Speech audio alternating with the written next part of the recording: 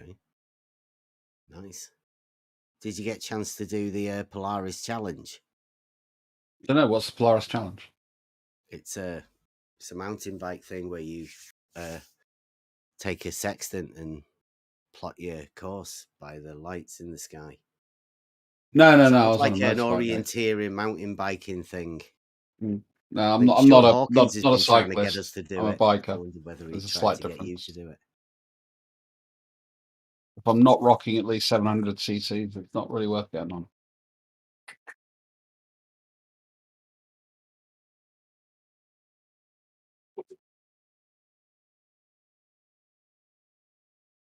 I think the point we making is that angles are Euclidean, and they're measured with straight lines. So, and we established a fictitious horizontal to the horizon, which we use through, which is above the surface.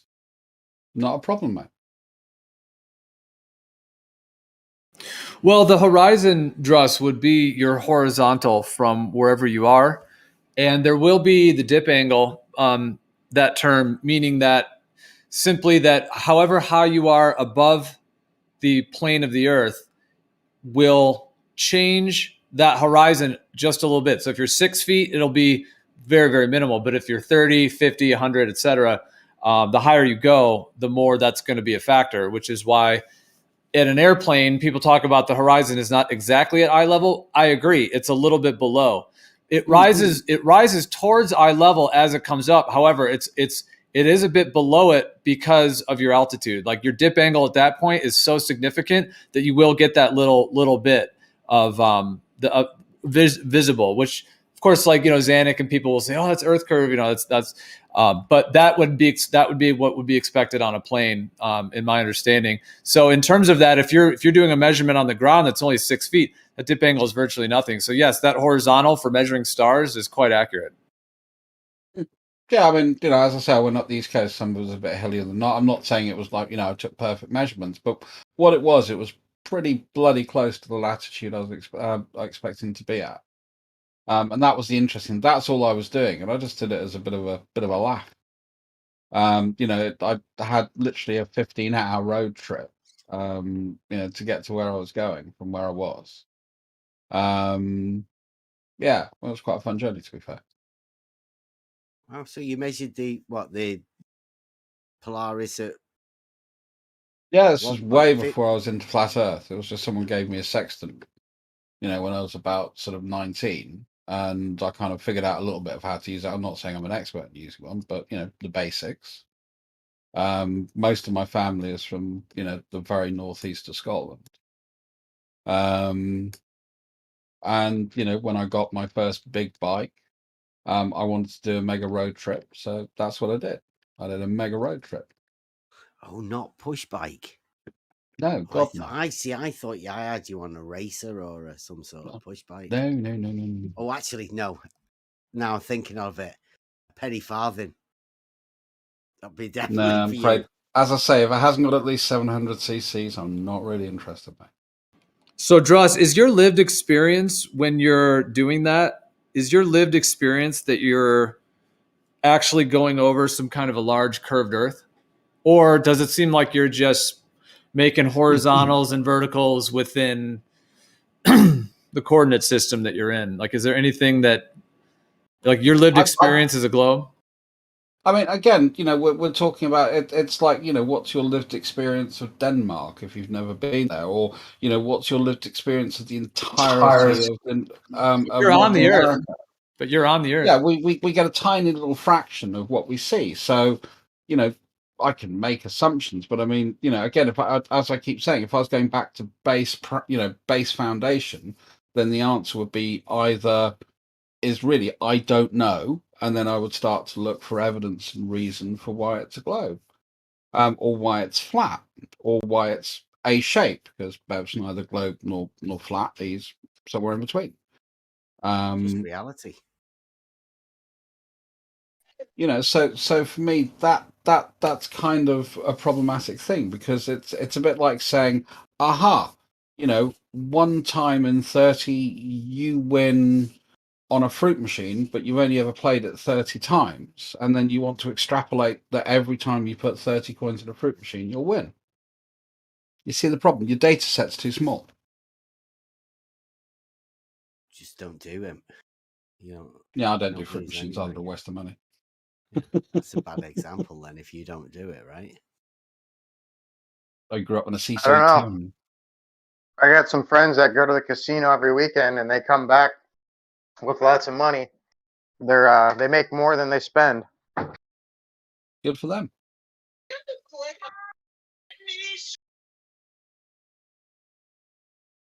But you know, I think sometimes that's like fisherman's tales. No one likes to admit when they lose, and they celebrate a lot harder when they win. You know, and I think that gives you, can give a false perception of the success rate. I think if you actually went and did the statistics, and depending what they play, so there's some games that are pure chance, and that's way loaded for the casino, and there's some They're playing. games that have an element of skin. They're playing Keno, and it's not a matter of like game to game, rather the overall experience and what you walk away with at the end. Do you walk away empty-handed, or do you walk away with something? And like I said, they've been doing this pretty consistently now for over 2 years, and they make more money doing that than they do working their full-time jobs. So it's pretty neat to see. Why aren't you doing it?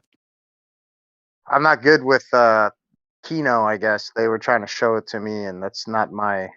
That's not What my is thing. Keno? Sorry, forgive my ignorance. It's like numbers in consecutive like rows, essentially, something rather. Okay. Like you basically pick a series of numbers, and if they hit diagonally or vertically or horizontally, then you win whatever the amount was. Like Connect Kind of 4. relative. Yes, something like that. Gambling Sudoku. I mean, I can't really say too much about it. I mean, if your hobby is lucrative, and what can I say? You know. But you know, I play pool pretty well. You know, I'm not a bad pool player. Take Ranty. Happily. And you know, that's the thing I enjoy. And you know, I think against most average players, I've got a pretty good chance of winning. Pool is definitely not. I wouldn't say it's not luck. It's definitely skill, a skill set. Bit of both. You know. Bit of both. Yeah, sure. There's a bit of both. Like you don't have a crystal ball, but if your skill set's good enough, you can narrow down Minimize your chances. Yeah. Yeah. Taking the right shot is half the battle, and knowing when you're going to leave the white ball is the other half. Yeah, there's a lot involved, man. I actually want to apologize because Gio was right. I was too combative. I've had a hell of a week, and I think I was taking it out on you guys, so I apologize. You should try harder next time, though. Hey, with the best game. You saw me in the old days. I'm a much more relaxed human being than I used to be. Only thing I was gonna ask, Russ, if you look into the live stream, would you consider that to be a straight edge? Would I put it in there? What? In live stream 1, of course. Oh, is that the big Kozlowski? No, it's a picture I put up there. Just did it with a straight edge. Ages ago. Hold on a second. Maybe I'm on the wrong live stream. No, it's a bit ago. We've been memeing. It's just above the who's absent from Flat Earth thing and the theodolite. Funky theodolite. Actually, what I should do is actually look at who's talking, and then I can go and search. Sorry, could you just speak again? Redman, sorry. Oh, Redman. Sorry, no worries, man. You put a set square up. Yeah. Is that straight? That's straightish. Straightish. Yeah, it's not perfect. It's pretty straight. But is it actually straight? And I know it's a semantic art. What percentage of straight? Like what is this what's your percentage?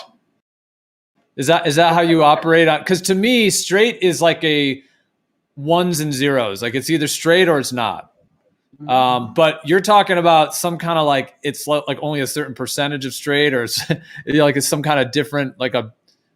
No, I agree. I mean, technically speaking, if we want to be pedantic, something is either straight or it is not. The problem Right. is something that is truly straight in reality is an impossibility in a physical object because we're going to have minute variations. They might be minute. It goes back to what I used to call the square root of Beck or difference. Yeah, he's got two there, though. There's one square inside another. So if they both match up, would you say they're both not straight together? I think you'll find that you'd still have a margin of error between the two of them. Well, I don't know. Let's ask him. Redman, is there a margin of error between the two of them? No, they touching the one straight side's touching other straight side. So they're both squares are square. For the love of God, don't buy a plastic speed square. Hey, I'm starting in woodwork, buddy. Thing will break in like no time. I'll tell you what, I'll fix one up but for you. Give me just a second. I mean, it's straight enough to do woodwork, but you know, you never get a wooden surface really smooth. There'll always be a slight abrasiveness to it. So that surface in itself isn't flat, which means it's going to be deviating for your square. The same way as the surfaces next to that piece of metal. I'm sure if we got a microscope good enough, we could see gaps between them.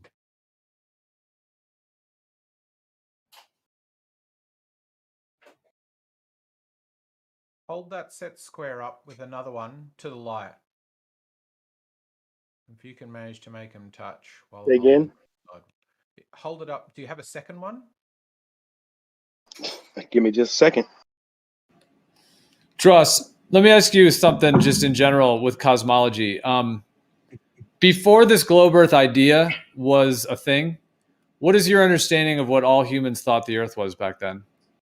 They didn't know. They made an assumption. They made an assumption on their locale. One of the things that if you look at ancient cosmologies, most, an awful lot of them, not most of them, but there are a number of them that sort of propose that when the sun sets, it goes through the underworld because it's dark everywhere, because they didn't have enough data to establish a position.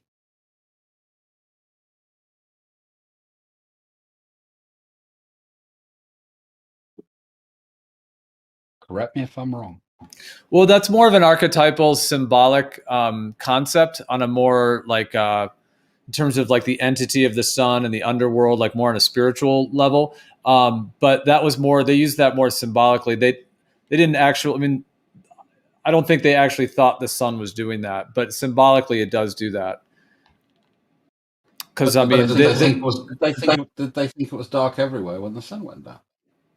No, they knew that they were on a local region with a local sun. They were just on a local region of an extended plane, the XYZ axis, like the whole system of that reality is built on.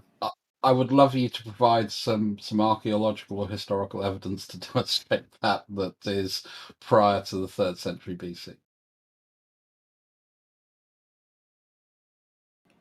They all tend to have a plane of existence, like a planar Earth structure, with level water, level land that goes on, that goes on and on. And usually that plane of existence is in some way surrounded by a perhaps celestial sphere or some kind of at least magnetic field that would surround the plane of the Earth. I don't think they would have thought of a magnetic field. That wasn't really something that we have any evidence that they understood to that kind of level of field theory. But for me, you can take the 7 celestial spheres in, say, Judaic or Hebraic cosmology, which is very similar to the Sumerian view, and the Sumerians gave an objective material for each of those 7 spheres. One inside the other, and various objects were inside different sort of spheres depending on their relationship. This is belief systems. This is not empirical knowledge systems. This is the difference between scientific discovery, observation, and collation of data versus, hey, this is our beliefs. and I have great respect for beliefs. And don't get me wrong on that.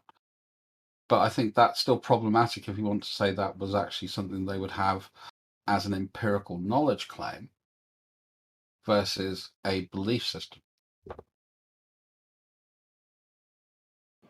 Okay. Well, I heard you label it as that, but that's not my understanding on any level of what it is. So maybe that's just a perception you have of that, I guess.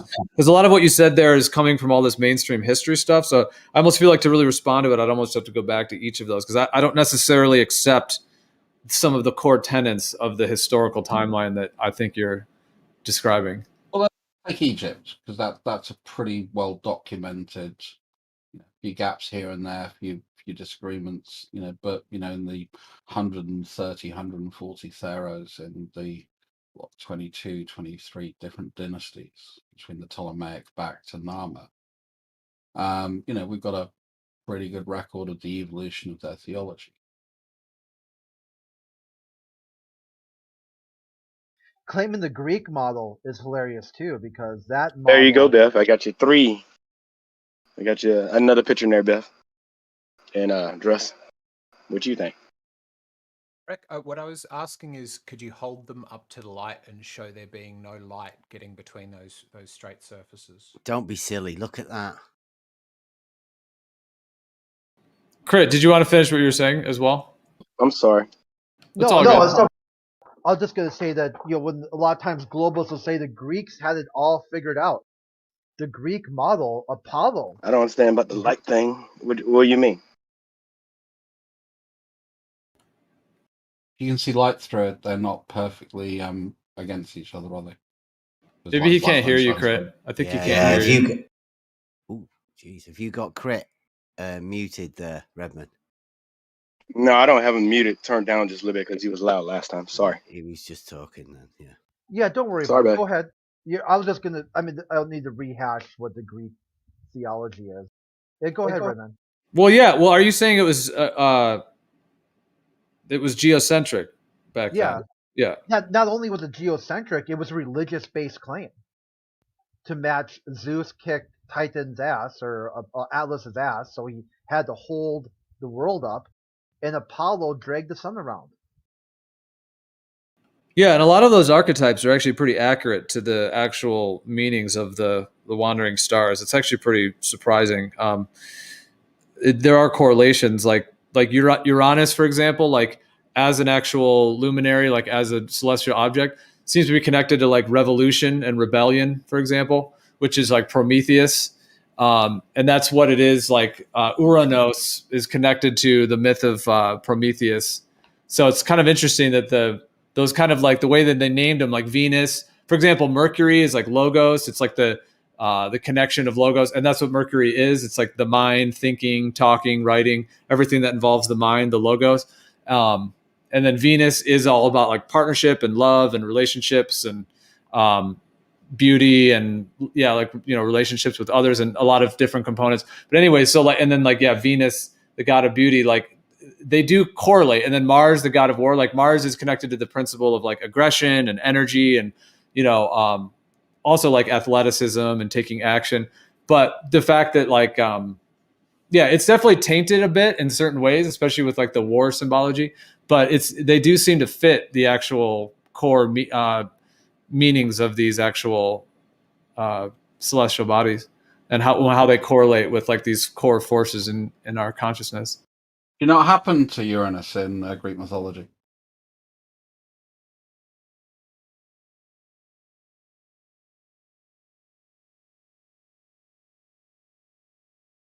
Well, the name Uranus comes from Uranos, which is the god of the skies.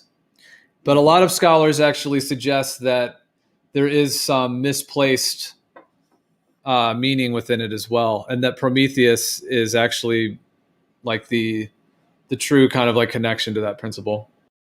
No, I'm just saying in Greek mythology, what happened to Uranus?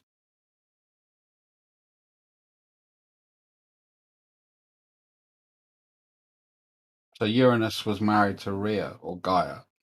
Sorry, not Rhea, Gaia. who was the representation of the Earth, and from Gaia came the chthonic creatures. So people like the Cyclopses and the other giants and the monsters of the Earth, because chthonic means of the Earth. But Uranus wasn't very nice to his kids, and that kind of pissed Gaia off. So her eldest son, Kronos, she made him a flint sickle. And Kronos did in his dad, basically, by cutting his nuts off and then throwing them from the heavens. And they landed at Delphi, and that's why Delphi is the navel of the Earth. Very impressive. Because before it was sacred to Apollo, it was sacred to Gaia.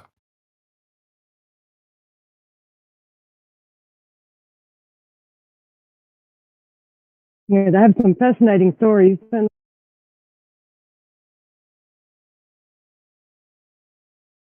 be kind to your kids, I think it's the moral of the story. Whoa, Paige, I haven't heard you for a while, but I can't even hear you. Your mic is horrible. oh, okay, I'll turn it up. Hold on. Like also Saturn really fits the Saturn archetype as well. Like Saturn is like the god of time. It's also connected to like the Grim Reaper energy, like the ending of things, and it's all about like the structures. But yeah, that archetype of Saturn, Father Time, it does, because Saturn is time as well. It's everything that's like regimented and physical. Like we live in the Saturnian physical world.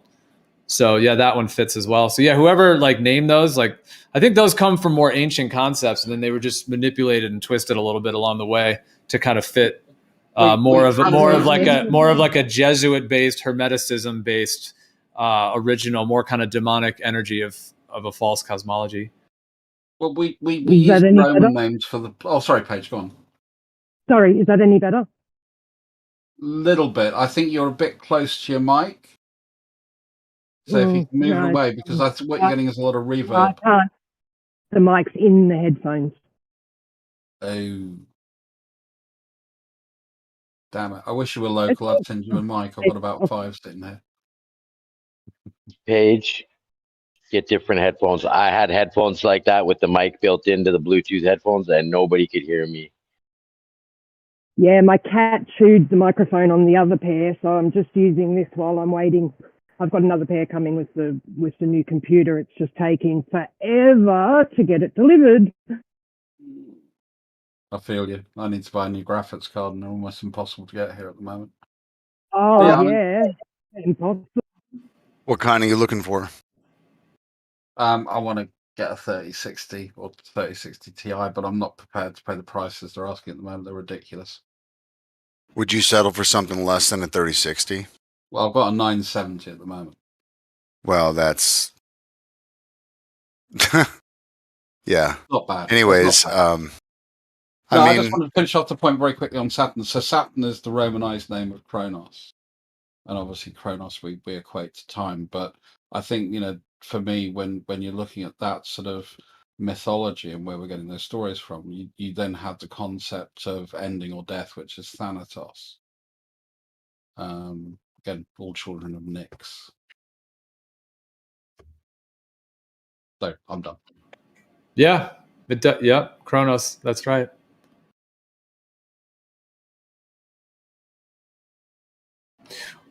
Well, Mercury is still retrograde.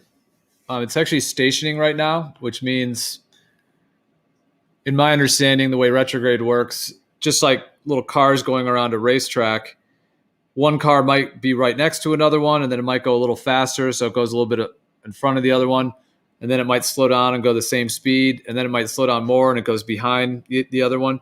Just like two cars going around a track. So when these things go retrograde, like they actually pick up speed and they start moving faster than the fixed stars. And then they start slowing down, and then they're going the same speed as the fixed stars, and then they start going slower again. And when they're going slower than the fixed stars, that's actually when they're moving what's called direct through the zodiac. That's when they're actually moving in forward motion. So right now, Mercury, which is connected to like communication and even like shipping routes, all of that stuff, is literally like slowing down and going through what's called a stationing period, which is a couple days before it starts to change direction. So I think it'll change direction on I believe it's like Sunday or Monday. I'll have to double check, but so yeah, we're like in that moment. So yeah, the way Paige, you said you had a computer that was ordered that was super delayed. Instantly I was like, that's like exact Mercury retrograde phenomenon right there. And what it is that those things tend to happen much more frequently when Mercury is actually retrograde. Because of course other things can be delayed. But what we find is that statistically, when we actually look at how many things are delayed when Mercury is retrograde, it shows more than a statistical huge shift in how many things like that, like delays in communication or miscommunication, or even like computers breaking down or just things like that are all happening at a higher frequency during these cycles. Paige, just for you, this is the mic I use. I really like it. One, because it looks quite nice, and two, it's quite a good mic. Looks like it's about to go to space. Thank you. That's lovely. Yeah. Looks a bit. My mum, little meteor. That does look like a cool little. Yeah, that's groovy. Robot. I like that. Is that the lunar lander? Is that the 2025 lunar lander right there? That they're gonna go back and find the old homeless tweaker shelter, and they're just gonna get on their AutoCAD and they're just gonna make up a new space vehicle. That's the SpaceX version. Yeah, they're already doing that. Yeah, all they have to do is fake some footage, and I guess they're gonna probably pump that out again. Most of the shit in my room's kind of got a bit of a 60s feel to it because I'm a bit of a hippie. And I kind of like that mic because it kind of reminds me of that sort of period in time. But it's just a nice mic. It works well. It's not redonkulously expensive, which I kind of like as well. Well, actually, I think I've got a pair of those, Rob. Oh no, not quite. Yeah, I've got something very similar to that. Those are my good ones. Those mics are actually pretty decent. The one I'm using right now is mediocre. Yeah, I've got a set of Plantronics headphones that I use if I have to wander about too much. We've got mics, which I tend to use more for work than for this. They can be a little overpowered on Discord, I found, so I didn't use them because it made me sound like I was shouting all the time.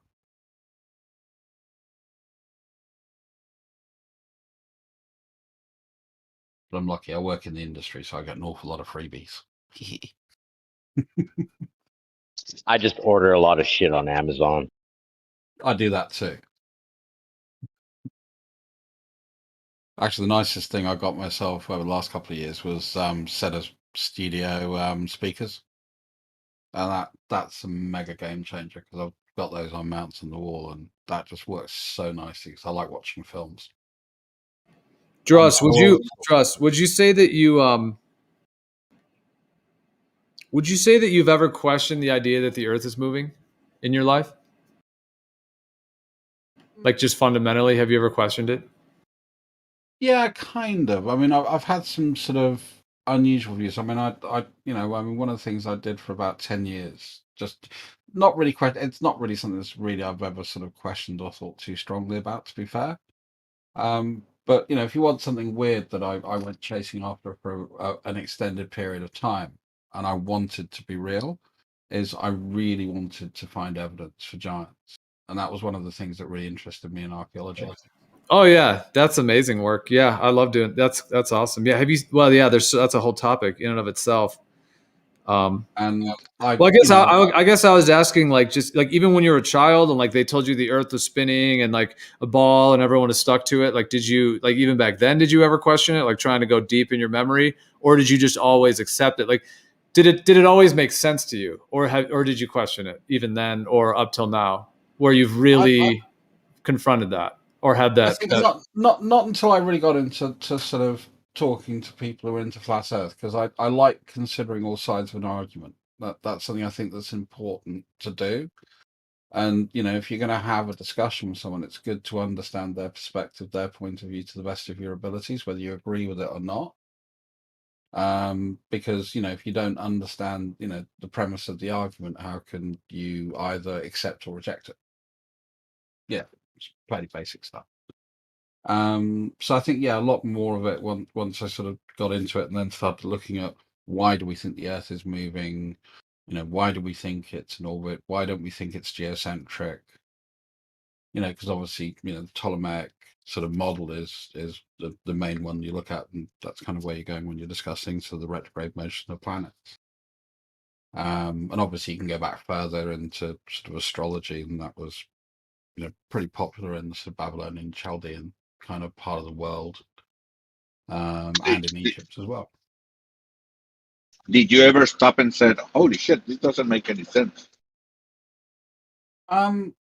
I found, I mean, there are a few things that I think that they claim a bit too strongly, and what I found is the deeper I went down the rabbit hole, the more I realized that very few scientists say this is what it means, this is the case, and especially when you get to things like Big Bang, and those sort of ideas, it's very kind of, if this, and this is correct, therefore that. So there are an awful lot of premises that you have to accept to be correct for the outcome to be valid. I think there's some very good explanations. Whether they're right or not, I think is still in discussion, especially when it comes to things that have happened very, very far away, a very long time ago. I think that's problematic, and that probably comes from me being interested in archaeology and having studied archaeology. I understand the uncertainty factor that we have in a lot of the discoveries that we make and how we interpret those finds, which is why if you don't know where it's come from, if you've got no provenance of the dig, it's not well documented, it's kind of worthless. Don't worry about it. They know what happened 1 microsecond before the Big Bang. Well, if this, and this are correct, yes. That's my problem, Silent. But they know. But I mean, for me, I don't have a problem with the existence of satellites. I don't have a problem with the fact that we can send stuff in, outside of our sort of main part of our atmosphere. I don't have a problem with the fact that we've sent objects to other things in our solar system. And, it all is pretty consistent. And the explanations seem to be very good, and we seem to have a lot of data to support it. And I have some personal experiences of having done little bits and bobs that involve sort of measuring distances or time delays to stuff. Well, it does make sense when you have to bend straight lines, and when you have to, bend reality with the model. Yeah, it does make sense. Of course, I agree. Well, you asked for an honest explanation. I gave as honest as I could. What's the explanation for the second law of thermodynamics being violated and sending craft into a place that can't exist based on everything we know? Gravity. Well, exactly. But we went over gravity yesterday. It's not. I mean, it's not a breach of the second law of thermodynamics. I don't know why people keep saying space existing next to a pressurized system without a container. Well, no, we don't see that, do we? What we see is we see pressure next to slightly lower pressure, next to slightly lower pressure, next to slightly lower pressure, next to slightly lower pressure, and so on. But again, you can't even explain what gravity is, let alone demonstrate gas being affected by it. Well, we don't know why atoms have charges, so what? You can show us an atom. Effect of it. Are you saying the gradient of pressure is this thing that just falls off gradually to zero and then to negative? Well, there's no negative, is there? You can't have negative pressure. Space is a negative pressure value compared to 14.7. You serious? Do you think it's quite coincidental that the sun and the moon appear to be about the same size? Well, it's not red herring past the point I just made, because he's acting as if if you just go far enough out into space, it's just the pressure is just gonna keep changing. But yeah, it gets down I'm wondering, instead of it's 0, it's 0.00000001, and that makes a difference. Yeah, we get less stuff. I agree with you the further we go away from Earth, but I don't think we ever get to zero stuff. Put it that way. And Well, I think I'm just talking about in our locale. You know, within the solar system, we don't get down to 10 to the minus 17. That's kind of a theoretical number. Yeah, but in our locale, can you demonstrate gas that because being they're now, affected you know, by this gravity? Yeah, sure. Can I mean, can you demonstrate it in our locale? You can demonstrate gas being affected, being pulled down. Yeah, sure. Please do. Get a gas that's heavier than the air, and it'll fall down. It needs a vector of direction. That's a demonstration of gravity. We see an accelerating force of 9.8 meters per second squared minus drag. And So you can show us helium being pulled way down. you do it, Yeah, but you put helium is you lighter put than it the in a medium. container So and that set will it go down. up because the weight of the gas above it will push it up. How do you weigh gas without a container? Good question. Don't think you can. I think you probably need a container to do that because you Always need to use a isolate container it.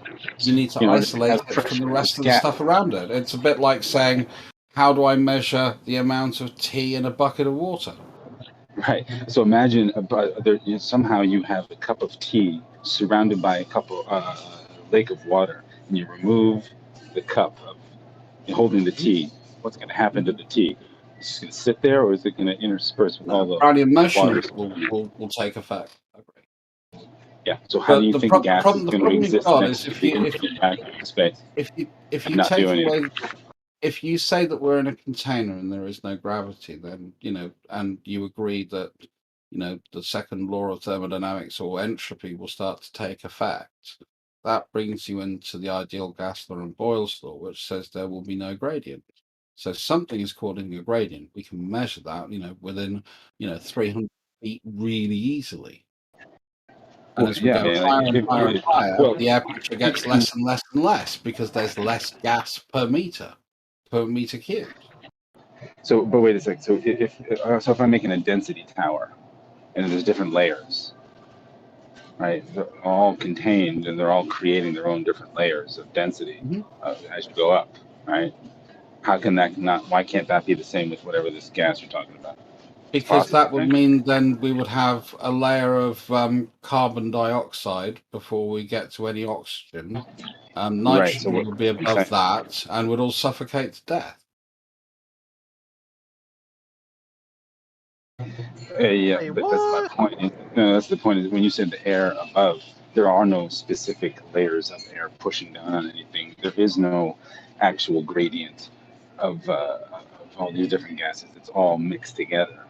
Yeah, no, I agree. But the amount of gas, but the amount of atmosphere is a mix of gases. I agree with you. But the amount of gas per meter cubed as we go up gets less and less and less. And and then so that equals automatically gravity exists. No, that says there's a pressure gradient. What about your space clouds? No, hold on. Well, how do you create a pressure gradient without a container?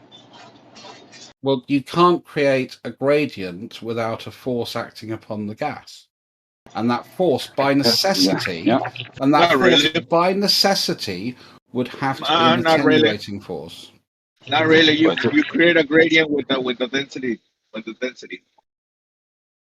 But you need a vector. You need some force dragging that stuff down. So your heavier stuff will be at the bottom, and the lighter stuff. Otherwise, there's no reason, because as soon as you remove that kind of medium, so if you take a density tower on something like a vomit comet, and everything's falling at the same rate, guess what? Your density tower disappears, negating this force, just like that. Exactly. There has to be a force, an attenuating force. Not really. No. That's your assertion. When we're talking about gases can be mixed one with others. Gases have so they create a gradient. The density tower out of equilibrium. You taking it up in an airplane or whatever height, that was you. That was you creating the force of doing that. No, all we're doing is we're making everything, drop at the same rate. Yeah, but as soon as you do that, you are physically dropping it. It's not in equilibrium. You took it out of equilibrium to do what you're talking about.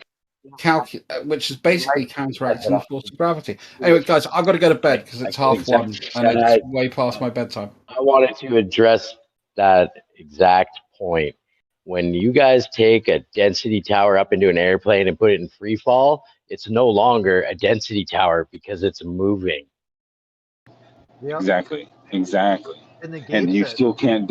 You still don't have pressure gradient without pressure. You got to press it on something, otherwise the gradient won't form. You've got to have a container for gradient or non-gradient. It has to be contained.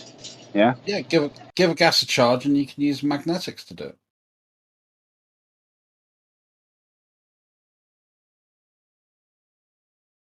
And then it wouldn't be gas anymore; it'd be plasma, a whole different state of matter.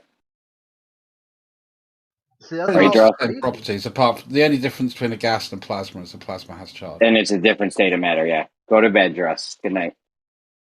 Yeah, think about this stuff and come back when you got some answers. I think Trust, thank you so much for participating. Anyway, take care, all. Have a good night, Druss. Go to sleep. Fuzzy, I sent you a DM. Little good thing on a Binance chain.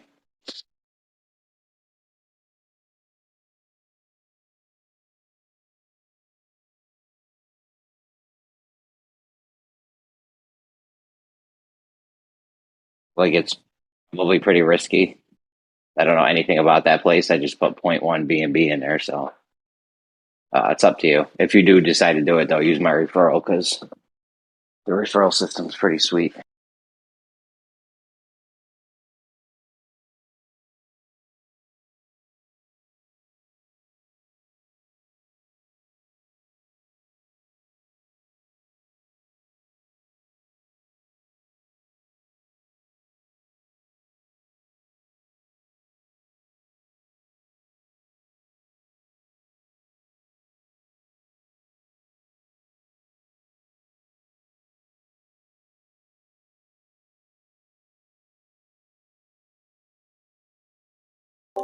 Well, does anyone have a topic or any capillary action?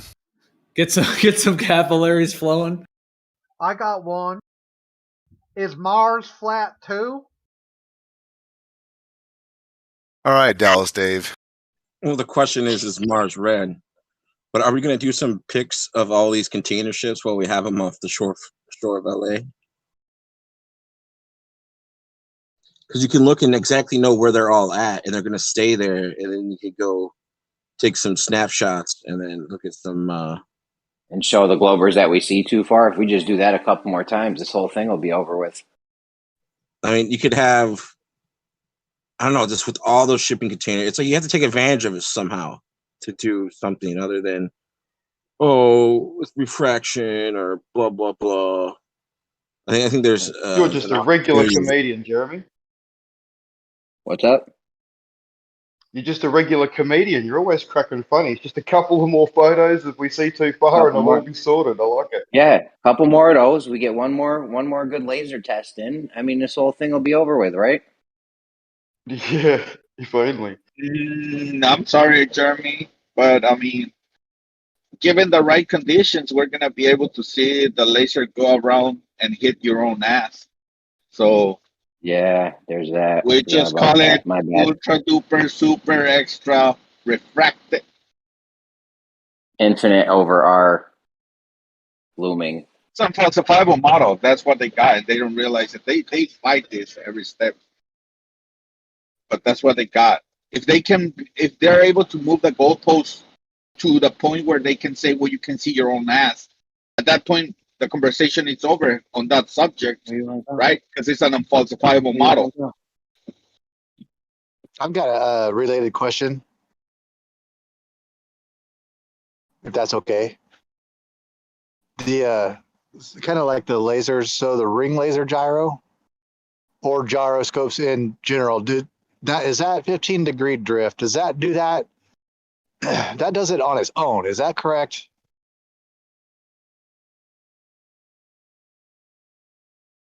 On Mars? The gyro? Yeah. Apparently. The laser gyro does, right, Jeremy?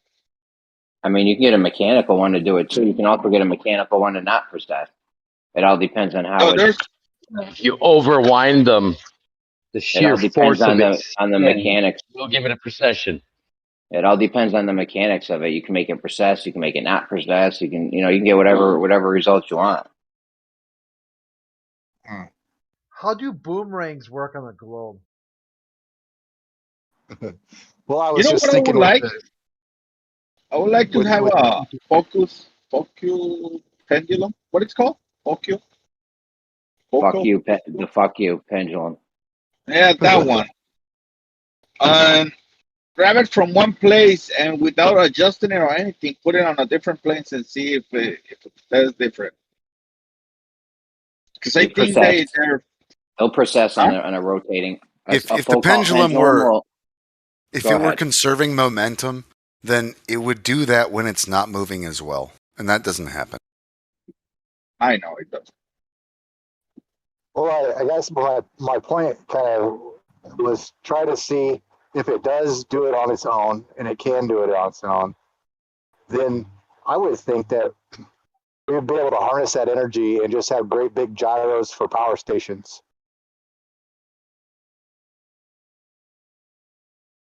Well, it takes energy to keep them spinning, or even to keep the Foucault. I mean, there was a place in Canada where the guy had to push the Foucault pendulum with a stick.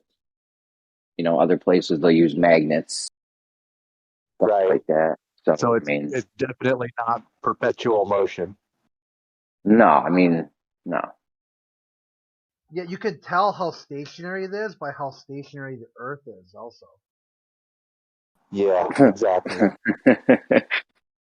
Did anyone watch that video I posted about energy, like alternative energy sources? Did you hear my idea about the V-gate magnet track? Did anyone watch the video I posted? No, nobody watched it, Riggs. Damn it! I guess you're everybody. Well, let's see if anyone watched. Did anyone watch it? All right, Riggs. Was it good? I did not watch it. Well, can you just give us the breakdown real quick? No. Oh, watch Can you it. repost it Post and it I'll again, watch mate. it? I'll watch it. Yeah, if you post There it you right go, now, I'll Riggs. go and watch it. Can you give me the breakdown? Because I'm not going to watch it because I'm busy. But will you give me like the breakdown of what was in it? Yeah, it's just a bunch of math. Don't worry about it. Fuck out of here. Riggs. Come on, Riggs. It's just a bunch of math and pages to Yeah, I read. know. You wouldn't like it. I know. Like, I can't fap to it. Give it to Mikey. Mikey will find anything. Yeah, let me get the link. I'll post it. All right, Rob. After you I'm watch in it, Livestream 1 right now. Rob, after you watch it, come give us the I breakdown. will give you the rundown, Jeremy. All right. I love alternative energy. I'm just busy right now.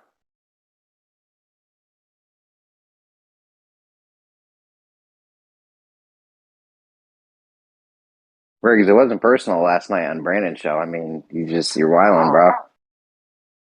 Wait, I don't even know what you're talking about. Yeah, okay. Explain yourself. I know.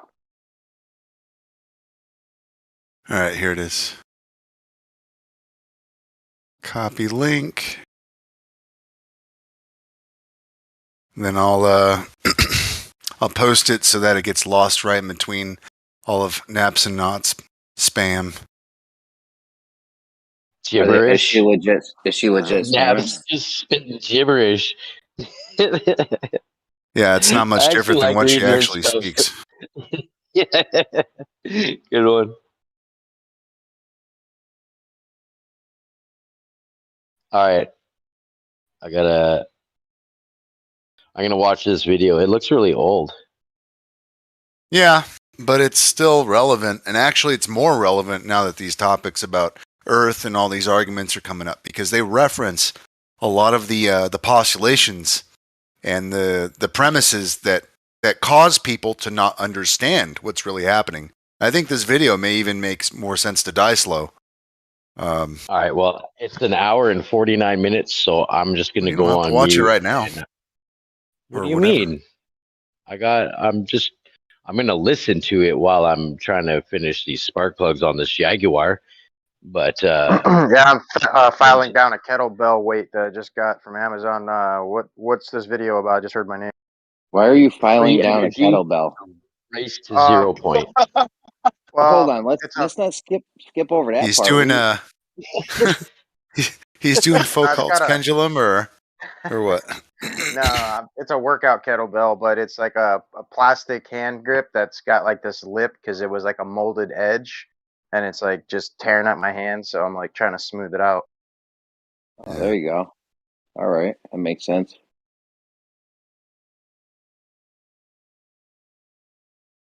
Is this like over Unity devices? That hour-long video you posted, Reg? Yeah, it's just a compilation of all the different technologies. And honestly, if you watch this after talking about the ether and comparing with globe science, like you can come to some really solid understanding about how we can extract from this invisible motion. 0 point energy. All right, I'm gonna watch this later. Well, like 0 point, essentially, it's like a quantum idea, but in etherical, jargon, it's basically you're just the ether moves, and you're finding a way to take advantage of its perpetual motion because we can't stop it from moving, but we can harvest it. That's kind of the idea. This video looks like, I'm not judging it. This isn't like a genetic factor or anything, but this looks like it's from like the 90s at least, or the 80s even. It goes back even more than that. I mean, it's a compilation of a bunch of different technologies that have been suppressed for the last 50, 5 decades or so. Yeah, I'm gonna check it out.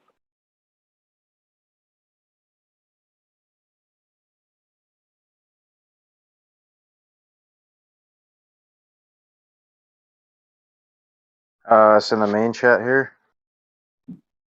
Yeah. Okay, I'm gonna save it here. Free energy, the race to 0 point. Okay. Yeah, try to download it because I don't know how many copies are left.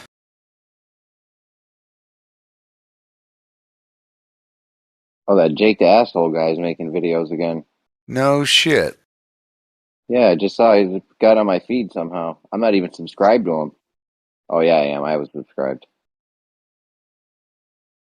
I thought he fell off the edge. Yeah.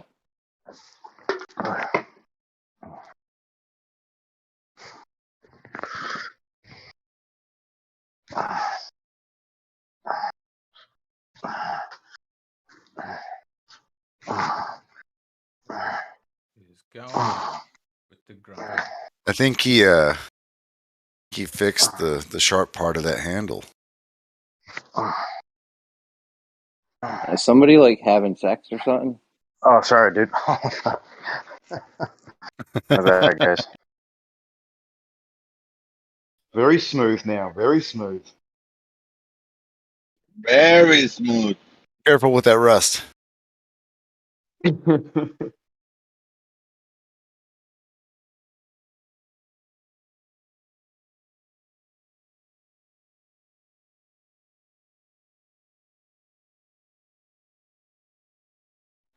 I like that meme, Bendy. That's good right there. You got to be some kind of nutcase to believe all that shit.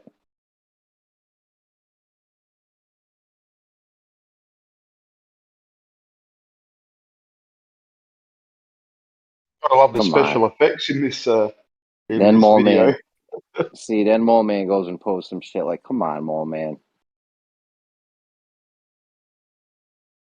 You got no comeback for Bendy's meme. Seriously, there's nothing. There's no comeback for that."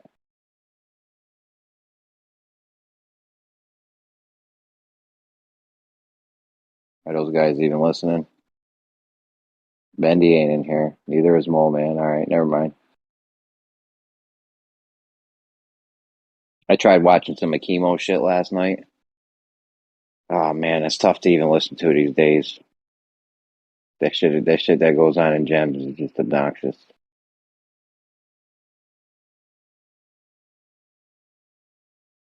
I gave up on even trying to deal with them guys.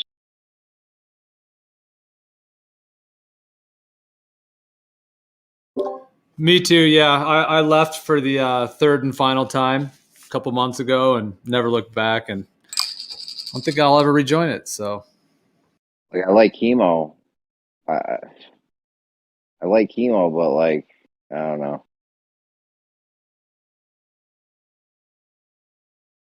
Yeah, about that. You didn't invite Chemo to this server, Gio? Chemo was in here, or maybe I think Chemo was in here. Yeah, he is. Chemo's show. Chemo does a show though, and he wants to be, challenge. His show is called "Are You Smarter Than a Flat Earther?" So he needs the. I don't know. Yeah, I don't think his contract has expired yet. He may have to stay at Gems. Well, him and Jem are boys, so. I don't think I personally have heard him speak ever on this server, but he has come into the voice chat sometimes, and then he's perhaps been in the text chat, maybe. But he is on the actual server as far as I know. I haven't. Yeah, so. Chemo's a man. He goes at him every day in there.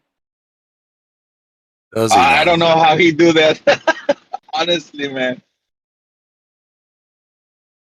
It looks like I just looked up his posts. He's actually, the only thing he's posted is one video, which is a trolls versus trolls video. That's the only thing he's posted on this server, apparently. 3 results, just 2 different. Oh, with Witsit. Oh yeah, it's probably not a good video here. Oh, I think it's the one they were talking about it one day. It's the one where Witsit. Maybe it's the one where Witsit got arrested for the megaphone. No, I'm not sure. Witsit, I bet you Witsit liked it in here. That was way more calm than when he goes into Gems. It's like it's like all out chaos erupt. But I mean, it was pretty good when he was in here the other day. Was that yesterday?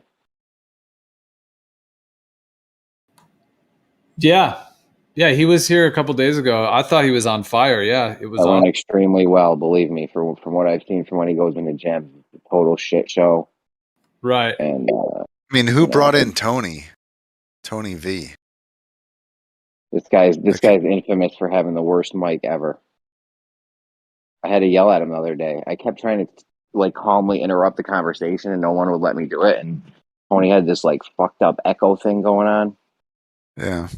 I ended up yelling at him. I thought the combination of Witsit and Tony together just kind of made me want to turn the other way. Tony's on our side sometimes. Like when it comes to the moon landings, he's on our side. I don't know how anyone can defend that shit. I was going to ask Foolish before he went to bed if he believed in the moon landings. Because, I mean, you can kind of get an impression about, how, dumb someone is if they believe it or not. I mean, my guess is he probably does. I'm not 100% sure on it, but I'm guessing that he does believe in them. I don't know. I mean, he's a really smart guy. Is he the same guy who had the name Fuck It, Let's Troll, or is that someone else? No, his name's Foolish Decisions, Druff. Okay. Well, I found Foolish Decisions to be pretty resourceful and intelligent. He's not bad to have a conversation with, yeah. He's not. He's pretty fair and very level-headed. You don't have to argue with him ever, which is great. But I don't know. I've gotten a couple little heated debacles, but for the most part, I mean, he doesn't really step out of line too much, I guess. Yeah, but you kind of you shadow box a little bit. The enemy's not always there. This is true.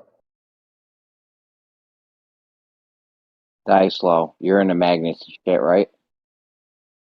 Yeah. All right, do you think we can move? Do you know what? I think I talked to you about this already. You ever heard of a V-gate magnet track? V-gate magnet track. Yeah. This was how we're talking about trains and shit, right? This remember I asked you that if this was involving the I Japanese told you magnetic. about that. Yeah. The maglev trains.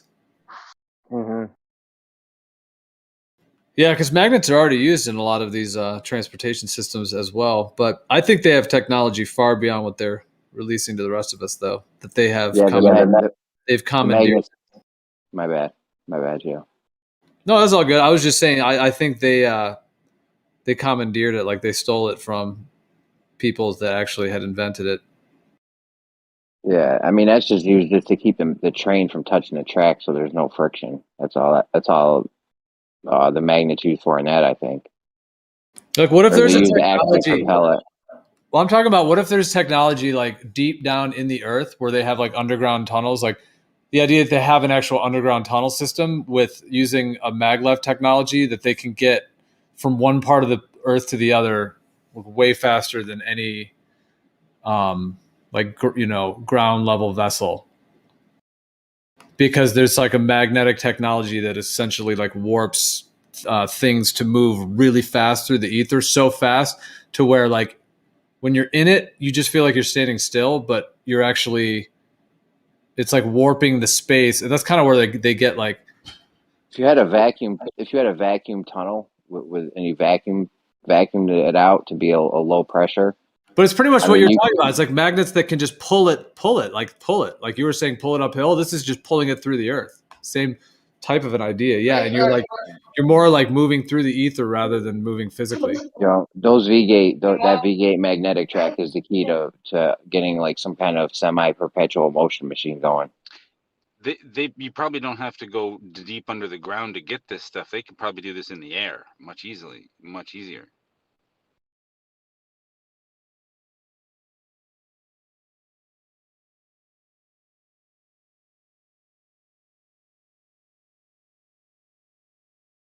Well, that's Yeah. a question right there. Yeah. What's the fastest propelled device up there? Yeah. That's an interesting question.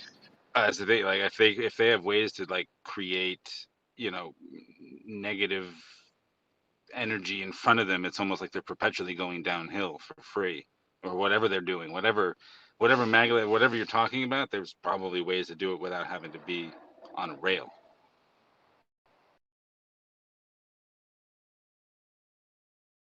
Yeah, I don't like the idea of being confined like that. Yeah, exactly. Like the frequency, like the bees, bumblebee, beetles, all these guys, with they're creating frequency around them, and they hover within the they just, I don't know, there's vibrations.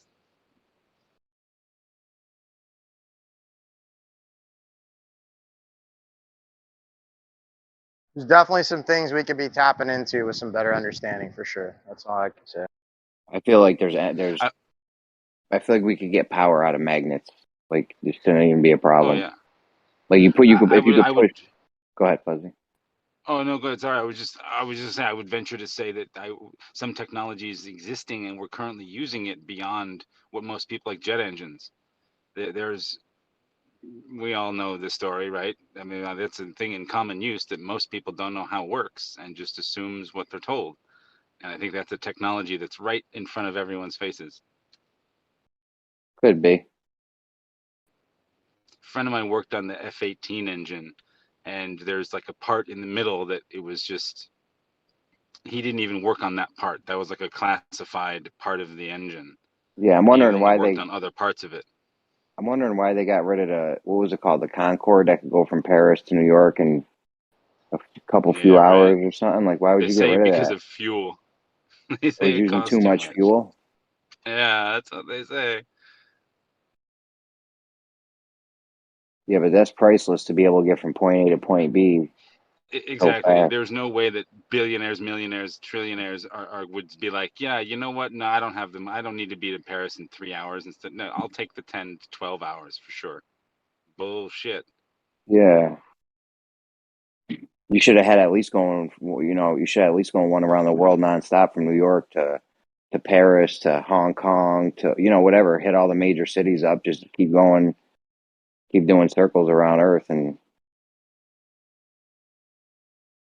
like at least keep one plane going. You know what I mean? Be like, oh, there's going to be the Concorde's going to show up, or have two of them going halfway apart. But yo, don't worry, the Concorde's going to be here in 3 hours and we'll get wherever we're going to go faster than just waiting, getting on a regular plane. Yeah, you would think. I feel like there's enough people that are loaded. It could be a specialty, yeah, right? Or they would at least utilize it to try to create like, world records or something of fast flight. There's no reason to take something that works that well and be like, nah. Yeah, because you'd always have people that wanted to be. People don't care. People are flying first class. If you're flying first class, you're just going to be able. Money's not an option. Yeah, if you're flying first class, you're going to be able to afford a Concorde flight. Yeah, that's what they. I mean, that literally, when people are, like, I have a friend who works with someone who is taking care of their flight schedules. They don't. He doesn't look for. He doesn't go on fucking kayak to try to find the cheapest deal. He finds the quickest flight, and if it's not first class or private, he easily would just call up some private airline, some jet, no problem. Millions of dollars, millionaires. They don't care. There's no reason I to mean, yeah. There's just no way. Hey, just real quick, guys. I'm posting a video in the chat right now. It's actually timestamped, like when the machine is going, but basically this is using like a magnet and a fan design to cycle energy indefinitely with magnets and copper wire and just connecting them using neodymium magnets. I'm already going to say if it's going in a circle, it's probably highly unlikely, but I'll check it out.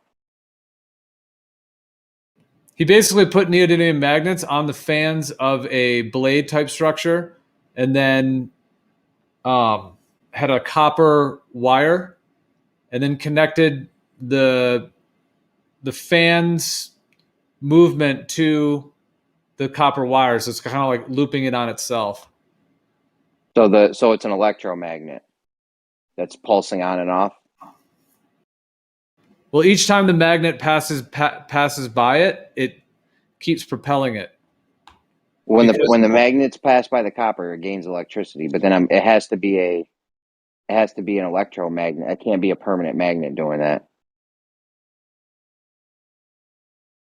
Well, you would have to be an electromagnet, and you'd have to be pulsing it to get it to keep spinning, because you're not going to get something to go in a circle with just permanent. I mean, maybe you could. That did look like a weird design. I've never seen that design before. I'm not gonna lie. I've seen a lot of designs, but normally it'll find an equilibrium point if you try to just do a straight circle like the guy's doing. Anything mechanical, in my opinion, is bunk because there are too many friction points and too much loss. I think it has to be like true 0 point. Create a negative space and have that space perpetually trying to fill up and draw energy from that. No, I think that's the only way. The thing with the V-gate magnet track is legit, bro. That's the move right there. V-gate magnet. Yeah, but to draw power from it. Yeah, you can push. To draw power from it becomes the problem. No, you can move something uphill indefinitely at an incline. So once you get if you can get something uphill 10 feet, and you only need to drop something a foot to get it to go that high, you did it. Getting the power out of it's not a big deal. What's up? Where is this to see happening? Oh, it's just a design in my head. No one's actually done it yet. I don't know why. I tried to do it like 10, 15 years ago. I couldn't do it.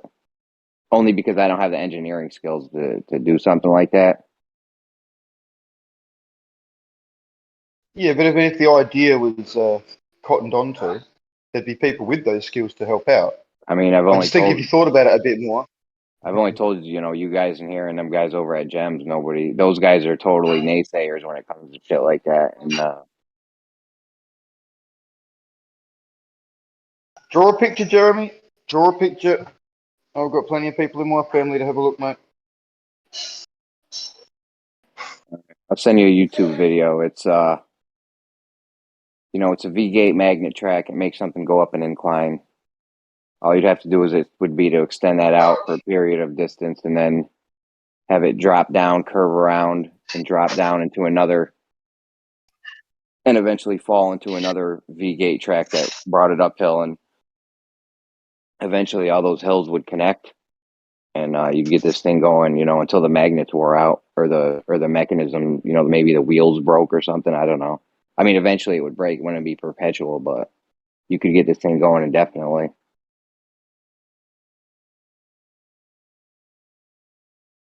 Interesting. Yeah, because I mean they can already do it. The guy did it on a YouTube video. V-gate magnet track going uphill at an incline. He puts the level on the table and everything, so you can see that it's going uphill. Very, very gradual, slight angle, but uphill nonetheless. And Those are very crude designs that this guy did in his basement or garage or something. If you had a real, a real engineer or something on this with precision engineering and shit, I feel like you could get it to do even better than that guy did. But yeah, you make it go uphill, then you make it start going downhill. You end the track as it's going downhill. You also curve it a little bit because it eventually needs to go back into the first hill. So you curve it a little bit, have it go downhill, then have it gradually start going back uphill. And you start the V-gates. So until it's going uphill and starts to go downhill again, and boom. I mean, I think we'd all agree if you can get something uphill farther than you drop it, you won.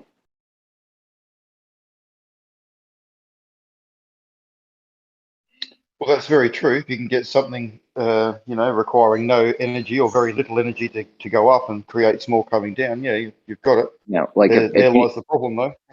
Yeah, if you need to drop something 1 foot, let's say, and you can get it to go uphill 10 feet, you got it. There's your energy. You have 9 feet of falling to gain energy from, so.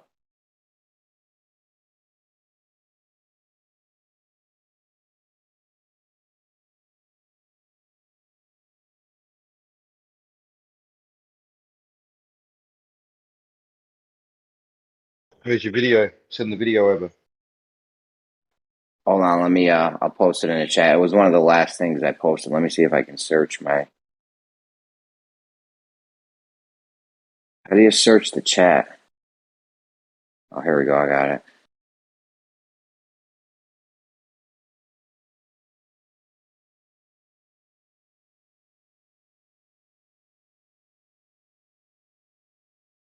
I think this one's it. Hold on.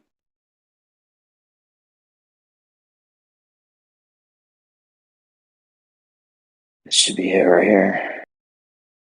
I'm posting it right now. So if you just extend this track, you just extend that track right there, and then you eventually have it turn and go downhill. You could get it to fall into another track that was led uphill. You know what I mean? As long as this would be a huge design. This isn't something you're going to throw. It's something that goes on the inside of a bedroom or the exterior of your house or something. You know what I mean? This is a huge design.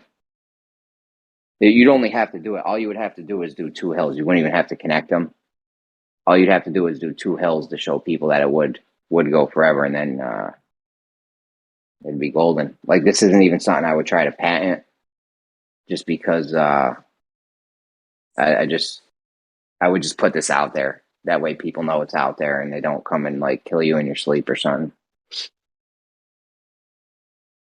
There's plenty of like over Unity sites, and you put on YouTube, Facebook, all that, and just show people that it works.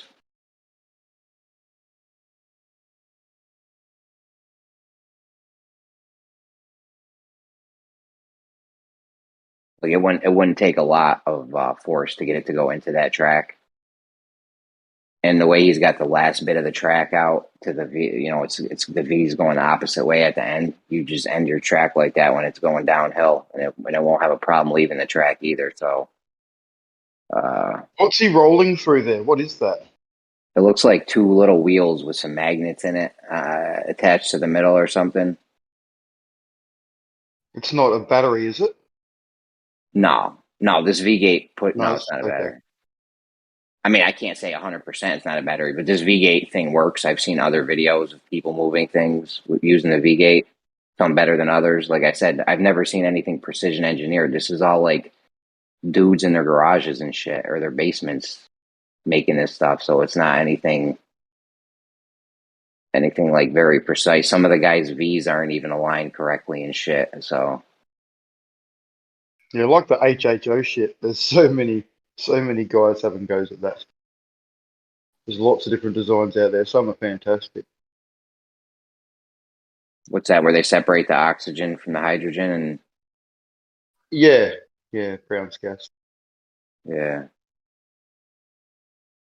That's what I mean, That's man. that cold welding. The gas that's made from that is so cool. They actually Brown's started. gas. It's like Yeah, they started using that gas for power storage because when you store it with a battery, like if you try to store electricity in a battery, you lose some over time. It's not efficient. Whereas this hydrogen thing, as long as your tank doesn't leak, you're not going to lose anything. So it's super efficient in that way. It's highly dangerous because now you're sitting around with, you know, tanks of hydrogen sitting around. That's not exactly the safest thing in the world No, compared to have you like a seen the? battery. I think it's Toyota. I'm not 100% sure. They've got these new design of these almost like magnetic film, like in the old cassette tape days. They've got this film that they can load hydrogen onto, and then they just shine a laser at this film, and the hydrogen comes out. So there's no more bloody storage of hydrogen in a compressed tank. No more needing to even compress it. And these cartridges just, you know, you pull out and load a new one in. It's fucking brilliant. Yeah, it's awesome. Yeah, almost like they're moving to almost like a CD with your hydrogen on it, and the laser releases the hydrogen. It's fucking brilliant. I mean, I don't understand. I thought we were gonna have solar paint by now. Electricity shouldn't Yeah, even be a fucking problem, dude. yeah. Well, We they've should got be to just. have ways to fucking monetize it, mate. They have to have ways to monetize it. I should have my whole house painted in solar paint right now. Collecting way more energy than you need to run a house, at least, you know.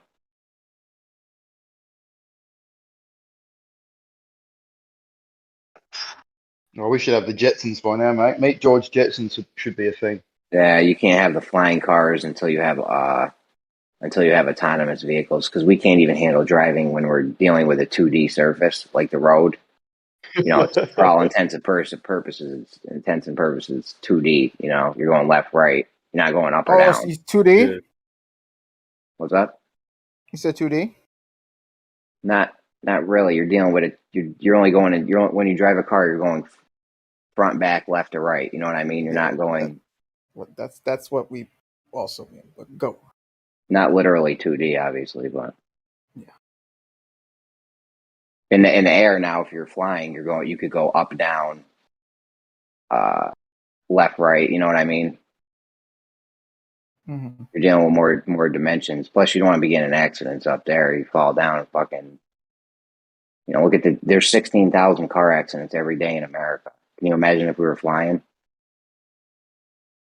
Those accidents would be horrific. Some of those 16,000 accidents are just little fender benders, taps. You have a little fender bender up there. You know, I mean, I it's hear gonna be. you, but yes and no. I mean, there's how many plane crashes happen every day? There's thousands of pilots and there's thousands of. Yo, You they're not just need a flying. system in place and people who are like trained to be a part of that system and have it be mostly automated, but also some manual things you got to do. But you could have highway systems in the air. You can have Okay, little two things. takeoff ramps. There's all kinds of stuff that we could make. Oh God, we can have flying cars, and I want them so bad. Two things. Two things. I grew up on the Jetsons too. I know. Two things though. One of them is most of the flights are all automated. You know what I Well, mean? like once you get in the air, you hit autopilot. It'd be like getting on think of it like a highway system, right? You're driving around town, you're in manual, but when you get onto the on ramp, you speed up, and then you get to cruising speed, and then you hit just cruise control, and then all you have to do is just keep it in a straight line essentially, and then that can be automated where you just have autopilot. And then when you're coming up on your exit, there's like a control tower, the part of your flight route, your path is like, oh, I'm taking exit 22. And then when exit 22 comes up, it gets you fly down to your ramp, you land, and then you go back into manual car mode. Automation is gonna hurt us. Could you imagine a software glitch? Imagine a what? A software glitch. And all the cars just all crash into each other, like the highway is just gone all of a sudden. Oh shit! Hackers would have a field day, mate. Well, but how many planes have been hacked? Yeah, that's a bit different. I don't think the technology going into a car is going to be the same as an airplane. If it's going to be at all affordable, got to be a system. There has to obviously be some sort of system in place. And if you just take your pilot's license, your flying car license, You have regular drivers. Yeah, but you can hack an electric car now. No. People can hack a Tesla. People can hack a bloody Prius. Yeah, but it's not part of a system of like some sort of FAA system or some sort of, you know, whatever we would create or whatever would, you know. Yeah, way too much faith, mate. You have way too much faith.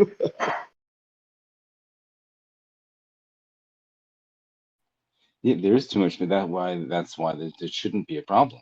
We should be able to figure this out. I mean, this shouldn't be that hard. If people are able to have driver's licenses and pilot licenses and all these different things, and we trust that those people aren't going to do anything every time you get on an airplane, you're not worried it's going to get hacked. No, but there's plenty of things that go wrong. Like plenty. You think of 10 million more airplanes in the sky. Think of 10 million more airplanes and the incidences that would go on. It'd be just absolutely ludicrous. Like so much more needs to happen before that's even remotely going to be a reality. We wouldn't have to have. I mean, you'd have flight plans. There'd have to be a system in place. Obviously, I mean, I don't think that free for all. Anyone just like I'm just going to take off and start flying. We're well ways away. No, but there's systems in place now, and there are accidents. Right? They haven't even got it right for the few airplanes that are in the sky, and you're thinking millions of cars like flying around. Like that's I don't know. To me, it's just a disconnect. You've got a big disconnect. There wouldn't be as many flying cars as there would be normal cars. Most people who can't even drive a normal car would never have the wherewithal to be a pilot. And you'd have to have a special license. So just for the elite, you reckon? Just the elite would have it? No, just anyone who can pass the tests to be safe about it. Just like any other system. Like an astronaut, maybe? Just for the Masons? Yeah.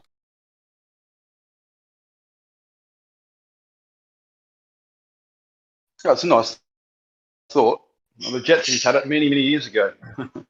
So what would people put for the over-under for autonomous vehicles being the majority of vehicles on the road?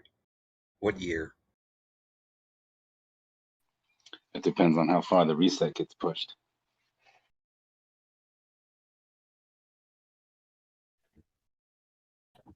How many years have we had a very cars long in time. general? No, hang on. When was the first car? 70 years ago? 80 years ago?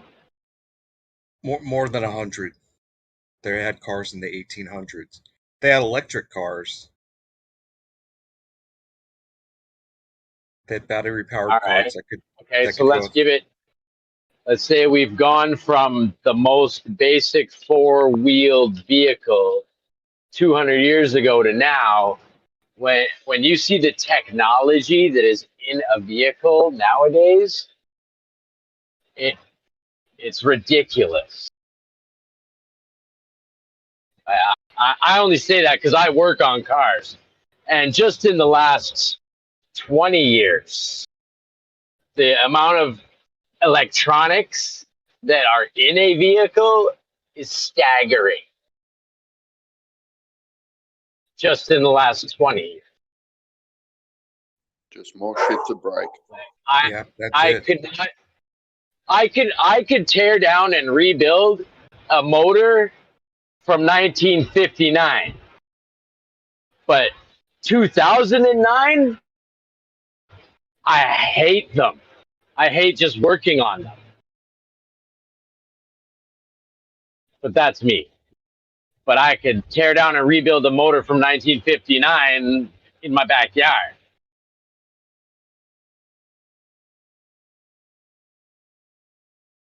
But you need computers and special devices to even access a car's motor in 2020 That's also, but yep, that's they also only get you from A to B still.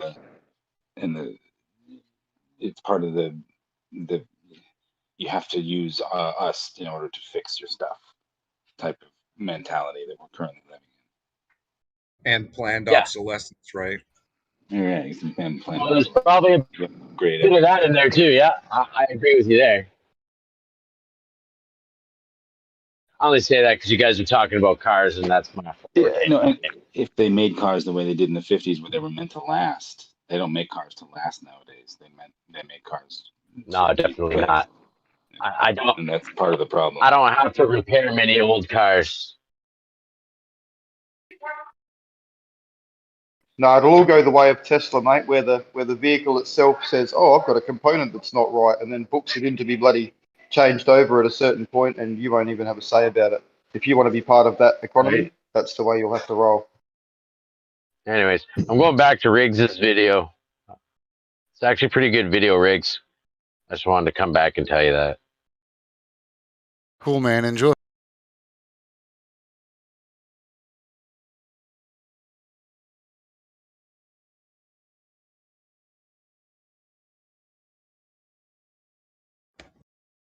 Yeah, Riggs, I watched that Wakey Wakey video about geology. Yeah, he brought up some really good points. How coal, granite are both, supposed to take millions of years to form, and then the stratigraphic layers too are supposed to take millions of years to form, but all that stuff can form in a really short time. Right. Yeah, I mean it. These are some pretty important arguments, you know.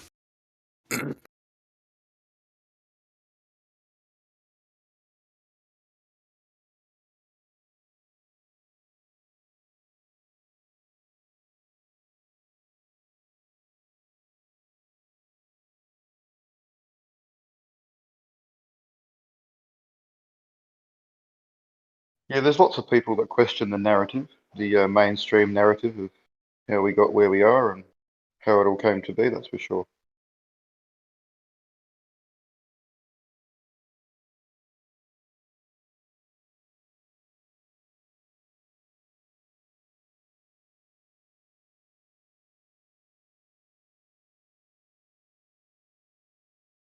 Those naughty people questioning the narrative.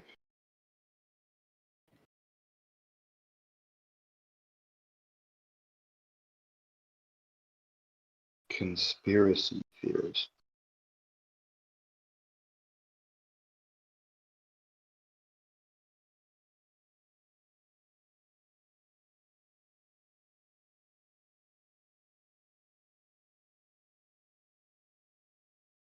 Why don't we have Wardenclyffe again?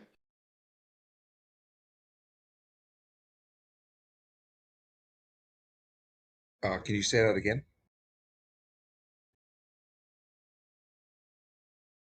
Why don't we have Wardenclyffe? Why is that whole machine taken down? Was it because of money?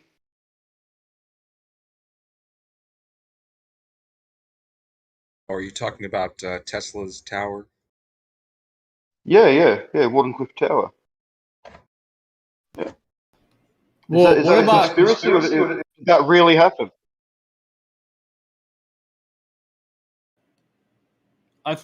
Tesla? Yeah, he did all that stuff. I would say for sure. He was like one of the Yeah, so it's inventors. just an example of. He was one of the inventors of well, he basically kind of adopted a lot of things, and then he also added some unique things as well.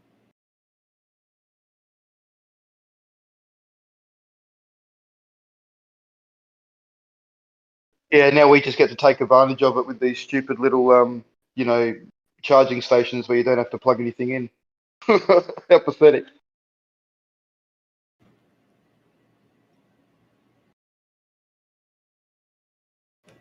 Well, yeah, I mean, at the World's Fairs in the late 1800s and the early 1900s, Tesla was doing like presentations of like his latest inventions, and it seemed like he was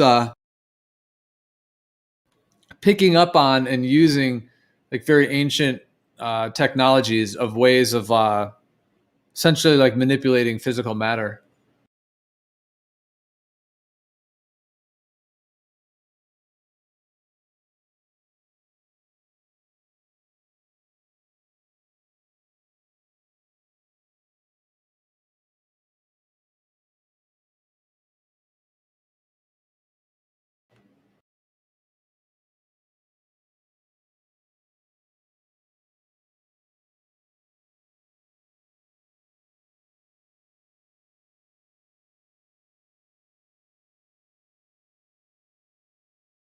Who do you think would win in a UFC fight, Tesla or Einstein?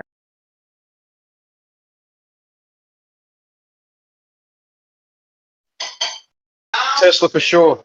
Except Einstein would have been fucking dirty. The Tesla would have had to have his wits about.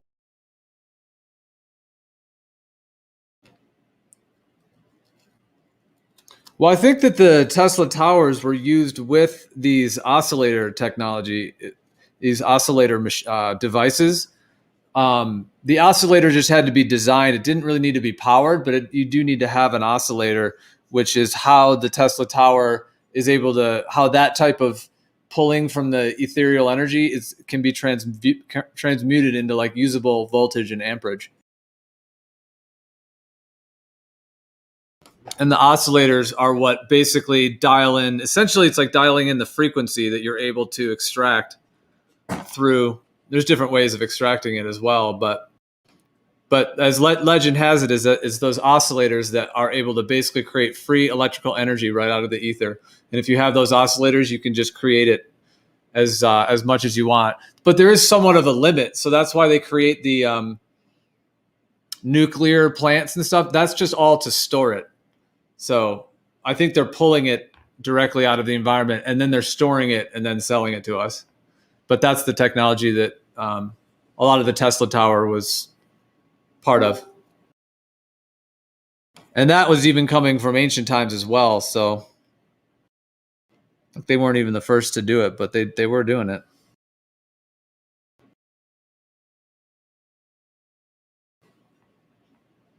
Yeah, I wonder if Tesla got any inspiration from the pyramids.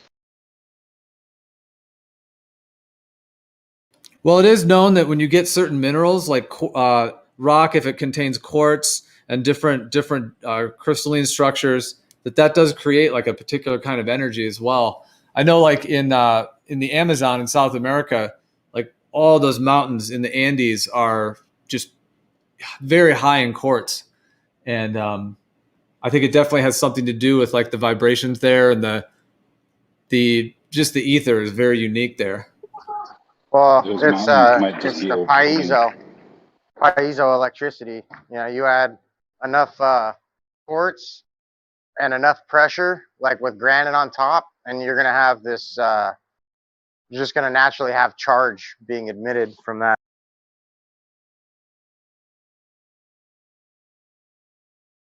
Yep.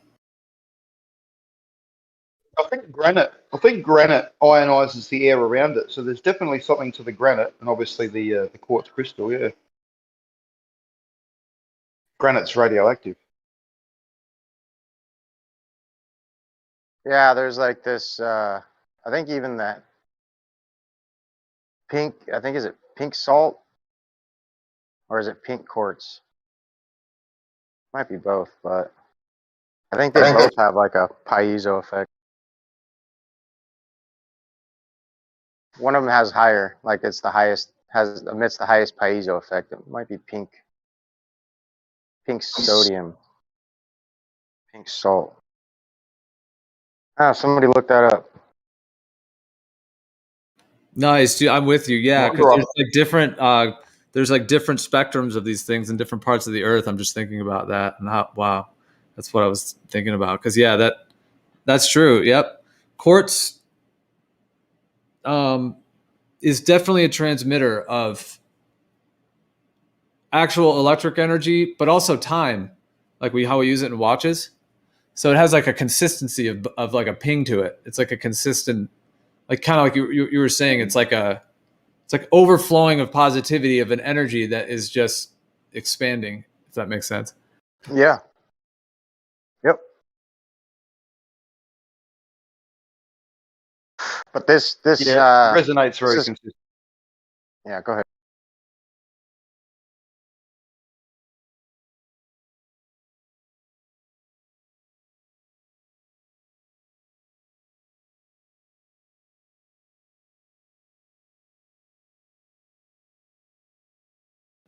I think that was Fuzzy maybe, but I think he muted.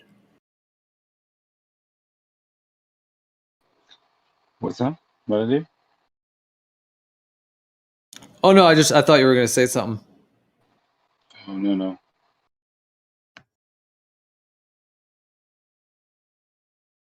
Gio, you see how Gambino's boosting your server numbers?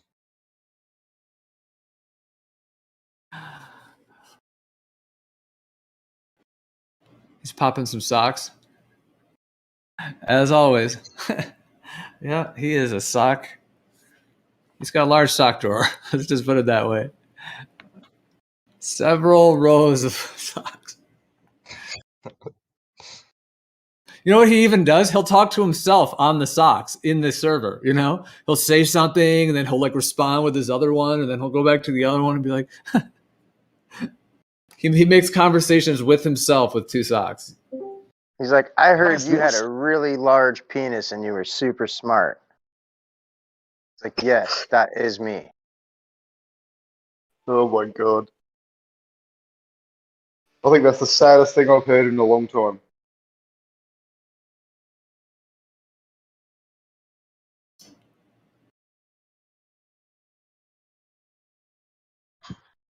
Is he only in the chat, or is he in here right now? That screen name, that's all ampersands. That's him.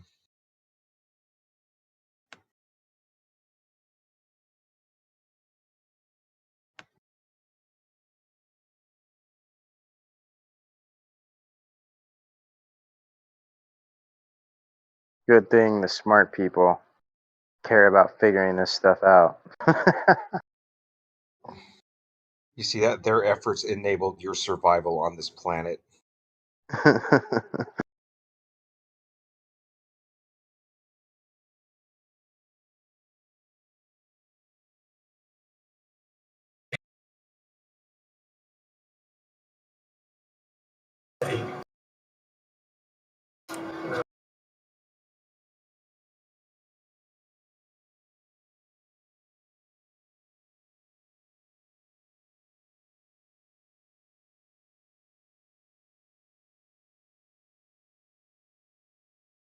I reckon there's more to vacuum tubes than we're being told, personally, when it comes to harnessing energy.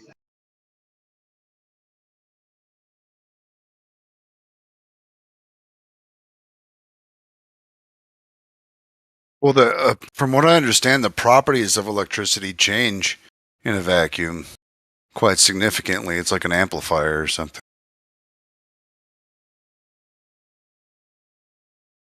Yeah, whenever you have really low pressure, you get much different electrical effects. Exactly. It is connected to the pressure because I've been thinking of Machu Picchu, and at that site where it's just these huge quartz mountains that are incredibly high altitude, and I do think the altitude and the pressure difference somehow has an interaction with the quartz and the other minerals, and it literally creates this just because everybody who goes there, whether or not you're even spiritual or not, it's just like you're just in awe the whole time. It's just the most like it is kind of feels like a different dimension. Like it is so peaceful there and unique and just feels so ancient and like everyone does feel that. But yeah, and just the actual ether there because of that altitude and that particular location seems to be connecting with the quartz to create some kind of like essentially like like a portal is what it is ultimately. I think on the deepest level it's an actual portal point.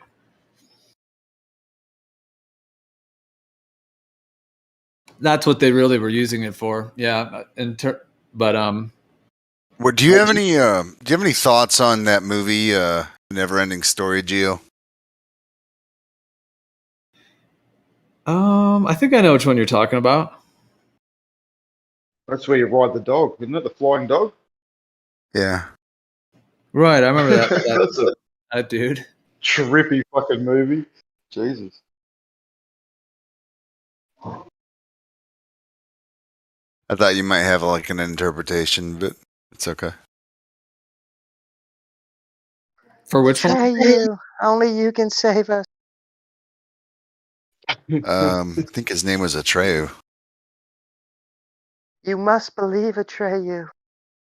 It's the only way.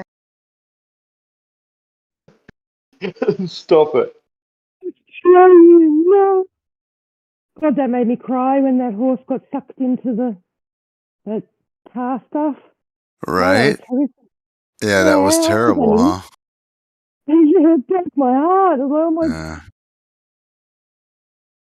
Yep. Feels bad. Wow.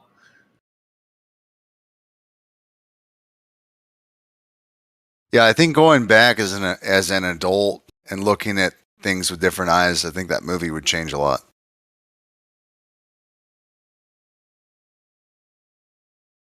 Are you saying it had more metaphoric, implied things behind than what met the eye or something? Yeah. Yeah, absolutely. Okay. Well, I think. I mean, if you've seen Labyrinth, then you know that movies just carry a lot more than they lead on.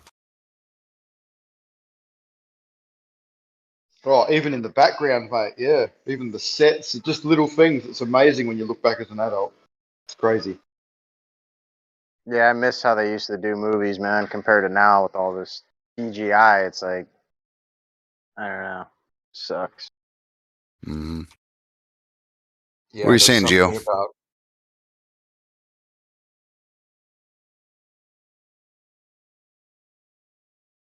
there's something about real world special effects, right? You know, Oh, yeah, dude.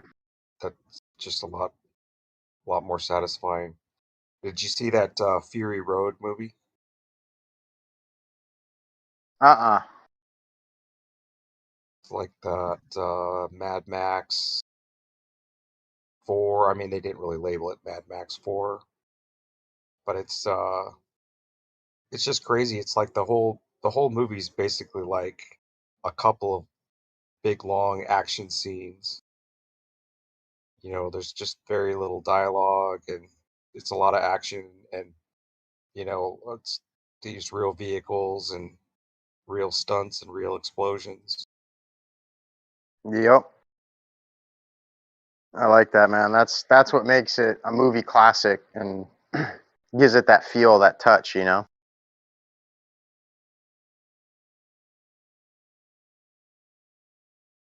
Yeah, I quite enjoy practical effects.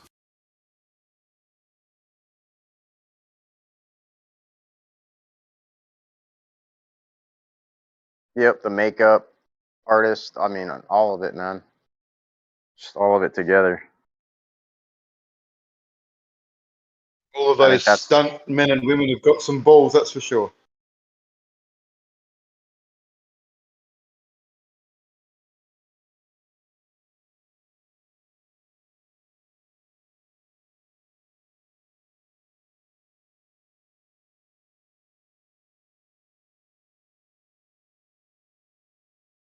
well.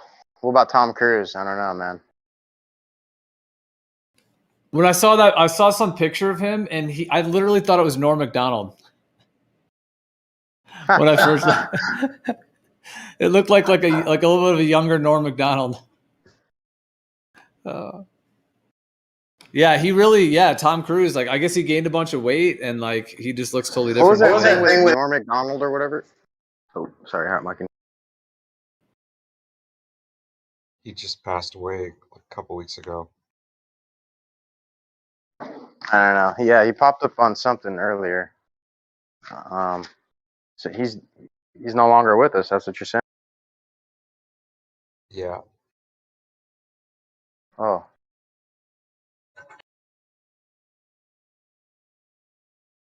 Well, that sucks. What happened? I haven't paid attention. Seemed pretty healthy. I mean, that's strange. For who? Norm Macdonald. Oh, he had cancer. Norm Macdonald had cancer. Yeah, is that who you're talking about? Yeah, exactly. Yeah, I believe.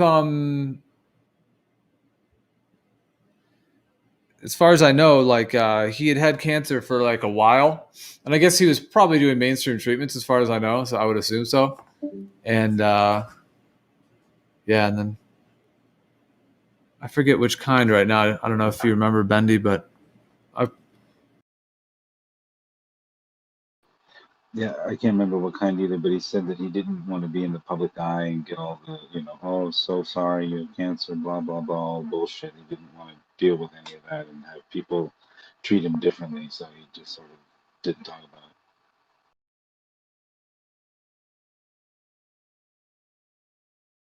Who's Lao Tzu?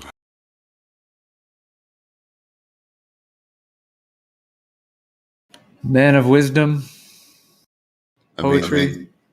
beautiful poetry. He's always typing. The real Lao Tzu.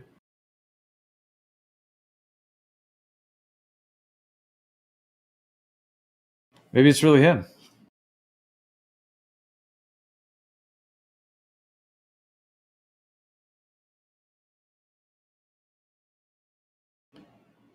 Does that look like him? Yeah, I don't know who that is.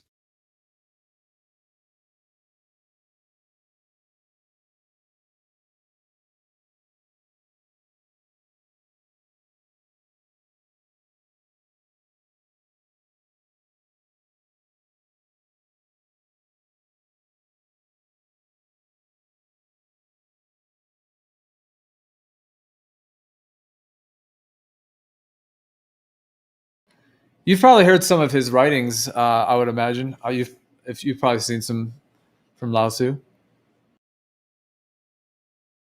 Lao Tzu, Kosha.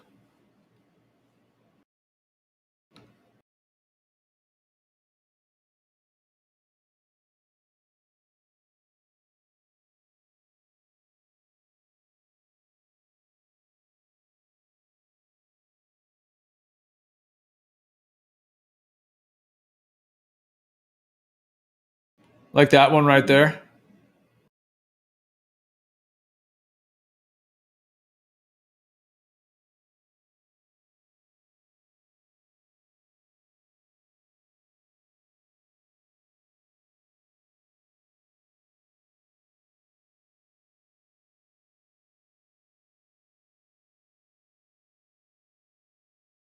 Wonder if that's NFT yet.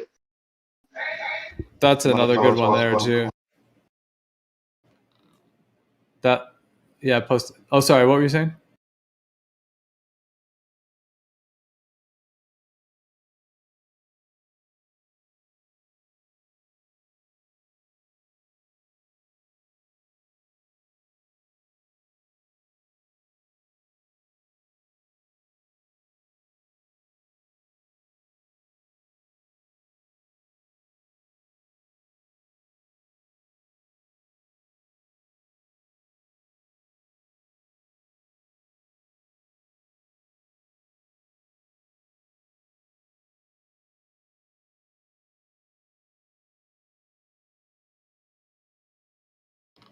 Like this one as well. Just such solid wisdom that I feel like a lot of people have forgotten about these days.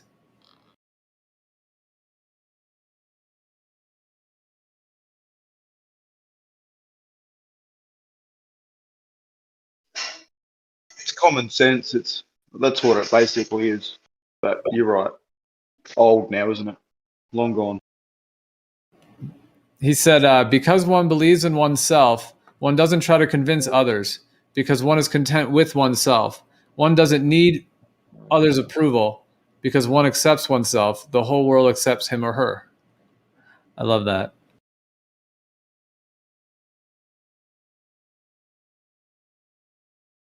And it's true. If someone has inner confidence, it doesn't matter what they're like, what they look like, whatever. People are drawn to them. And it's very true.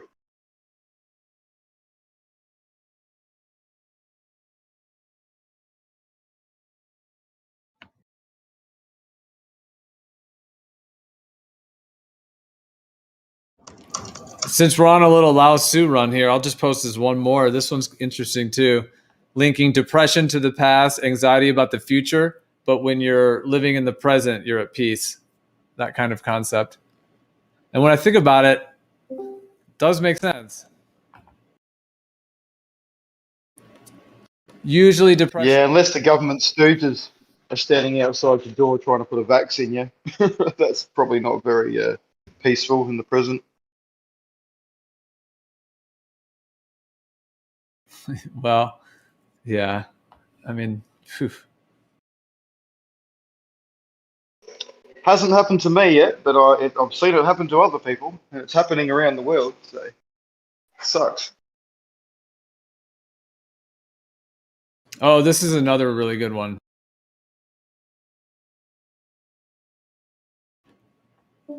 Nature does not hurry, yet everything is accomplished.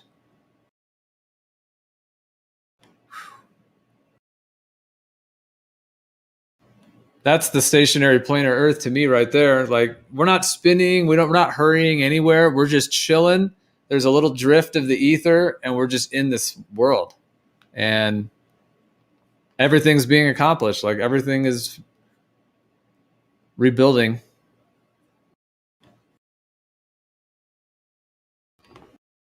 We just gotta find ways to live longer and be healthier. Then we'll be good.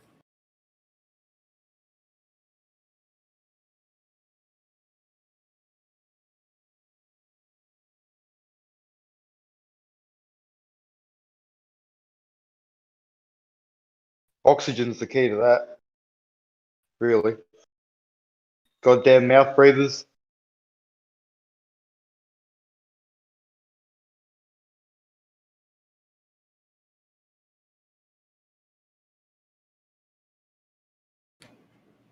Well, Riggs, that guy Lao Tzu apparently instantly stopped typing once you brought him up. He's just vanished at the moment.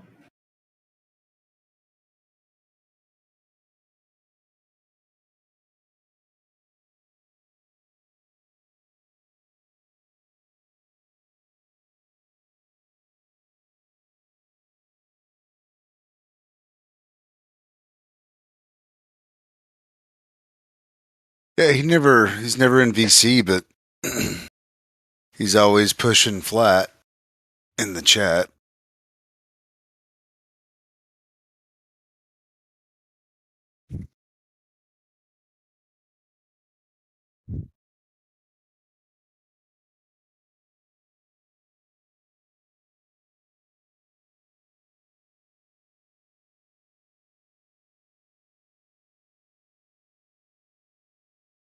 Geo, can I unmute Kool-Aid? Oh yeah, I only muted him. It was just gonna be a temporary one because at that time. But yeah, I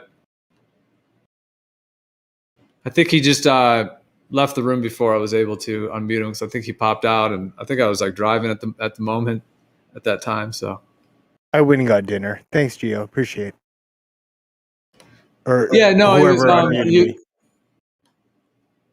Yeah, no, you're good. I think just it got to a point where you were kind of talking over the other person, and both were just going at the same time, kind of endlessly. So then something had to kind of give way for a second there, at least like a minute, just to kind of. No, you're right. And I split and I went to dinner rather than sticking around for you to unmute me. It's all good. I don't have any hard feelings to you.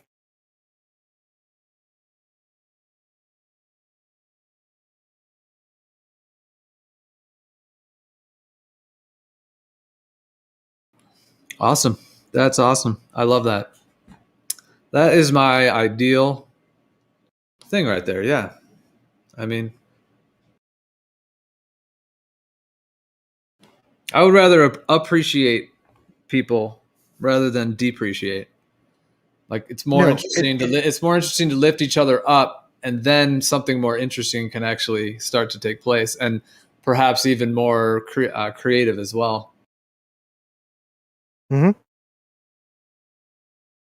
Completely agree, and I was out of line. Oh, sorry, go ahead, White.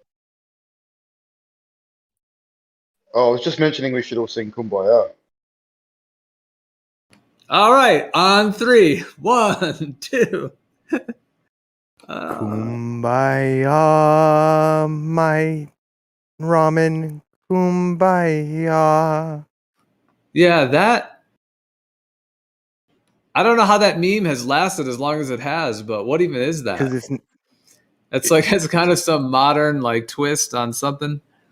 So yeah, I'm actually a ordained minister in the Church of Flying Spaghetti Monster. Well, like singing Kumbaya like became a thing where like if you're getting along, then you're singing Kumbaya. Which if that's what it is, then I'm down. Let's just fucking sing it because that's. I love songs of worship. Yeah, there's a lot of beautiful worship music and spiritual music. There's a lot of power in a group of people saying or singing the same lines, whether it's worship or a military cadence or what have you. There's a lot of power in that. Yeah, it's kind of like a drum circle, right? Great You ever example. been in one of Yeah. those? Mm-hmm.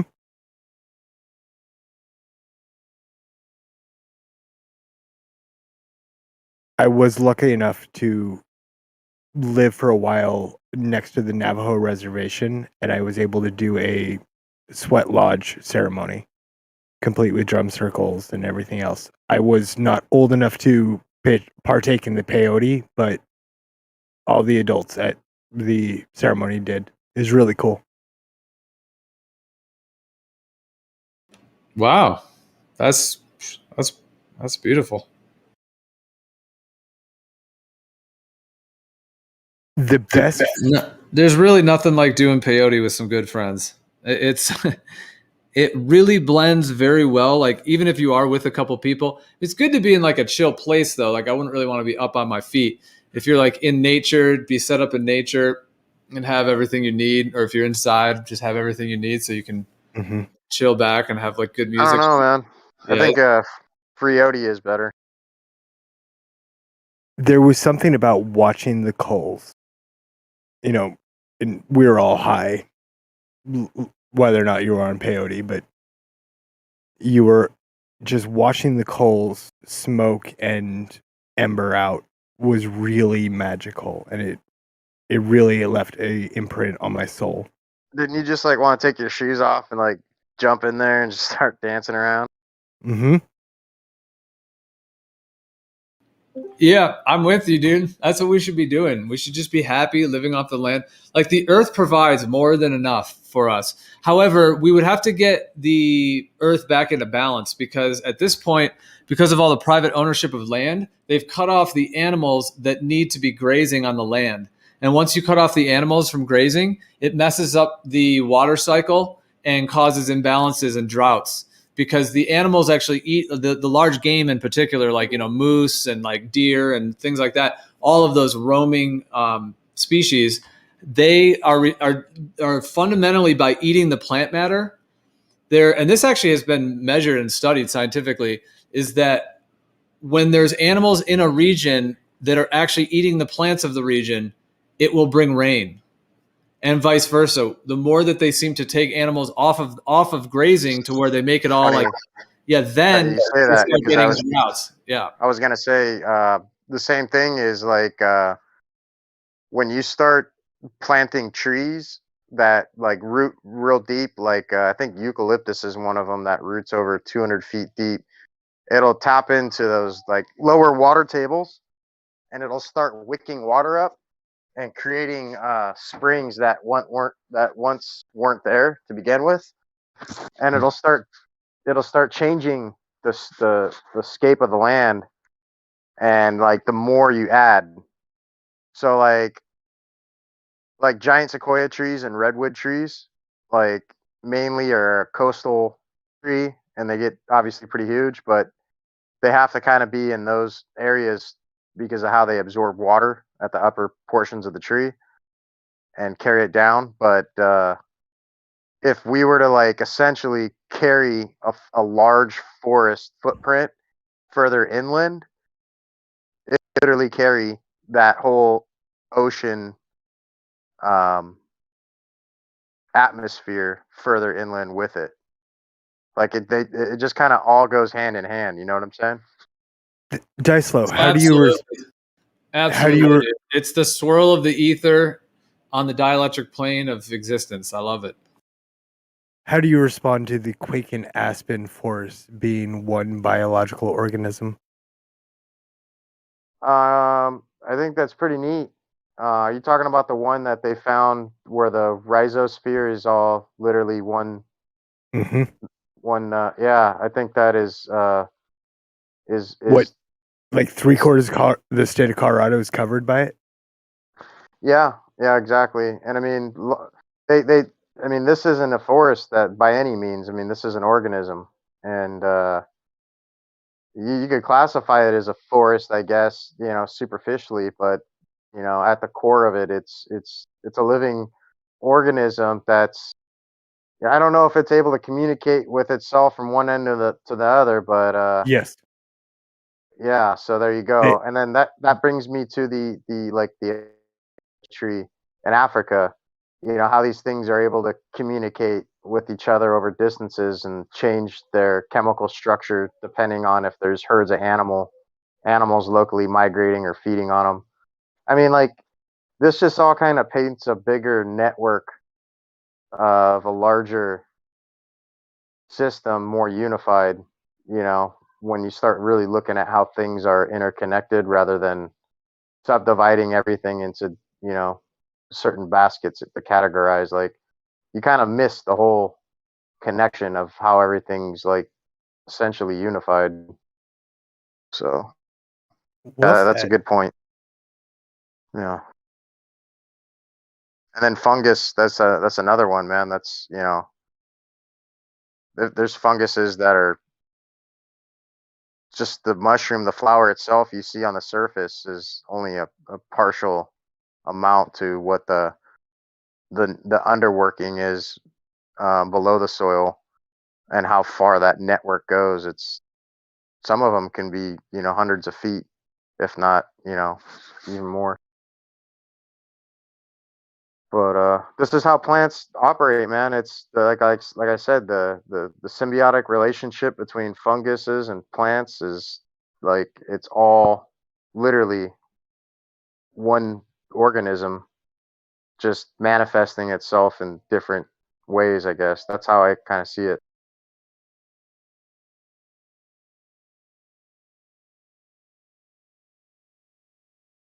That's how we are inside as well. It's not just around us in our environment. It's also the same within us. Yeah. Yeah, it's definitely scaled and fractaled, and I mean everything's fairly relatable, if not completely interconnected. It is all interconnected in such a beautiful way. Yeah, the world's a beautiful place, man, if you really look at it and think about it, like outside of the system that's been placed upon us. The problem is the system works, and distance between two ports are consistent every time we measure them, every time we sail them, and that's the problem I have. Let me ask you this: Mhm. What do you think about the coast of Florida? That whole area over there. The what do they call it? The triangle. The Bermuda Triangle? Yeah. Yeah, so I've spent quite a bit of time, probably almost a year sailing through and around the Bermuda Triangle.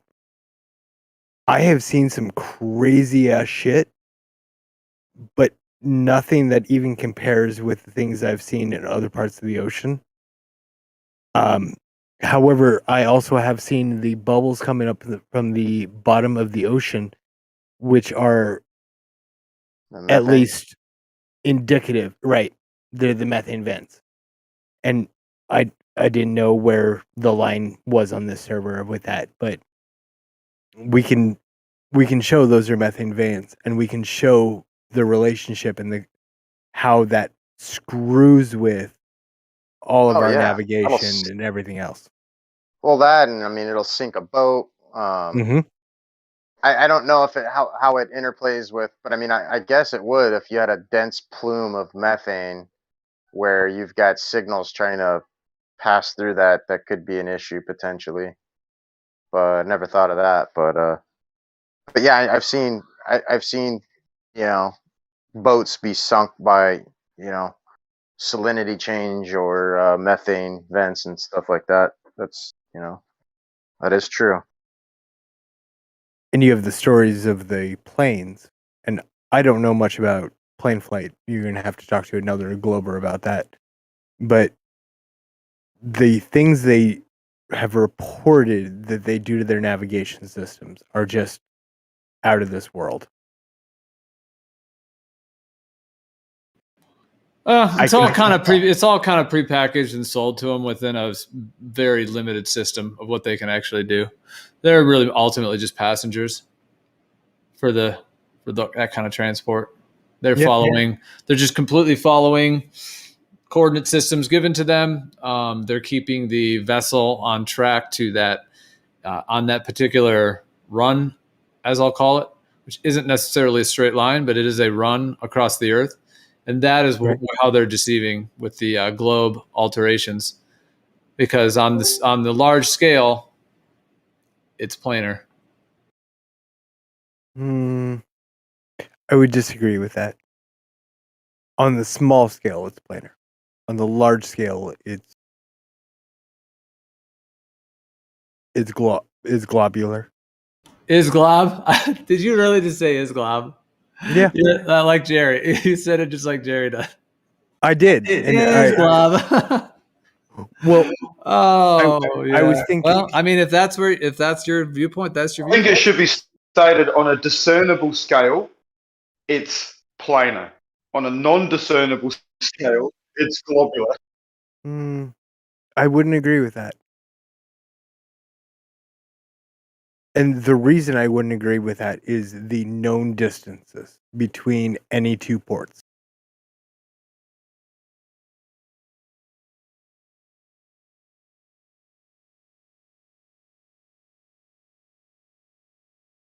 I mean, we can talk about exact races and distance if you want, but really my whole thing comes back to we know how far apart any two ports in the world are.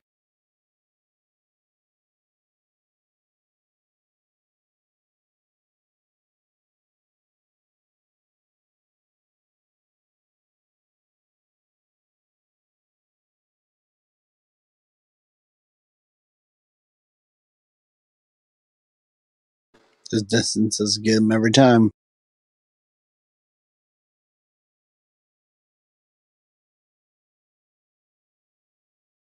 And you know, it would be one thing if we kind of like hid those distances and we're like, oh, we're not going to quite tell you, but no, we literally publish a book with him and say, this is what it is. And that book hasn't changed in many, many years. Yeah, you can't verify anything what you're talking about, though. You've been told distances, you can calculate distances, you may have even traveled distance, but they're not definitive. Neither are the angles, neither are the headings. That's what you're saying. Provide some definitive. Yeah, well, I'm sorry, keep go saying ahead. it until something definitive comes up. Yeah, I personally have circumnavigated the world on a sailboat. My distances are accurate. My headings were accurate.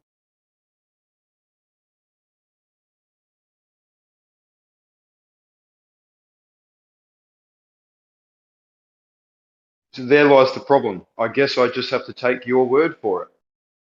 No, not at all. That's the problem. No? Oh, okay. No. You can go do it.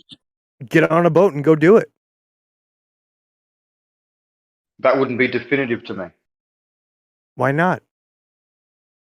Well, why would it? Think of all the things that are at play when you're out there doing that. Yeah, let's talk about them. Well, go for it. Go on. You name all the things you've accounted for to verify your headings, everything like that, and distances. I think we've been over this and we've discredited them many times, but go on. Yeah. So it all comes back to speed over time. And we can accurately measure speed. The way we do it on sailboats is via a multitude of different means, including a through hole, which measures the amount of water passing by the hole, minus the drift calculated by the buoys that are in the same water. We also do this via GPS. We also do this via celestial navigation. All three of those confirm and give us a more reliable test on exactly where we are. That's the way sailboats navigate.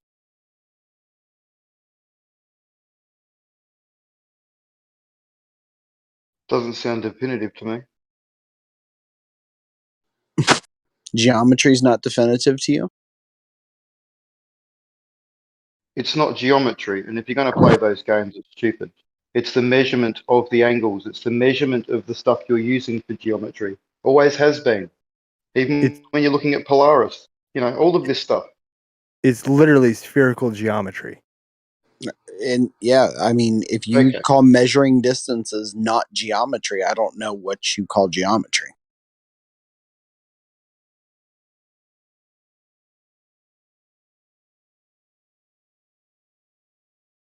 Let me guess. You also think sextants work on triangulation, not trilateration.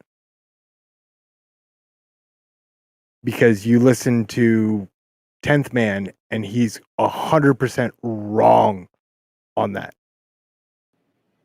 Well, doesn't matter. You man. would have assumed he was Doesn't wrong. matter. You're free to have your opinion. He's doing his thing. It's all good. No, he is, and he's doing great. And like me, he was welcome to put his knowledge to the test and apply for the Golden Globe sailboat race. And like me, he probably would have been rejected as crew. Because guess what? I'm not that good of a sailor. Go figure. So, yeah. But whatever the case may be, man, I'm sure it's all good. So I think I think at the end of the day, all is well. You're right.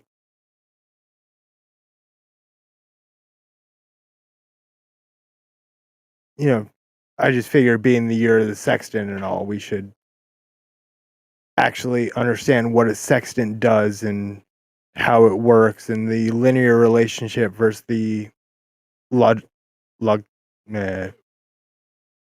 not logical. Polynomial. Polynomial. Thank you, RC. The polynomial relationship.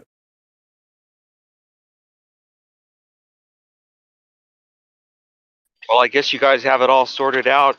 You could pack it in now. Pack it in. Yeah. All aboard, yeah. It's over. I mean, Well- you have figured out everything about the universe. Oh, fuck To no. completion. No, we have not. Not even close. The more we learn, the more we know we don't know. I agree with that. You guys do not. I mean, not you, but people who are pushing a heliocentric. Yeah. I mean, anybody who's pushing that, in my viewpoint, as a real thing, is, and it's just my opinion, is truly pushing something that someone else made up, and they're doing it just like free of charge. They're just doing it for them. Other than maybe their karma, perhaps, because I do think there's karma. Like even if you think, what do you guys think of this? Like even if you think something is true that isn't true, and then if you're sharing it with people, is it then bad karma because you actually are sharing misinformation? Yes. Definitely. Right. So it's like that's kind of. I mean, that that's would also- kind of imply that if you're wrong, like the inverse is true, right?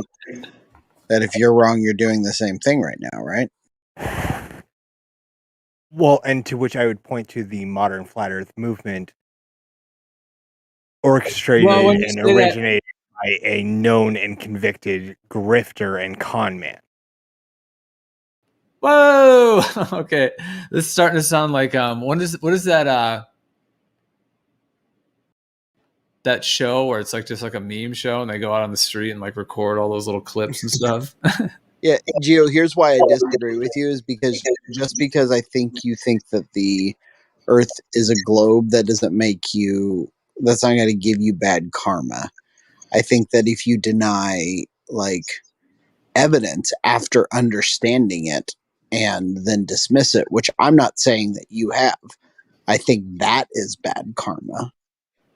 You perpetuate ignorance about things that you know are actual evidence that You need to define evidence, mate. Sure. You That, need I to have to define say, evidence. I see. Like I was trying to find anywhere in my psyche that resonated with any of that, and it just felt like I'm not trying to call you out, but that seemed like 100% projection because none of that was resonant. Like there was none of that going on with me. So I think you're feeling that way within yourself. I would suggest. Well, Can I give you an example? You're welcome to feel that way, Gio. It's not projecting about myself. What I am saying is that if you want to, I don't think it's bad karma just to believe something or even to perpetuate that thing. I think it's bad karma to say, yeah, I've seen evidence of something and I'm going to deny that thing. And I'm going to then encourage others to deny that thing. But that's not happening anywhere. Yeah, none of that is happening. Also, I mean, in terms of my personal life, I mean, I love sharing my viewpoints on things, but I don't care. Like if whatever other people are doing, that's what they're doing. And if I think it's false, I might say it's false, but that's just what they're doing. I would tend to agree with you, but the original question was, if you're perpetuating something that's false, is that bad karma? And my argument is no, I don't think in and of itself it is. Well, okay. The thing is dissolve that from it. the globe Earth cosmology has been pushed on virtually everybody in a way that you basically just kind of have to just go with it, even though you don't have the proof for it.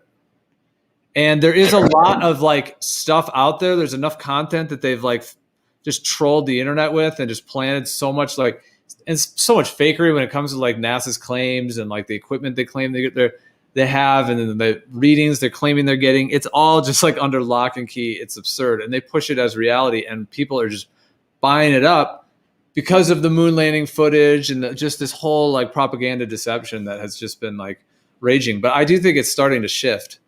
And I think we have like whatever the truth is, in my viewpoint, Mother Earth is a spirit and the truth will always vibrate with Mother Earth in the highest way. So I do think that like we're in the womb. So I think like ultimate gratitude is the way to go about it. And then I think the Earth will then unlock more blessings instead of this resource restriction that's been happening from these current controllers.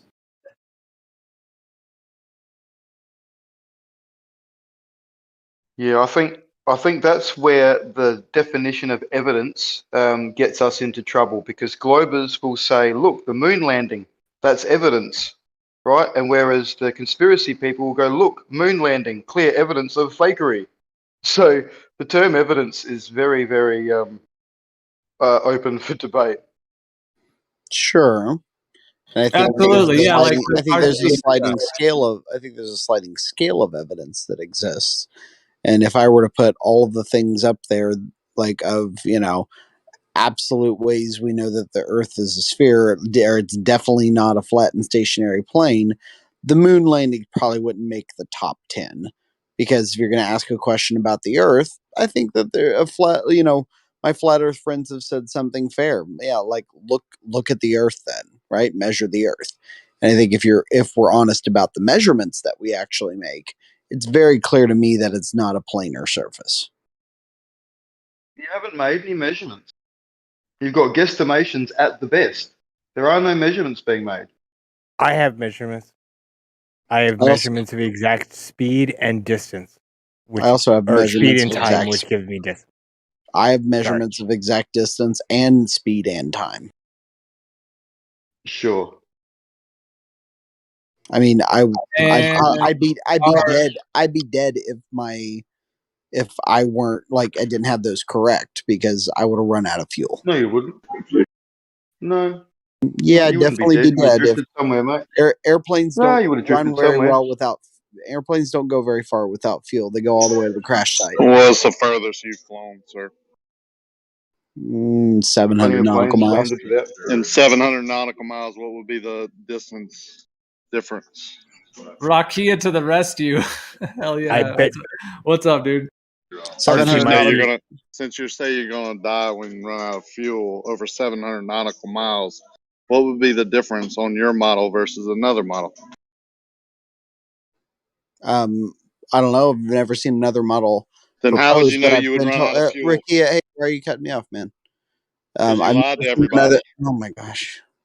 I've never seen another model proposed, but what I have heard asserted is that we live on a flat and stationary plane, and the reality of that is that all the distances that I've navigated over the course of 700 nautical miles to multiple points over 5 here, even just in the continental United States, show me that we do not live on a stationary or a flat plane. That wasn't the claim. The claim was you know because you would run out of fuel and die. So over 700 nautical miles, which you state is the furthest you've ever flown personally, what would be the difference in miles, sir? All I know is that the miles that I flew were correct. I'm not So trying to how do disprove other how do ones. you know how do you know you would run out of fuel and die on anything else? That's what I thought. Because if the distances were wrong, my time would have been wrong, and my speed would have gotten me a different amount of distance, and because of that, my fuel burn would have been different. You know this, Rakia. You've flown in general aviation aircraft. No, yeah, and that's why I'm asking you, what is the distance difference that you know you would run out of fuel? Because if it's only 10 miles or 50 miles or 100 miles, you probably wouldn't run out of fuel there, right, Meisty? So what's the difference in the distance? So I always keep 45 minutes of reserve. That's the legal minimum for. That's not what I asked. Hey, well, why don't you let me answer, Rakia, and shut up for a second? Because you're not answering my question. Okay, well, let me get more than half a sentence out. So I keep about 45 minutes on at about 130 knots. I got about like anywhere between 115 and 100 nautical miles that I can go. And I keep my fuel burn calculations. I update them every 5 minutes in flight to make sure that, and I do that always before approach. So, I mean, I would have to be duped somewhere within the range of 10 minutes probably, so that I could like not have my exact fuel totalizer working. Do you not understand the question? Yeah, it would be about 13 miles that I would have a tolerance for being duped on. No, you know your claimed model, right? That you're flying over, right? You asked me what the exact distance difference would be that I would notice. It would be 13 nautical miles. So what's the difference in miles that you have to take from point to point to fly over a sphere at your given radius over 700 nautical miles?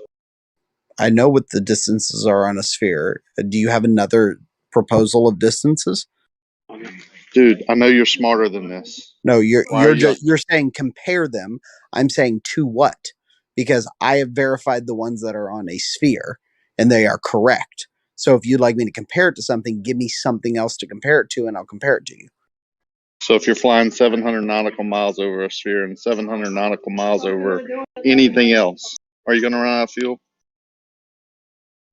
Not if it's just from one point to one point, but I told you I have 5 points. And there are 700 miles between each of those 5 points. And I can show you that if any of those 700 nautical miles between any of those points were different, then they cannot fit on a flat and stationary plane, yeah, that's where we get screwed up, Rikia. Take the arc out of your radius of your flight and stretch it out into a flat plane. How many more miles would it be? Or C? How many more miles would it be? That's a nonsensical question. Unless you tell me what the real miles are, then I can't compare it to how many more or less it would be.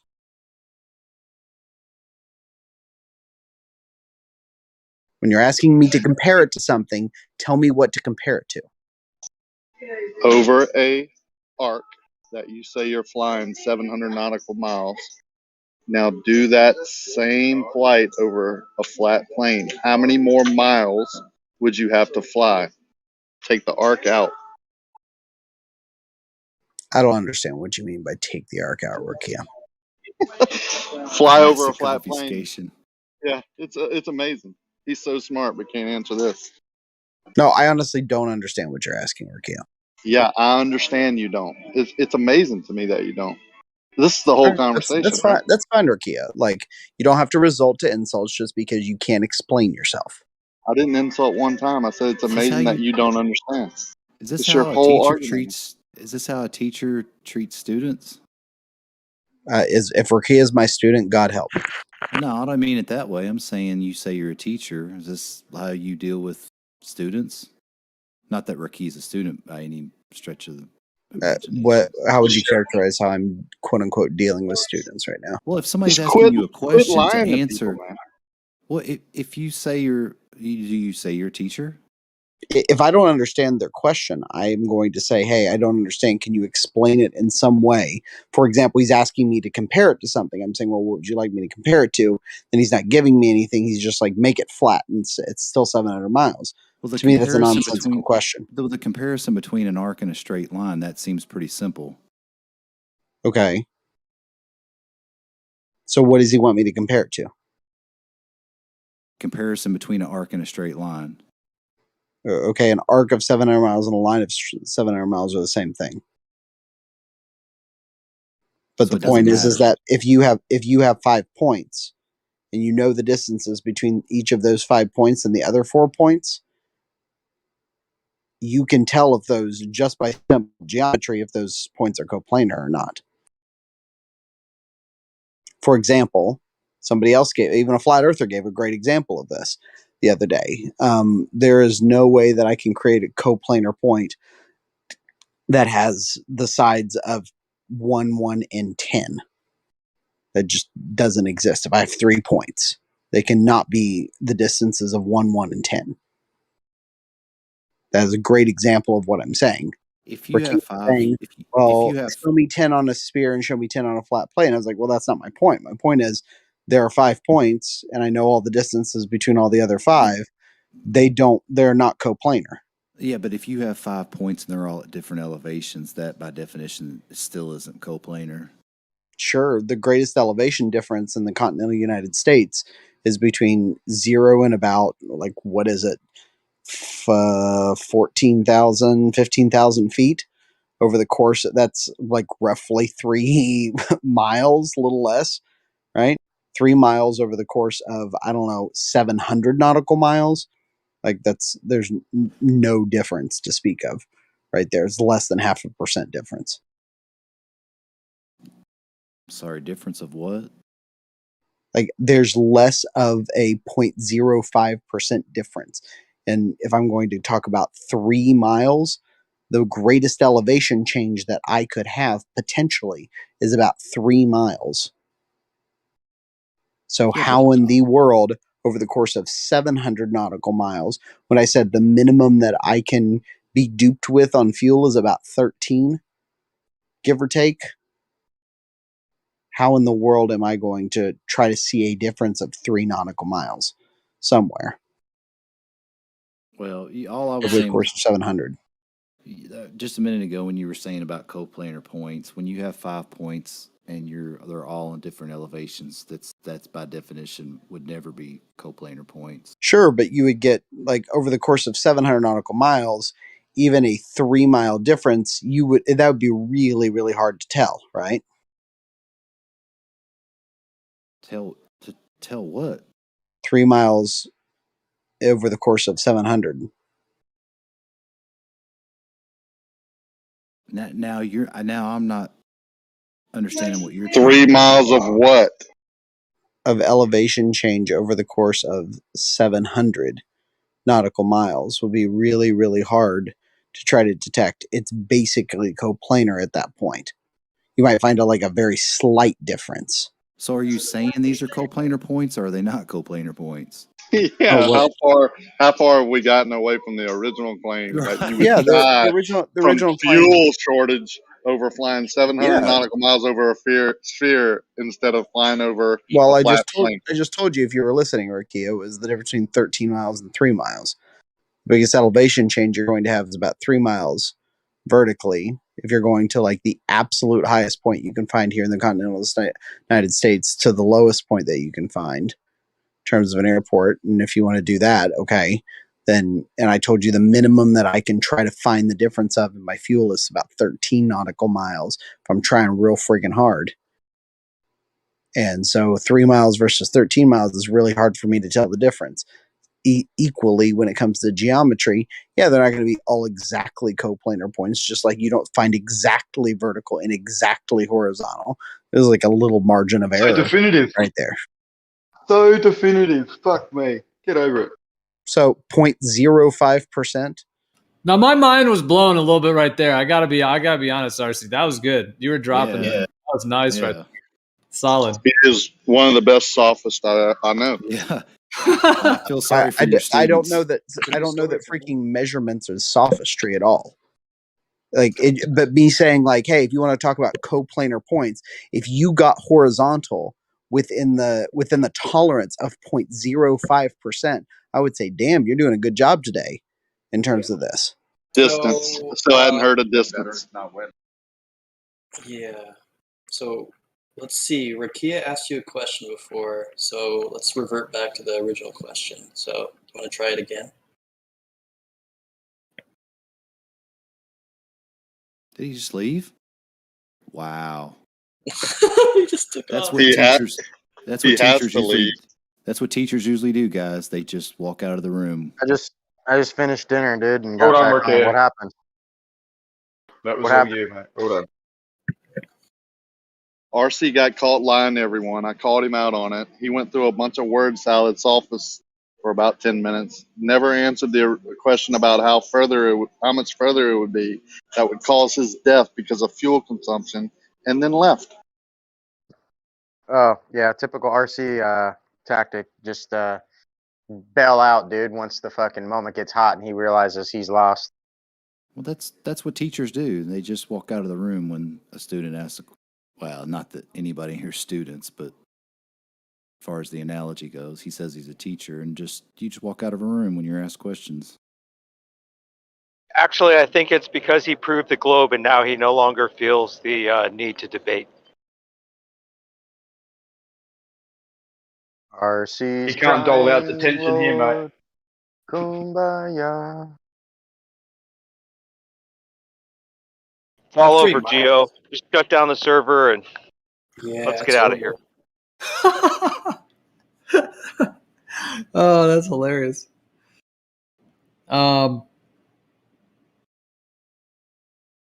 Well, RC definitely does have a viewpoint and a couple of things he does consistently. Yeah, kind of a similar process.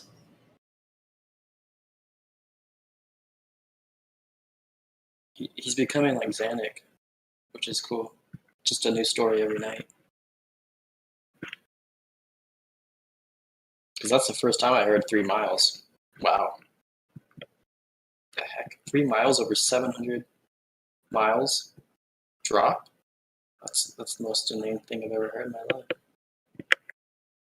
What? I've never heard that. What are you talking about? What you just said? Is that RC Master? No. Who was that? Sorry. Armo. Oh, well, he was saying 3 miles, so you're going 3 miles, and he derived. He was going 700 miles, and he derived 3 miles from his curvature. No, not curvature. Elevation. He never said curvature. His elevation difference. Yeah, that you understand. Okay, so elevation is on the globe model. And one way to look at it is distance from, let's just say, the surface. All right, it's just the easiest way I can kind of put it. Right, so it's not. It's the same thing though. Curvature and elevation. Basically, he's actually going around a curve on his little model, so he's actually doing elevation change. but that's not what I mean by that's not what he means by 3 miles though of elevation change. I just wanted to clear that up because you're kind of confusing the two. What you're talking elevation from mean sea level, not the surface. I would put it as mean sea There you go. level. There you go. Yeah, let's go with that. What's the confusion between elevation change and curvature? Well, because when RC said there's 3 miles of elevation change, he's not referring to going over the curvature. That's not what he's talking about. So what's he's just the talking about, well, because he's talking about 3 miles from like this, like what Bendy said, like from the we're talking about elevation on a globe, all right? Elevation on a globe would be, how high you are above, for example, this, sea level. I'm lost. So what's the difference? So what's the difference between elevation change and curvature? Please explain. Okay. So elevation, right, is once again it's the distance. Okay, so how do I put this? So it would be the so it's your height above let's just say sea level, right? So sea level would be 0, and then measured change vertically from sea level be a height measured elevation. Well, okay, let's just put it this way. Imagine you're on the ball and what's the difference between elevation and curvature? Well, I'm gonna give you an example. So because I'm not really good at explaining, so I'm gonna give you an example where you can kind of see there's a difference. Okay, so let's say you have an elevation of, let's say, 300 feet, right? So you're 300 feet above, let's say, sea level, right? All right. And you stay 300 feet above sea level the entire time as you're going around the globe. All right, your elevation never changed. Okay, you were always 300 feet above sea level. That's the difference between the curvature and elevation, all right? Because you just gave me an imaginary thing. I need to the point is that's how it works on the globe model, right? And that's what RC might see meant. All right, 3 miles of elevation, not Earth curve. So I'm not arguing this. I'm just clearing up his argument. That's it. Yeah. So the difference between elevation and curvature is just imagination. All right. Well, anyway, this wasn't my argument. I was just trying to clear things up.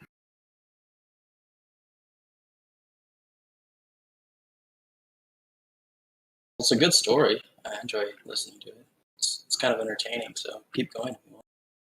No, I think I'm good. You said it before, Napoleon. If your enemy's making a mistake, then keep on letting him make it. I'm not saying you're my enemy. I'm just saying. I agree. And when it comes to this discussion, of course, people all have their viewpoints on it. But as I've often said, I think this is all moving towards these actual physical demonstrations of the measurements, which will be sort of the finale. So we are building towards that. Now, I know that some globe earthers, I won't say any names, but yeah, they'll say the opposite. They're like, no. They'll say things like, in a couple of years, you guys are all just going to be proven wrong and you're all going to just fall off and go your separate ways. That's kind of what some of them say. Well, time will tell, I guess. I mean, we'll see. That flat Earth will be looked at as some like temporary, sort of thing or something. That's the story they try to paint. Yeah. Yeah. Well, it's either flat or it's round. So whenever, there's quote unquote definitive proof of one or the other, I guess we'll just have to find out then. But until then, we're just going to have to debate.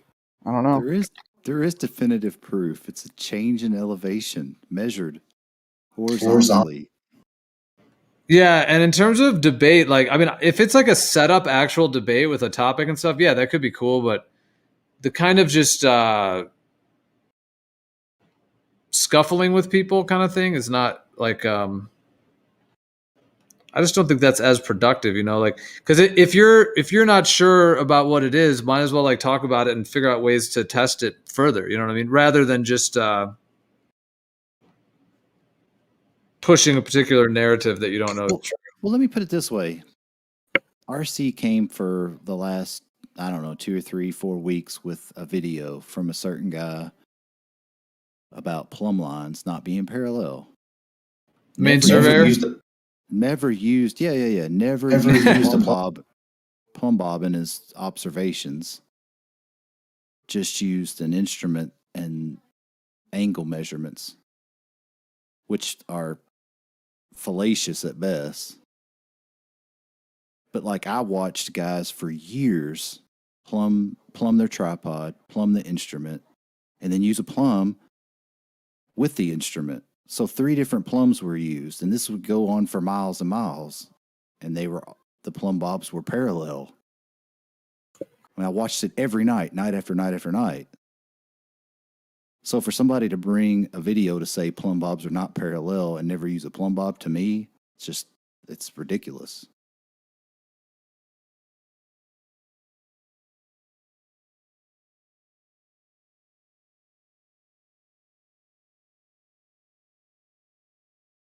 Well, yeah.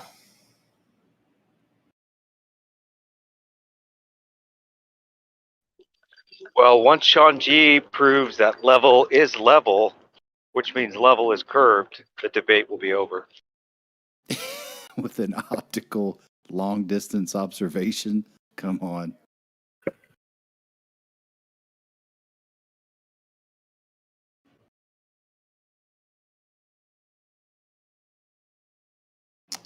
Well, yeah.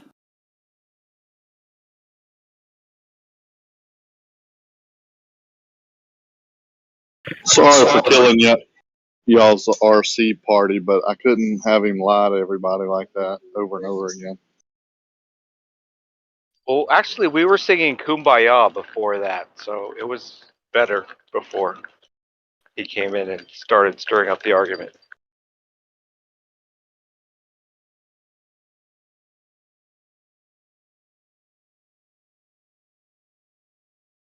Well, I finished it with a Kumbaya too, so I guess that completed the song. Yeah, it's just, what can you say anymore? It's just like, man, how do these people do this? Or why do they say this stuff? It's just, it gets to that point where you're just so flabbergasted. Straight lines, curving. Wow.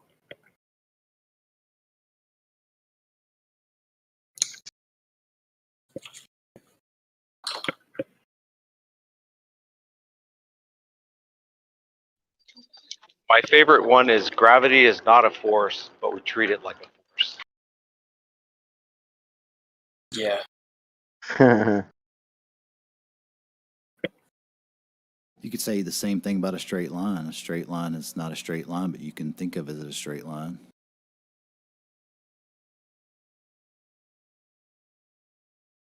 That whole Einstein argument's interesting, and just how they kind of like go back and forth with Newtonian and Einsteinian gravity, how gravity works. It kind of just, I think they just pick and choose whichever one they want. And I don't think I've ever heard anyone really with like a good definite answer on why this is actually happening, and why Einstein introduced all of this gravitational, I guess, his theory of relativity, which I don't believe he published himself. So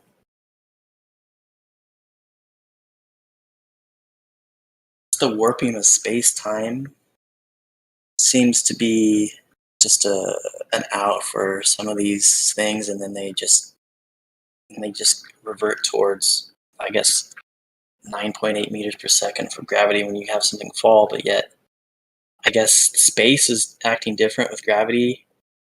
I don't get it still. I don't know. And then some people say that Einstein has gravity using his theory on Earth and how things happen. Let's sing a song for gravity. Like an Axl Rose song, like "Whoa, whoa, whoa, whoa, sweet gravity of mine." The other day, I was still and motionless in my car, and a fire extinguisher slammed into it going 40 miles per hour. Fortunately, I had the writer for a frame of reference. Sue gravity. You know, Foolish Decisions said earlier they didn't want to throw out the baby with the bathwater, and it appears like that's really the only option for this stark error in the functionality of their theories, and the fact that they have to have multiple theories and then multiple explanations beyond that theory. Like if reality is consistent, there should be one breakdown of reality. This should be like a universal theory. Agreed. Beautifully said. Yeah, that would be amazing. Perhaps that's what's coming. That is the paradigm shift wave that we're on right now. I think that's exactly like there. It's going to end up being like electrostatics or electromagnetism, and then they're just going to talk to everybody like, "Well, we've been saying that forever. That's been our position forever." You think they'll just absorb it? Yeah.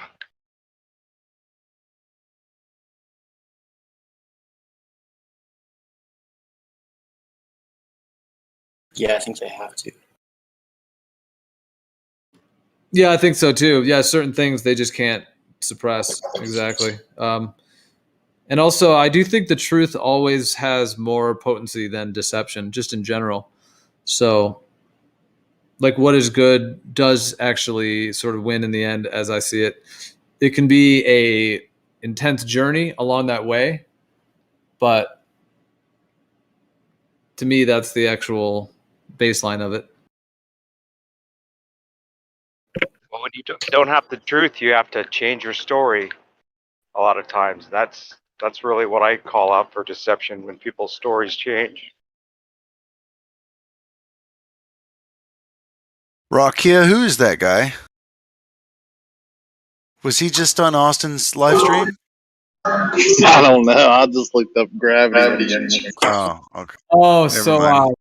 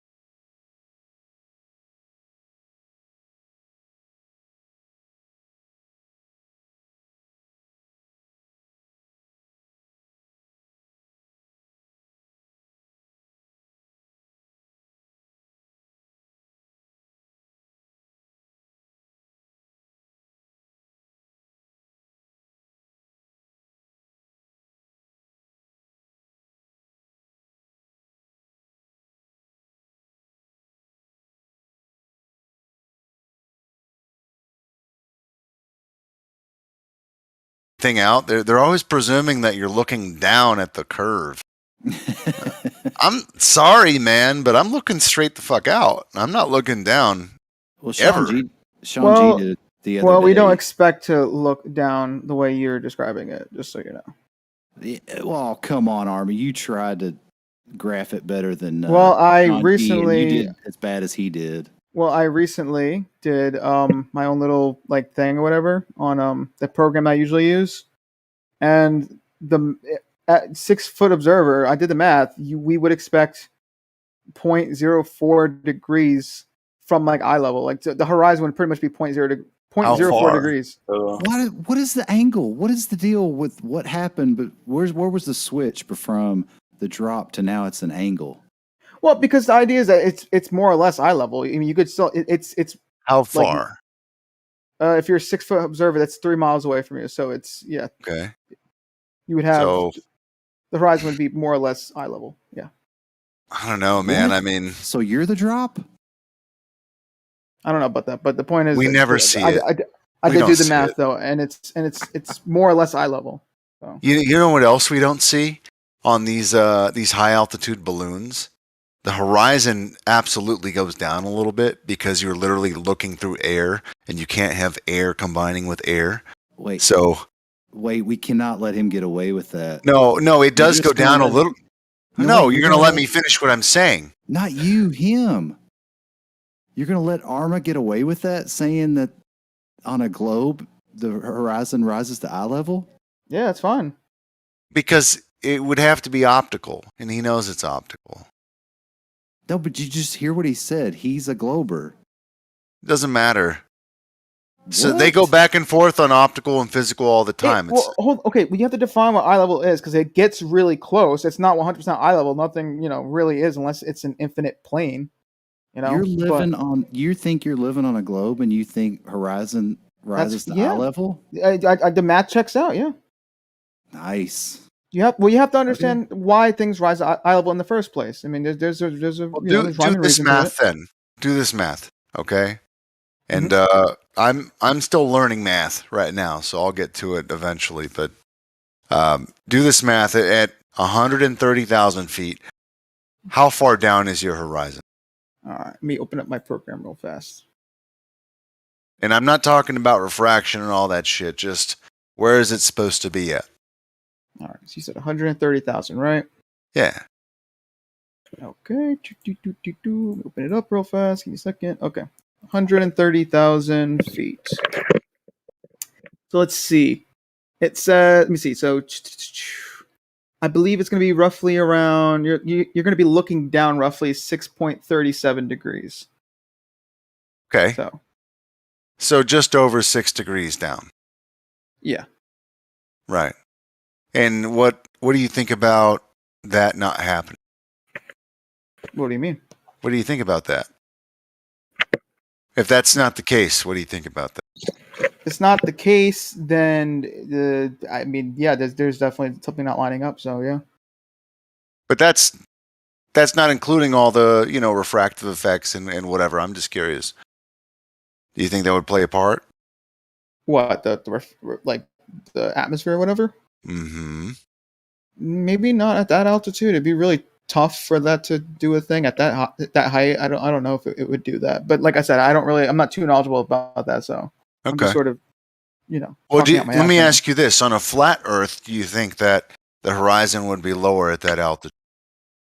It depends. So it really depends on the situation. If we're dealing with an infinite plane, it would never drop. If we're dealing with a non-infinite plane, obviously, something that's finite, we would expect it to drop. An infinite but that plane, drop, it would never drop. never drop because it's infinite. Hold on, I'm having this back and forth. Hold on.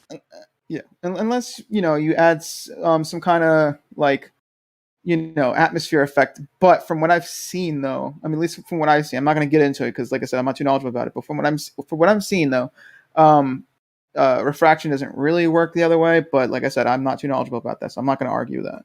But yeah, assuming no atmosphere, it would never drop. If you're getting your horizon so the horizon could be from a few different things, right? It doesn't have to be from just angular resolution. You can get a horizon from an obstruction. You can get it from just a very sharp angle, right? Where you don't have enough visibility. There's a lot of different reasons for. I'm sorry, man. I can't let him get away with that. I can't believe you didn't catch him on that. He's just said in an infinite plane it would never drop, and then 5 minutes ago I'm having a discussion with them, dude. I don't give. I haven't even got to the point. All right, yeah, whatever. Go ahead. Anyway. Okay, I hear this all the time. On a flat Earth, the horizon would never drop. I hear that even from people on our own side, right?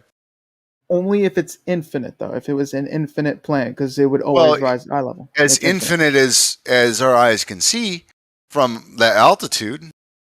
How far is that? Maybe 1,000 miles or something. I don't know. Just depends on how clear it is.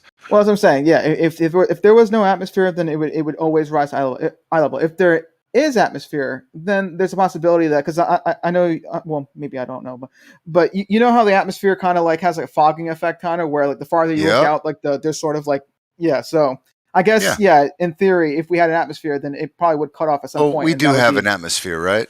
Yeah. So yeah, we can just count on that. So here's what I notice is that if the Earth was flat and I am at a very high altitude, okay, I'm looking through all of that atmosphere, that very clear, thin atmosphere. So if my angle to the ground has increased dramatically, which it has, and I'm looking through air, then I would be looking down at what if the sun is lighting the ground and and I guess some of the stuff in the atmosphere like clouds and fog and whatever below me, then I would just be looking at the light bouncing back up and the air in front of me. So at what point would I see something that we could, for sure call a horizon even? Because I would be looking at the air in front of me for the most part, and then I'd be looking at clouds below me. So I would suspect the horizon would go down a little bit just because I'm only looking at stuff that's being reflected from below me. Right? Maybe, I don't know. Because at that point, you're not looking at ground meets the sky. You're looking at atmospheric reflection meeting the air that's empty in front of you. Oh, okay. So yeah, I guess If you have so like this what we call a horizon is something that is a construct of two different layers of or like many different properties actually. Like I know that we like to simplify it where the ground meets the sky, but that's not always the case, and you can still get the same effect. Sometimes it's just visual, like the light diminishes and it never reaches your eye. You're just looking out into black. Sometimes you don't get a horizon. You're not lucky enough. Mm-hmm. Well, what was the point, though? You're just kind of. Well, the point is that it would be just slightly lower, possibly, if you had clear conditions in front of you and you could look at the reflection from below. But would it be as far down as 6.37 degrees? I don't think so, and I don't think it ever is.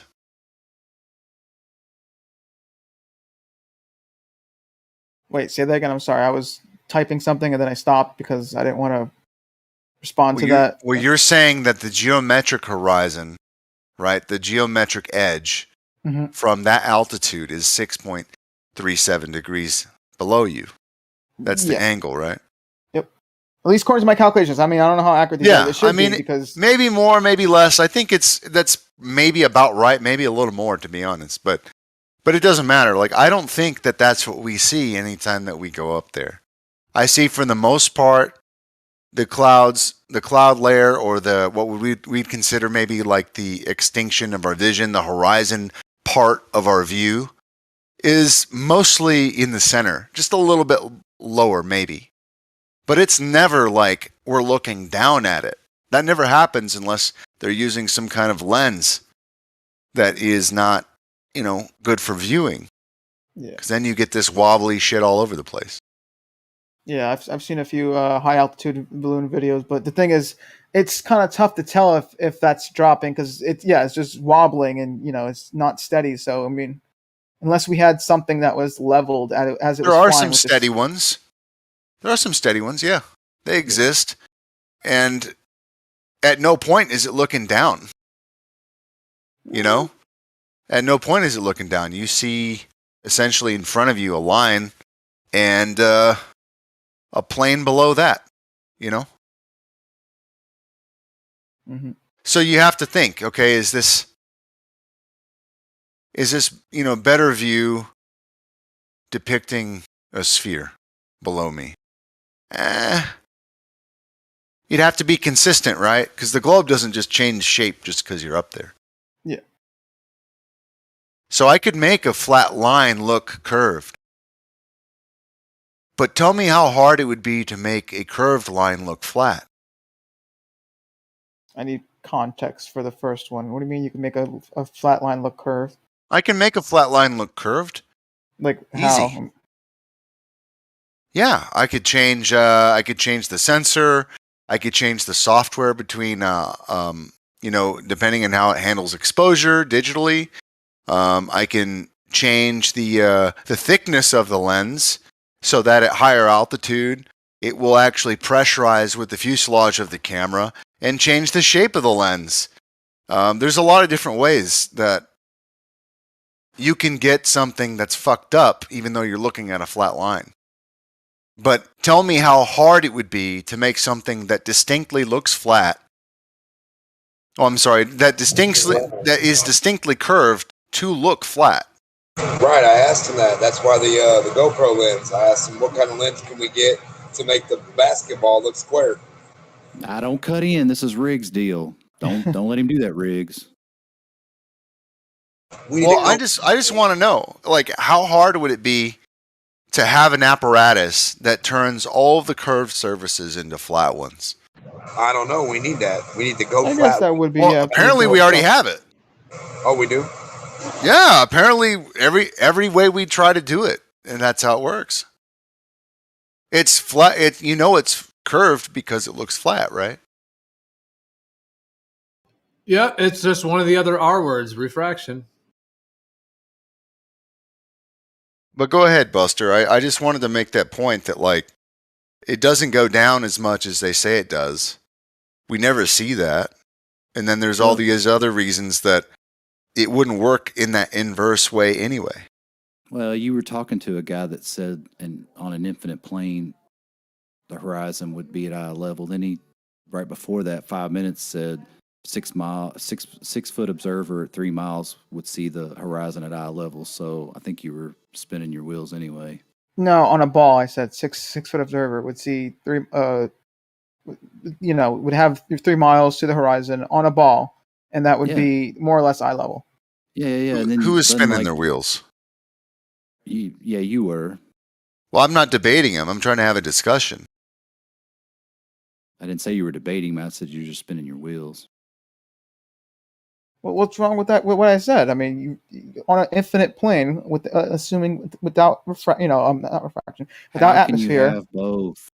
You're literally saying a 6 foot observer on a sphere would see the horizon at 3 miles at eye level.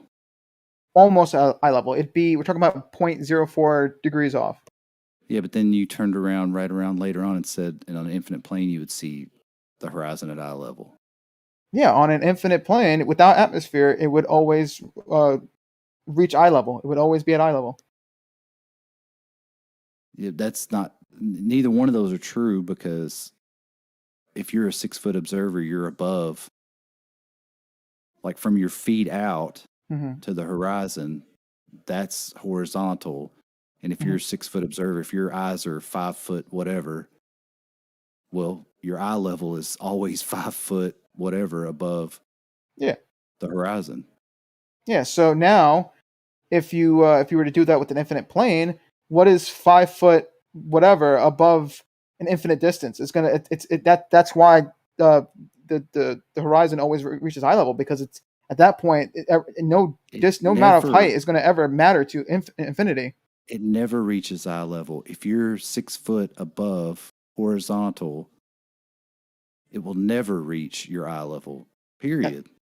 No, and it with infinity. That's what I'm saying. With infinity, it would. I mean, it's stupid because it's messing with infinity is just it's dumb. I mean, it doesn't really exist. But if we're assuming an infinite plane, it would. I mean, I don't. Why are you saying it won't? Just because, like what? Because a plane is a horizontal line from your feet to the horizon is horizontal, and if you're 6 foot above that, or your eyes are 5 foot whatever, you're always above that. Yeah, that's fine. But you have to understand how perspective works, though. Why things rise in the first place to eye level. Doesn't rise to eye level. Yes, it does. You have to understand how perspective works. You will never get something that's below your eyes to rise to your eye level. That's impossible. Listen, all I know is that the math checks out, and that's what it says. All right, I don't know. I'm not gonna argue this because it's your word versus mine. All right.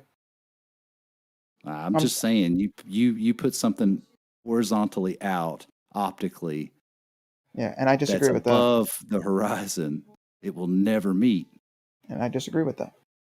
Oh well, that's okay. I'm saying we're not gonna go anywhere with this. I mean, I don't even know why It's geometrically impossible. No, it's your perspective is a different thing. It's a totally different thing. But if you want to say it, fine. If you want to say that, fine. But I mean, whatever. I mean, I don't know.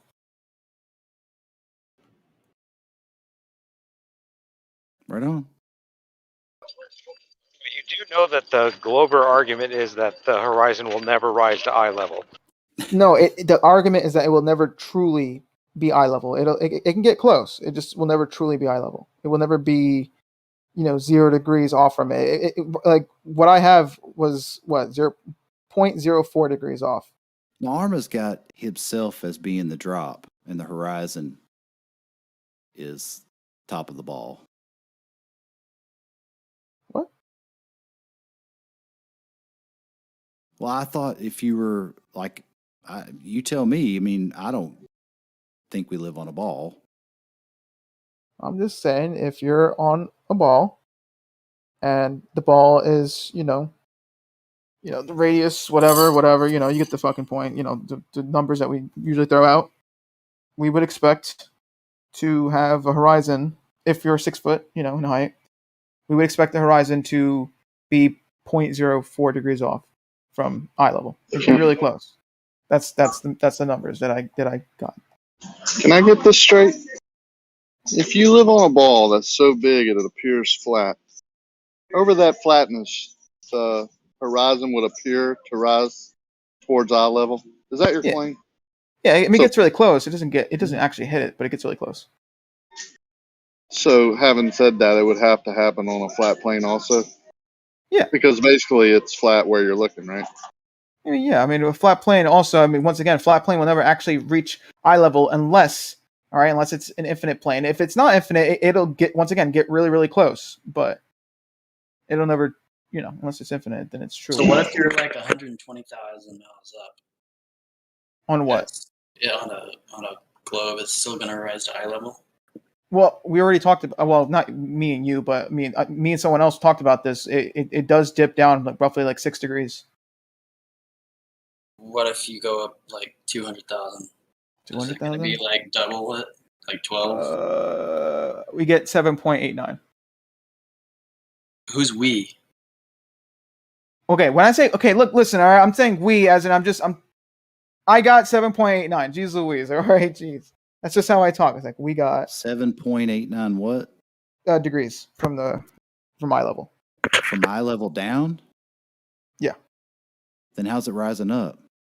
Well, when I say rise, all right, I'm just saying like it gets close, all right. Obviously, in this case, it's maybe not close enough, but it's perspective causes distance to pretty much appear rising up. A million miles in radius or something?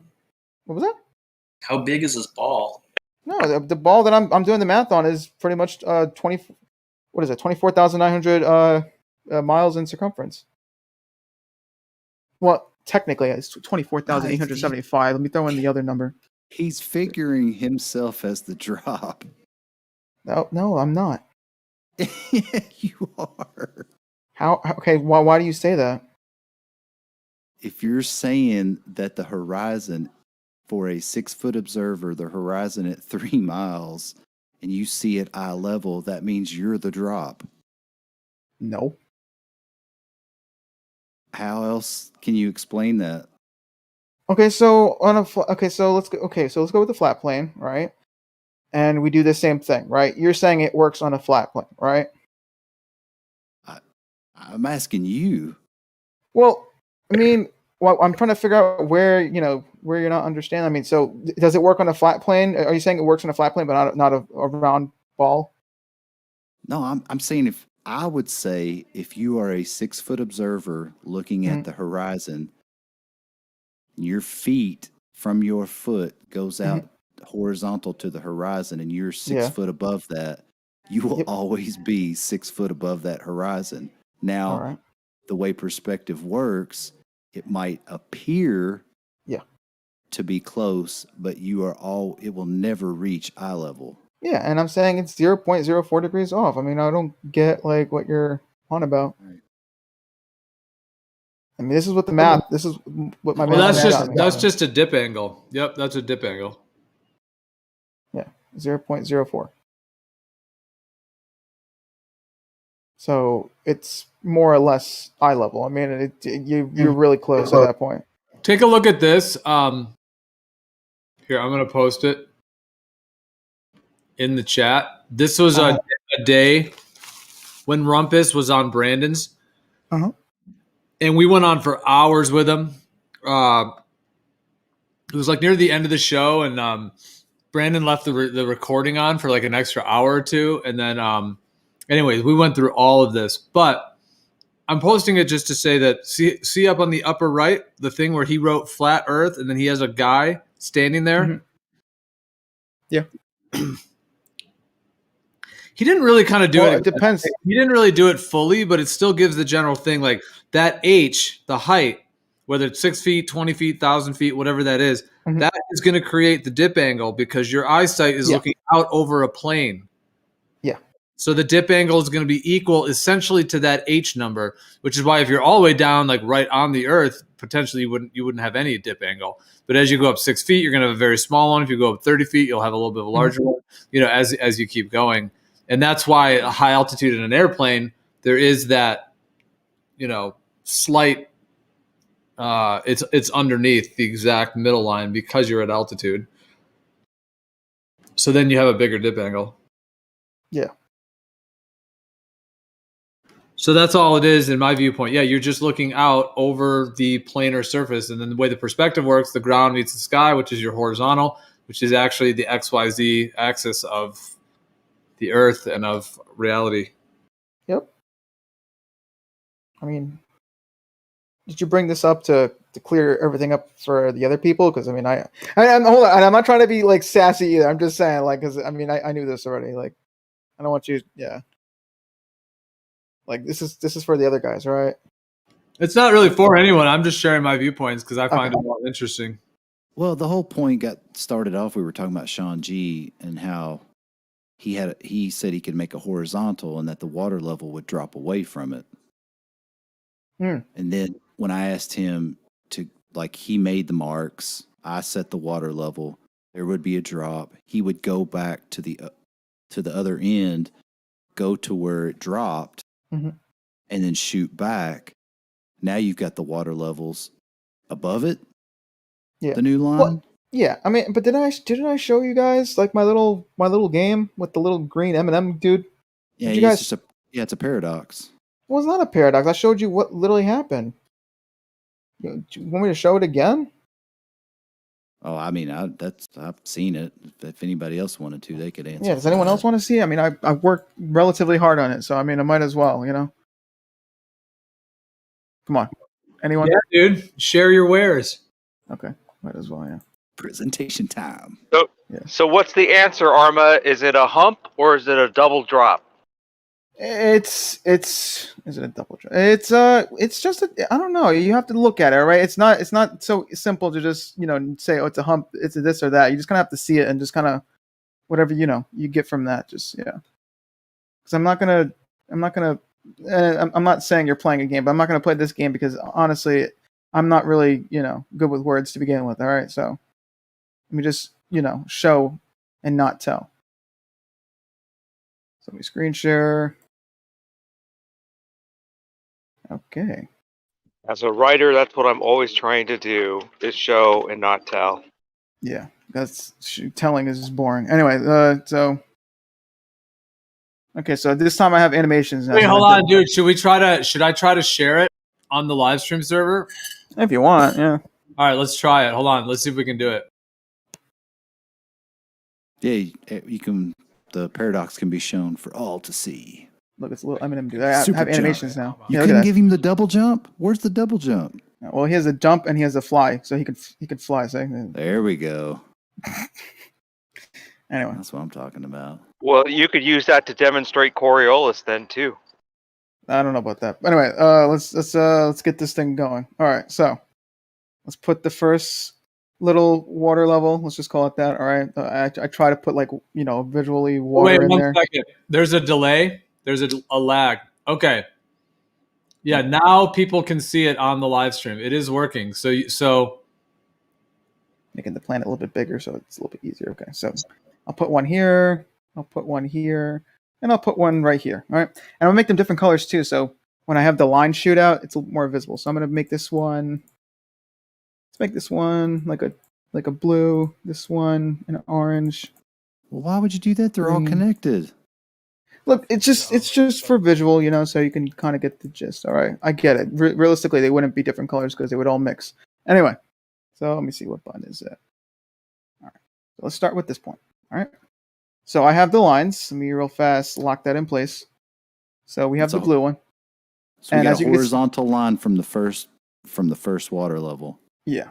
And it drops away. Yeah. So now these other lines, as you can see, this is just to show that these drop relative to this, right? So yeah. I'm gonna real fast walk from this one. So these one drop, right? So yes, and it's Sean G's example. It just seems like this from this point everything's rising, right? But the thing is, we haven't. So for this example here, I didn't rotate the camera. Right? If I rotate the camera and then I calibrate it to this one, all right? That's infinite drop, man. What do you mean? All right, to go back to what you had before.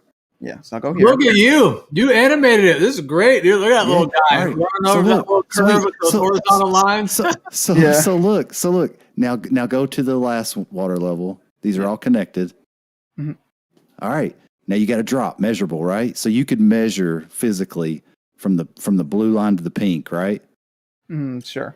Like measure tape. Like I measure, let's say it's a mile and I measure 8 inches. All right, now go to your next step. Switch that.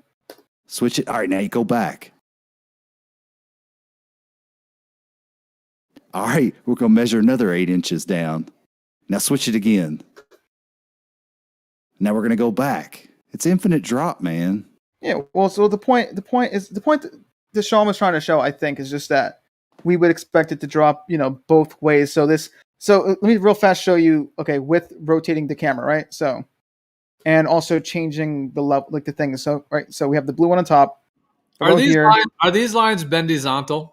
No, they're not. They're straight lines. All right, but as you see, depending on which one I'm on, right, the lines change. So the green's now the top, the orange one's now the top, the blue one's now the top, right? So the idea is that from the blues point of view, the purple one, right, or the pink one, if you want to call it, that one's the lowest point, right? And then from the pink one, the blue one's the lowest point, right? So over here, the blue one's the lowest point, right? Yeah. So going to that hump example, right? From Blue's point, from Pink's point, Blue's dropping, and from Blue's point, Pink's dropping, right? This is like kind of like the Bob and Alice thing. There is no paradox. It's just it depends. That is a paradox. Well, I mean, I'm doing it right now, so I mean, is it a paradox or? I mean, come on. That's a water level. They're all connected, man. Well, that's why we're saying on a globe Earth that the water would conform to the shape. Well, then you need to get with Sean G because he said that it will drop from horizontal. Okay, so visually, he's not saying the water itself will well, you know what? I guess okay. So look at this, right? So relative. Okay, so it's the water. That's what he's trying to measure. That's what. Yeah. He's Okay, so- claiming that the auto level is going to get him to create that horizontal between the two. Yeah. well, okay. Look, all I know is that from Blue's point, this water is physically lower than the blue. All right, from this point of view. All right, and then so on and so forth. Green is lower physically in its water, and the purple one or the pink one is physically lower than the blue one. That's all I know. And I tried to explain Sean's point. A while back, you guys kind of. But he's Can I ask you a question? Yeah, go ahead. Can I get in here for a second? Yeah, Your go pink ahead. line there. Where's that pink line A pink line right now? Right now, it's like really low. In the earth, right? It's going through the earth, through Yeah. the water. Sure. Don't you realize that is your paradox right there?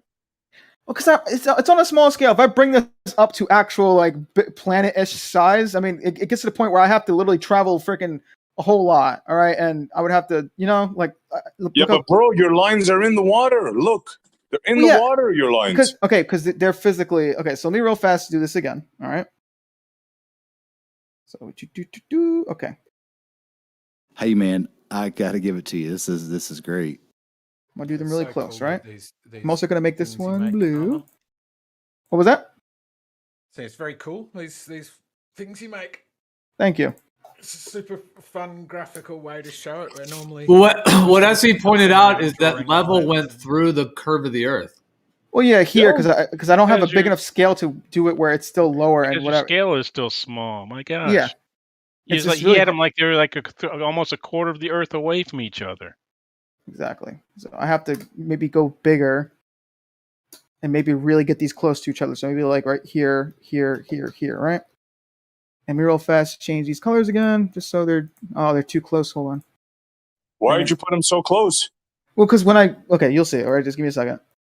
Oh shit, whatever. We'll just go with these colors. I got the programming is weird for this. All right, let me just. I'm gonna stop fucking around. All right, here we go. You're good, dude. You're not on trial. You're not on trial. You can. There we go. Here we go. You can just share it with us and show us what you got. All right, so the blue one's lower because once again the scale is weird, but the green and orange are physically lower. All right, and yet. Wait a minute, bro. Wait a minute. You put them all on the same line there, almost. This guy's look at this little guy. Yeah. So okay. I gotta give you got talent, bro. But this is great. Thank you. Anyway, so we have the green and the orange, right? Unfortunately, blue didn't, make it. It's too low. But the green and orange, they are physically lower, right? And they are, a measured drop. But bro, where are the markers? A measured drop from one marker horizontal. there. A measured drop from horizontal. So here's the second one. Here's green. Oh, my bad. Let me go back. Let me real fast set them. I need to set them. Armin, do you understand Yo, this that when kinda sucks, somebody? man. Here we go. Okay, so let's go to green. Green is physically lower, or not physically, but I mean, okay, it is, but it depends on your view. Anyway, so here's green. Here's green. You're like this little green guy. You're all over the place. Here's green. Let's go to You're orange. scrambling, bro. Yeah. Orange is here. See, physical drop. Yeah. Yeah, but you realize that that's a level. Why'd you just tilt the thing now? My bad. My bad. Now he drew all the lines above. When I caught None him of on these lines are the, straight anymore. yeah. Is this Belu the alien by any chance? No. Okay, hold on. These lines are tilting because I'm still relative to the purple one. This is showing you that there's actual dip. I'm following the curve, but there's this actual physical roundness of did this you planet. straighten out the Measured curve? This video game elevation. sucks. That's measured elevation from horizontal. How do you To get measured points? height? Here, look, I'll do it from this point. All right. Okay, the purple is the furthest away, right? Well, let's do Okay. blue now. Okay. Yeah, So- but purple is when, like, let's say you've got an instrument that they all use a level to set them up. Teleport him. Yeah, go on. Yo, it's a shitty video game when the NPC is the player. All right, look, you were just at blue. Yeah. And blue set his instrument up level to create a horizontal, and you've got a measured drop from it. Uh-huh. Because now you've got purple at a new setup, and it's a measured drop. So when you go Well, back, real it's fast. another measured. It's infinite drop, man. Well, hold on. No, So it's real the same fast. drop, two different ways. My gosh. The yeah, force sloped one way, you look the other way, it's sloped. What difference does it make? It's infinite drop. No, it's not infinite drop. The drop is the same. How do you get infinite drop? You're just going Because back and forth it's a and saying the drop is measured, physical, measured Here. elevation Hold on. change. Let me show you real fast from their actual not an level. elevation change. Let me show you their relative levels. All right, because right now I'm only showing you like how high or low each one is relative to each other, but I didn't show you guys the actual their levels. All right, But the so lines are a straight line. let me go to blue real fast. Oh, that's orange. I appreciate the effort, but the graphics on this suck, man. Give me a break, all right? I mean, I'm not like some freaking, like it's decent. All right. Anyway, I like it. the point is, all right. I was just trying to show you that I like it too. Bob and Alice, the whole Bob and Alice shit is, well, yeah, shit. I mean, it doesn't make any sense. It doesn't, that's shit. And I was just trying to also show you what Sean G was trying to get across. Unfortunately, he couldn't though, because the screen was one, too small, and two, it wasn't really a round surface. You're showing exactly what he was trying to show that he failed at. But okay, so what is the argument here? What is wrong with this? Like, what is Sean G says he's a surveyor, and I'm not saying he is or isn't. He says he is. He says he can create a horizontal over distance. Okay. And he says that you can go and set a water level up after he sets the marks, and the water level will drop away. Okay. And so what you have shown now is that when you go to the furthest water level and draw a new horizontal, that purple line is below the first one you set. Yeah. It's ridiculous. Well, that's. I can't help if you can't understand it. I really can't. Sorry. Yeah, thank you for that. Look, the point is, this is on a ball, all right. That I guess it's 2D, so really it's on a circle, but you get the point, though, all right. I don't really. Yo, can you have a question turn off like the automatic follow function? Oh yeah, my bad. Yeah, my bad. I forgot about that. Yeah. Because if you could just zoom out and have him moving without automatically following him, it won't ruin like the graphics that much. It seems to me that you straightened out the globe after I told you about those lines. I don't see a curve anymore. Yeah, because how much is 40 miles on the globe? It's about 20 feet. No, about 40 miles. So Yeah, so that's a flat surface you got there What now. percentage of the globe is 40 miles? What globe? 20%. No. What globe? Yeah, what globe? Well, that's what we're saying. You're saying it's 40 miles. We're saying 40 miles on the globe. What is the radius? Oh, look at that wizardry right there. Wow. What? The way I zoomed out? I'm convinced now. Oh, no, that's good. That's not a globe. That's not a globe. That's a circle. Yeah, it's like not even a circle. MS Paint level pixelation. Oh my! Just freaking look. Like I said before, all right. I'm not like I'm a decent artist. I appreciate the effort. I do mean, don't get me. I'm going to give you props for it. Nobody else has went this far. It's way better than anybody else has done. We usually get finger drawings on. You're better than Rumpus. We'll give you that. We usually get fingered. Like lemon drawings on paper with on. pencil? I actually have evidence for the globe Earth. Hold on a second, guys. Hold on. No, this is good what you did in this guy walks on animation. air, man. Yeah, this is good. It shows how horizontal lines don't fit on a sphere. So as you create horizontal lines, if the Earth is a globe, we would expect them to start deviating from the globe. Like, yeah, keep going, keep running. I don't know where it is. What's this little sprite's name? You just I showed vote it. Jesus. See, I vote Jesus. Demonstrating that a horizontal line See that that? they will. Yeah, it would deviating. Yeah, I can zoom out also. Yeah, I get that. Yeah, we get that. Yeah, so that's what would happen on a globe Earth, but that's you what have happens. to prove that that's happening because We it's not. can't. Nope. Yep. Nope. Yep. Yo, here's the question: how far of a distance do you need to go in order to no longer be able to jump up over your horizon, your horizontal, I should say? How far do I have to be for that? Let me see. Zoom out a little bit. Double Maybe I went a little too far, I think. The Hold answer is it depends on your race. Okay. Anyway. Look Why at all would you that. say Look at this? all that curvature. Oh my God! Look at that. That guy. He's a green guy. How far can you Damn. jump? That guy That's is measured. jumping on the That's- curve right there. That's some measured drop from horizontal. Ooh. That's a Did you turn Mario off Bros gravity? stuff. Neo. I mean, this Where was is that originally. curve? Look, I know you guys are gonna make fun of me because it's typical Glober, but this game was originally like a planet game where you jump from planet to planet. All right, so I mean, I just repurposed it for this example. This whole water level shit. That's cool, man. That's cool. I still don't see the curvature. Where's It's the curve? perfect.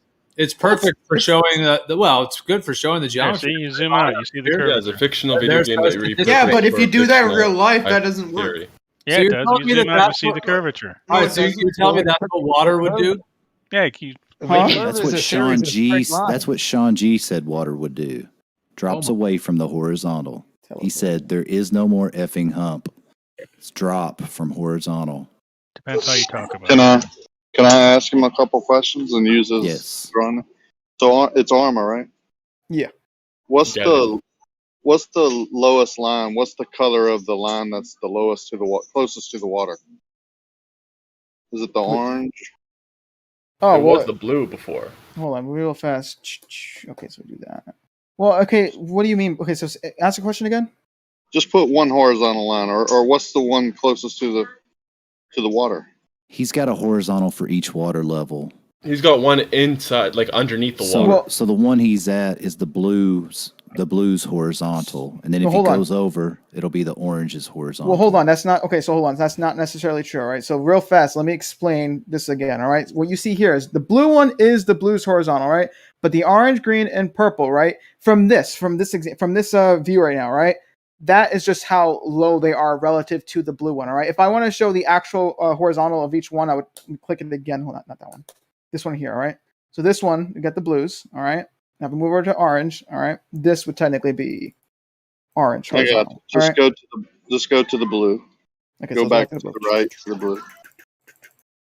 You still got infinite drop. And see that water? That would be your grade stake. The water, top of the water, or that blue line would be your grade stake. And you can go in any direction and put grade stakes. The top of the grade stake at that blue line, that would be a horizontal, and then you can measure down from those grade stakes to the water to get the drop. You understand what I'm saying? That's what a surveyor. That's what a surveyor would do. That's what I did. Also, you can notice that he wasn't able to create an actual curve, like with the place the guy is standing on. Well, he's kind of floating a little bit, but. Well, no, not that, but like the blue ground. Like if you zoom out and zoom in, you can see that it's spherical. Oop, I added but that. as you zoom into that sphere, you can see that it's a bunch of lines. Well, duh. See how? Well, no, because we're dealing with pixels. I mean, what are you talking about? So you're saying Earth is pixels? No, this is. Oh my goodness, you guys are something else. Earth, Did you Earth do is the not made out of Donagon? Is this the pixels. Donagon? You're not. Yeah, exactly. It can't be. This is the Donagon. You still have infinite drop, my friend. But what do you mean by infinite? What does that mean? You Infinite. measure drop? back and All forth right, between all right. two things. He thinks it's All right. infinite. Can you make a horizontal, a straight line? Can you create that in reality? What do you mean, like in reality? I mean, Sean G says you can physically. create a horizontal. Well, Sean G says you can. Says he can mark Conceptually. 4 or 5 grade stakes and make it a horizontal line. And when I go set a water level up, they will drop away from that physically created horizontal line. So that sounds absolutely wrong, but that's what he said. unfortunately, Sean G is not here to. It's absolutely correct. This is how you guys think. Hold on, this is how you guys think it is. How it's like on Australia. All right, this is what you guys think, real fast. This is what you guys think. I don't think that. Yeah, that's how it should be from space when you're in a from space, orbital spacecraft, and yet we don't have a single video of anything showing that. All right, Well, real fast. Let's go to North Pole real fast. Yeah, This is why what you guys can't think you the North? zoom in South real Pole, South quick Pole. when Oh, you're yeah, like? I picture Here's this. the South Pole. I got a picture of the South Pole. Here's I got the pictures of coordinates. Is it upside down? Yeah, I got a picture of the This South is Pole. come on. And if it's upside down, how do I know they didn't just flip the image upside down? I have a picture of the. When it rains there, it actually rains from the bottom up. Yeah, I have a picture of the South Oh Pole. my I'll goodness. post it. Anyway, I was Go just to your memeing fir- right now. Anyway, the point is though, that's what you guys think, but that's not it. All right. Anyway, Go to your first water level. yeah, give me a second. Yeah, I gotta this is teleport over there. This is hilarious. Hey, NASA Shield, do you actually This is believe the Earth teleportation. is a globe? You don't need to believe. It's Oh actually my proven. God. All right. So you go to your first water level. Yeah, let me go there. Now this is what the guy told me that said he was a surveyor. He said he could create a horizontal. You got four stakes. All right. So we're saying the blue line is what Shanji agreed to. So go to your next water level. Okay, we're going to the orange. Yeah. So from the blue line that he says he could create, he said, there you go. He said it would drop away. All right. Now Yeah. go to the next one. Okay, yeah. Hang So on. real fast, I'm showing you the horizontal for each one. So I'm not showing you the No. relative drop. All right. So just so you know. He told me that blue line is what he could make in reality, and I asked him if I set up a water level. He said that was what would happen. All right, Yeah, now but- keep going. Keep going. You can't create a horizontal. That's what he said he could do. You can only Stakes, ever create stakes. a level. No. You can never create a horizontal. Nope. You create a You can create a horizontal. tangent, AC a said he tangent could. point, Stop it. and Stop a level. it. That's Stop it. Stop it. He said he could make me 4 stakes with marks on them that would be horizontal. Stop it. Don't quit. My bad. Okay. Now, is that the last one? Yeah, this is the last one. All This right. is So what he said he could do. Now this is the opposite of what. Oh, that's fine. That's fine. So the blue line is you could measure from that blue line. Let's say there's a stake there, and that water level. You could measure from that blue line to the top of the water level. I mean, correct with a measuring tape. yeah, sure. Physically, you could write it down. Okay. All right. And I asked him. Now you're at the other end. You set up and make a new one, which is the pink line. Mhm. Now go back. Go back to the blue. Yeah. Remember, once again, what I'm showing you are there. Oh shit! Did I pass the blue one? Where's the blue This one? is what he said would happen. Yo, forget about what Shanji said, man. He doesn't. All right, yeah, he go can't ahead make then, great percentage. stakes. He You- only you go makes ahead. mistakes. No, he makes great. Go ahead. Evidently, Peyton Shield was agreeing with it. So No, yeah. Yeah, if you See- want to argue it, NASA, go ahead, and then Yeah, Buster can make- argue so what- against you. So what, But- what's the problem? least we'd have an You argument make with somebody a who's level present. at one point, you go back to the other point, and it's the exact same thing, only opposite. So what? yeah, but we were on the other side and we measured up. Okay, these now we are. went back and we're measuring up again. Okay, hold on. So real fast, once again, I have to state this Ridiculous. 1,000 times. So this, all right, what I had, this current setting is their relative horizontals. All right, so right, that's why the pink one's going up. But if I measure the relative like height, right, of each one, okay, then well, hold on, What's that's a not it. relative height? Like the height relative to this point. All right, so from this point, all right, everything else is going to drop. All right, that's the physical drop of the. I'm not talking of the about Earth, right? relative. I'm not talking about relative. I'm talking about he said he could make 4 lines and 4 posts. Can we try and talk to people who are in the room about the things that the people in the room are saying? Like, it's just so weird. Can we switch gears for a second? Yeah, Arm, come on. I have a bone to pick with you. He Okay. refuses to understand. Riding on eggshells, you take the floor. So then. right now, the lighting is on the right. The sun's on the right. And then he looks a different direction, and the sun's on the left. See, What's up with that? listen. All right, I tried doing that before with sprites. It does not work. You just want to flip the image. If you actually flip the shading, all right, it looks dumb. All right, this doesn't make any sense. Just- Yeah, well, teleporting suns look dumb too. But anyways, So- let's pretend that the sun is on the right constantly, okay? Okay.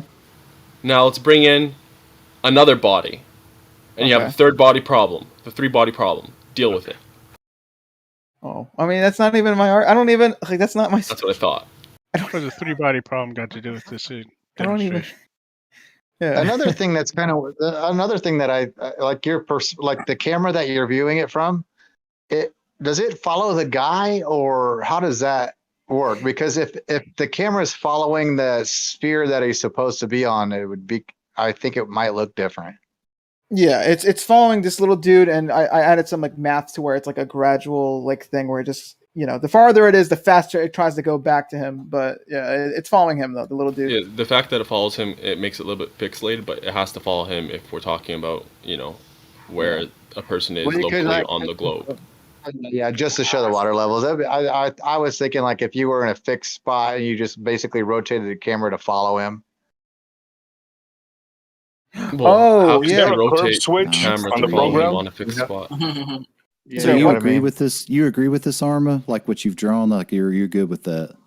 Yeah. What? There's no I mean, it works. I mean, I don't get like. Do you think it describes reality? I mean, I haven't personally seen these observations in real life, so I mean, I don't know. But Nice. I would assume this is how it would work. You know, assuming there's no atmosphere. All right, if there's no atmosphere, because my program is showing what we would see if there was no atmosphere, essentially. But Yeah, but unfortunately, Arma, we you haven't. changed it. Before there was a curved surface. Now, what did you do exactly? What? It is curved. It's just really zoomed in. See, there you go. Proof Globe Earth. Yeah, Welcome but to Globe before, Earth. yeah, hold on. But before each peg, you were showing the down. Now it just shows a straight surface between each peg. So you must have changed something, right? No, it's made it just zoomed in. No, just zoomed in and he follows the guy. Like a Yeah, different but scale before, now. hold on. Before, when the guy was going from peg to peg, it showed him the pegs dropping. Now they look equal. That's because before he was locked in on the horizontals, maintaining their position, but then he changed it so that the ground maintains its position and the horizontals are changing. Also, this planet's bigger too. I mean, because I think before the planet was Yeah, smaller. he did change the. Yeah, definitely changed the planet size. Yeah. Yeah, well, there you go. I mean, that planet isn't, it isn't a basketball or a beach ball. It's a lot bigger than that. So there you Yeah, go. but there's a problem because in your model, the curve starts at your feet, and at 3 miles, we see the hump, blocking the boat. So you got a problem here. You got a very long distance here. The other thing I noticed is it's not a curve. It steps down, and I'm not talking about pixels. It is pixels In your because- model. Because look, no matter how I zoom in or zoom out, it steps. All right. It steps down because he has it locked on the horizontal guy. Hubert globe. The pixels. See, if I lock it on whatever, then it's a very weird whatever surface. But see, I have it locked on him now. If I unlock it and I go really far, it starts becoming steps again. All right.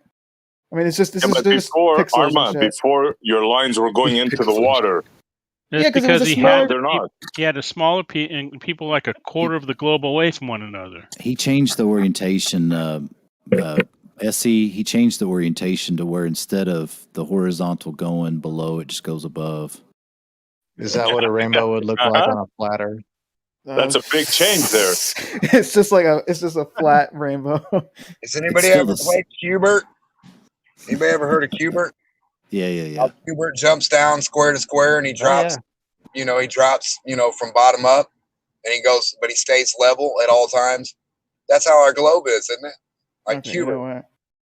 It's got a crazy vertical though. All right, we get the point. Anyway, that was fun though. But That's I don't cool. know. That's I like that you made that. That's cool. Thank you. I appreciate that. I make a lot of shit for this whole debate thing. Like I made like my own little Earth curve calculator too as well and shit. So yeah. Thanks for the show, Arma. Get in there and do it again sometime soon. Mm-hmm. Yeah, you should put the building and show how far we can walk up that wall. Sure.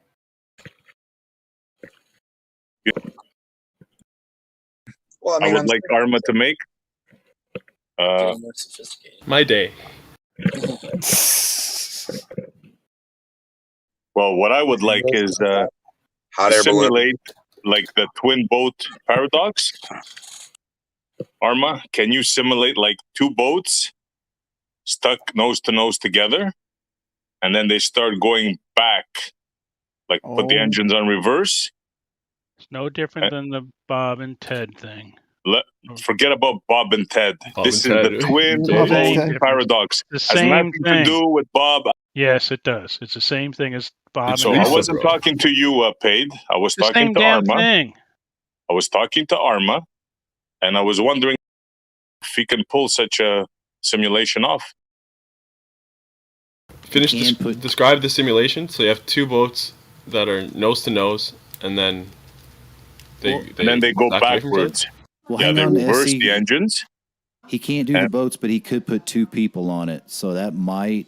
Yeah, he might be able to. Basically, two people nose to nose walking backwards. Exactly. Now, how would the ground appear to them? Let's say it's water. How would the water appear to them as they're moving backwards? The simplest explanation I can give you is just imagine like a horizon, and then to each person, the other person is just going below that. That's it. I mean, at a certain point, they're just going to Hubert. hide behind it. So there's a hump between the people. A hump If appears. you want to call it that, Yes. but they're pretty much disappearing behind the horizon, though. I mean, we could do this in like 3D programs, like Blender. Straight Huh? forward each other. How does that work? What was that?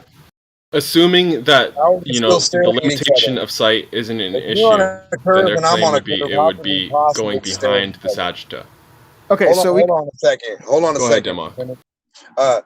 If we're on a curve and we walk away backwards, right, and we stare at each other, how come we're always staring at each other's face level? How come there's never no tilt between us? Well, we are tilting by Exactly. 0.01 degrees or something. No, never mind 0.01 degrees. Your model claims that the water curves immediately from your feet. Yeah. And it also claims that at 3 miles, there's a hump there that makes a boat disappear, correct? Yeah. So how do you figure then how do you figure your model? What would your model show? It would. What do you mean? What would it show? We would have the boats disappear bottom up. And How much tilt's in the boat? So the water would not drop in front of the two boats? And the boat wouldn't tilt? But It would does. disappear? There is. Well, there's water below that boat, right? It is that water is dropping, but unfortunately, it's dropping behind the horizon, so we can't see it. So it's dropping behind the boat, the water? No. What? Do you not understand, or are you purposely being obtuse? No, Arma didn't make sense there. No, at all. Yeah. I'll say No, that. you're Right. trying to trick him. That's why. Because you're being No, obtuse. I think maybe he just didn't understand what Essie was saying because his response was kind of nonsensical. So go ahead, Essie, lay out the context, and then maybe he could respond again. Yeah, sure. You claim that when the boats separate, right? You're saying you said that there's a hump between them.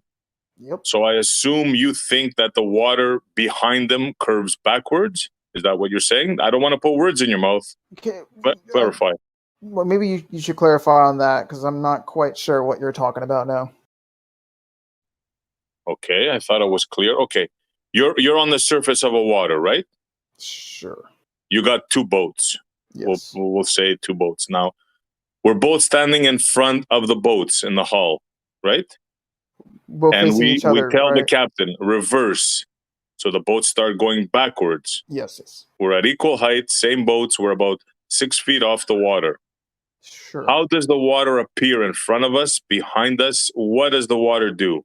So the water will more or less reach eye level, more or less. All right, like I said, it's 0.04 degrees, and so we would see a horizon more or less at the eye level, and then we would see Between the us, boats. be specific. Be specific. Well, not yet. All right, not yet. All right, we would have to go maybe 3 miles or maybe a little bit past that. But in the beginning, we would see each other, and then around 3 miles or so, we to each other, we would start to see each other go behind the horizon. All right. So the boat, let's have some clarity. So when you start separating the boats, the water between you looks flat until you reach 3 miles. Is that what I'm understanding here? More or less, yeah. It would look that way, yeah. So we got flat water, and the dip starts at 3 miles. Okay, Yes. so each boat now not really, faces backwards. It bends backwards. How does the water? What happens there? So the water there, all right, is okay. So wait, say that again. You're saying we would no? So say basically, the water is actually curving, but because you're tilting backwards. Hold on. it Don't looks answer flat. for him. Percentage. Come on, man. Yeah, What are you yeah. talking taking the about? piss, man. Let us see trick him into saying something. So I'm that not you can tricking say- him. I'm Yes, you asking him are. a question. No, you're not. You're tricking him. You're trying to get him to say something. Hey, Hey, either if be you're not gonna- constructive hang or on, stay out, hang on man. one sec. Yeah, if you're not going to add to the conversation, Well, then I'm going to mute you, especially if you interrupt me You're while I'm going trying to mute cook. me? Yeah, you don't have to white hear knight, what I man. said? Dude, if you're not going to add to it, if you're just going to say someone personal is doing something, then I'm going to mute you, especially when you interrupt me trying to tell you that. So just chill out. If you want to add more, go ahead, but don't keep doing what you're doing. You've done it several times. So let's go. All right. So, Arma, do you need more clarification, or did you understand? Well, go again because a lot of talking happened between that, and so I kind of forgot the point. No problem. I understand. Paid tends to do that. Okay, so we established 2 boats. They're moving, and we tell the captains engines reverse, and we're both in front, and you say that the water looks straight until 3 miles. Now, what happens at the 3 mile point? So at the 3 miles, more or less, that's a rough, whatever. The boats each other, we would start to go behind the horizon slowly. So, in other words, you're saying because there's a hump in the middle of both of you, the boats are actually going down, right? You're picturing a basketball now. They're both going down the curve, and you're seeing a hump in between you, correct? If you want to call it a hump, sure. But yeah, I mean, yeah, you're disappearing behind the horizon slowly. And both boats are going, well, I guess the hull would be pointing slightly upwards, right? Because they're going down the curve, and there's a hump in between you, correct? Sure. Okay, thank you. Something along that. Thank you for being straight. Yeah. But you do realize the paradox that you just put yourself into, right? Well, okay. There's well, no paradox. Listen, all right. The point is, it's always curving, right? But because of our height, all right, we could see, a decent amount of that surface before. Well, that angle change is just, we can't, see it. All right, it more or less tilts away from us. But we're talking about like point, like it's such a small, like degree that it's changing. All right, so 3 miles. Let's actually no. So if the boat is like 6 miles away, that's like 1/11th of a degree on the ball Earth. All right. So if that boat starts to disappear, let me just say this at least: we wouldn't expect the boat to tilt. All right, we wouldn't expect it to physically tilt. All right. I mean, we would, but on like a really small scale. Like we're talking about like 0.1 degree. Yeah, I understand. Yeah, but it's going downwards on the curve of the ball, right? Both boats are going on their separate downhill course backwards. Look, on the sphere. Look, I'll just maybe 3D model this one day so it's a little more obvious. But I mean, I unfortunately we can't really argue this without visuals because we're just kind of guessing. You know what I'm saying? I got a question for you. So what?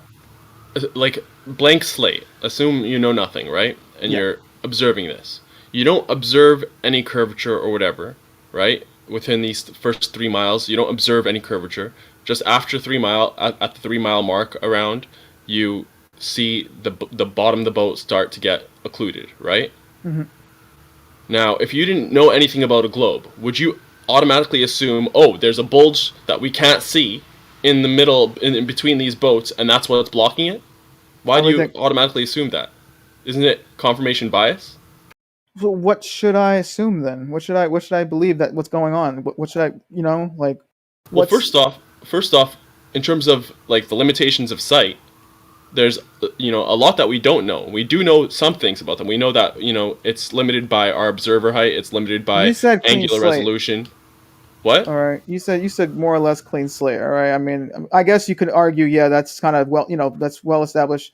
Like that's I mean, as things are moving away into the horizon, right? We know about limitations of sight. Clean slate. This is like observable stuff. So I would still think it was a physical thing, though. I'm not. Why would I think it's some kind of atmosphere or some shit? I mean, just because you're viewing through the atmosphere. Yeah, but clean slate, we don't know that. When I said clean slate, I meant from like models and theories and stuff like that. You still go with your observation. I would still think it's a observation. Physical obstruction. I've never seen anything get obstructed unless it was something physical obstructing it. But you're going to go back the next day, and it's going to be different. You're going to be able to see more of that boat. Yet the ancient Greeks figured it out. Yeah, sure they did. Yeah, they did. So he made a good point. On a different day, you might be able to see something. Then another day, it would be obstructed. So that would tell you right there it's not physical. If I was measuring it, I mean, am I eyeballing this? Or I was almost done, Arma, and then you obfuscated from the point. When you're looking through a medium, you can see things one day, and the next day you might not be able to see them. Now, what would that tell you again? Yeah, let's say you had reference points for which you change distance. Then I would say something funky is going on. But I mean, my first observation, I wouldn't, Okay, fine, good answer. With what? Funky with what? Oh, with like the light or something. So not the physical Earth moving up and down. Sure, but I mean, I would need. Okay, fine. I'm cool. That's fine. That's an honest answer. Now, if I told you as your teacher that the atmosphere and your vision were making these things happen, right? Mhm. Go to the beach, student, and watch the atmosphere make the bottom of that boat disappear first some days, and on other days you can see that boat clearly, and on a different day the boat just might blink out at a certain distance. Hell, just get a time lapse on the same day, and you could see. Yeah, all well, there's 3 or 4 different things that could happen, student. And when you go to the beach, you see those things happen. Then, as a clean dude, I swear, Peyton has to show you. Just here to do this on purpose, right? I mean, it's so obvious, bro. You're just rude. So then you would think that it's atmospheric, right? The only reason you are defending the globe model is because your authority figure didn't teach you about optics, because you never mention it. You only mention the physical Earth curve. It's strange, man. Even on a sphere, you would have to mention the atmosphere. Yet y'all don't. I think we Mr. do Rakia, actually. is the top of the boat further away than the bottom of the boat, Mr. Rakia, teacher? I would say the top is further away, but very, very little, not enough to make a difference. But what does make a difference is the angle and the way your eyes work and the way the density that you're looking through the medium works. And the distortion, hang on, I'm almost done. The more distorted part is going to be the bottom in most cases. Not always, because the band of distortion can be above, a layer above the horizon on some days. It's all due to the atmospheric conditions, the viewer height, and the angle of the light source. Teacher, you wouldn't happen to have any math if you do this, would you? You know, like equations or something? Are you meaning Are you arguing against inferior mirages? Can I quantify it? And if I can't quantify it, if I hadn't got to that stage yet, does that make what I said untrue? Well, in the meantime, though, teacher, these ancient Greeks, you know, I've looked Well, up the... hang on. Maybe answer my question. Well, in the meanwhile, teacher, these ancient Greeks Answer my question. Does it make it untrue? These ancient Greeks have math, though. Answer my question, please. Come on. Well, if you don't have any math to back it up, yeah. It's probably we know that because we know that. For inferior mirages are now untrue. If you don't mind, if I can't quantify something, that means even though you know that happens, it makes it untrue. That's ludicrous. Yeah, if you can't quantitate it, you're making up the Aether band. I'm not making up anything. I'm making up You're making up Travis's Aether band. No, I'm not. Peyton Asashil, if you look through a thicker medium, would your visibility be changed? So the atmosphere is thicker down closer to the water? Of course it is. It is. No, it's not. No, not of really. course it is. It's more dense. No, not really. It's not really. What do you mean? Man? Hardly at all. Not anywhere enough. Yeah. Can you quantify hardly at all? How much does it take? Can you quantify how much it would take to distort a distant object, sir? Yes. Can you quantify that? Yes, Go ahead. Go ahead. Quantify it. Hold on, I have How three much- simple how questions much for more Shill. thickness does it 3 take? simple questions. Yeah, So hold on, real quick. 3 simple questions. Hold on, 6 we're in the middle of a conversation, Now, bro. Hold on. to Shill. If you measure What's the the refractive index? atmosphere, Hold up. What's the refractive index of water? Water. We're not talking about water. We're talking about air. Hold up. What's the refractive index of water? Just We're humor talking me. about air. Humor me. What's in We're talking about there? air. Fine. What's the What's refractive in there? index? So the air. So the Yeah, air yeah. close to the water is enough to bend the light, but what? 2 inches above the water? How far above the water until you What's get in to the the part that air doesn't bend? directly above the water? How far? Relative to other air that's not right above the water. What's Yeah, you just in that make that air? You just Is make there it more up. water in there? Hardly at all. Is there more water or not? Not enough to do what you want it to do. Lord have mercy, you are so dishonest. No, it's not enough to do What's what the you want it to refractive do. index of air? There's not enough to do For what you want temperature it and to do. pressure. I'm What's the sorry. refractive index of water? What's the don't lie refractive to us. index You of can the lie to air yourself right above all the you water want. that has No, more you water in guys it? are just making this up, guys. It's you face it. Quantify it. The Quantify it. Yeah, How no, much it's would your, be it's your enough? excuse me. It's your theory. You need to quantify it.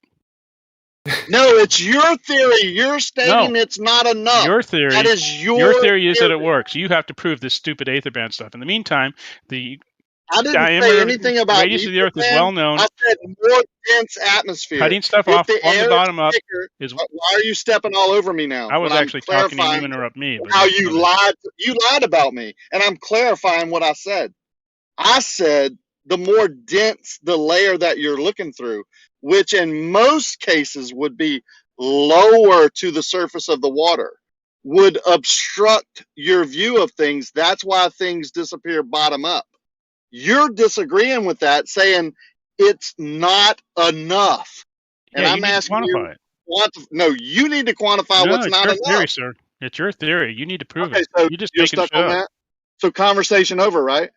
It's your theory. So Prove you it. disagree that things can be obstructed by the atmosphere? You're disagreeing that the. You're I'm saying that asking you a you are direct saying question, you are sir. saying that you're saying that the water, Don't the tell me what air. I'm saying. You are Don't saying that tell me what I'm saying. you are saying that the air closest to Do the not water say is what I'm way saying. much Don't more dense, misrepresent me. so much more dense that it can cause the Earth to curve. It can I did simulate not say Earth that. curve. I didn't say anything about Earth curve. Of course I not. said distorting your vision. Distorting your vision, so causing And it to are disappear you from the denying bottom that? up. Now I'm asking you a direct question. Yeah, I'm Do you denying that think, it works the way you say dude, it works, why sir. are you over talking me every time I ask my Because question? I ask a question and I give you the answer, and you continue to talk. You're Excuse not me. If get, you you were have not answered. derailing, you wouldn't do it so belligerently and so that Nick. people Hey, are so frustrated with you. it's dense. Okay, It's hang dense on. because of I'm the muting him. water Let me vapor. ask. Hang on. Let me finish, please. I'm done after this question. I muted him so I can get my question out so everyone can hear. It's very clear and precise. Can the atmosphere obstruct objects in the distance? Paid NASA shield. Not to the degree you say it can. Fantastic. Paid. It's more. What is the degree that I'm saying it can? Just it's not You're even saying worth that it, Rikia. you are He's not saying that worth it will it. cause things to disappear from the bottom up. So it would. The atmosphere can obstruct things.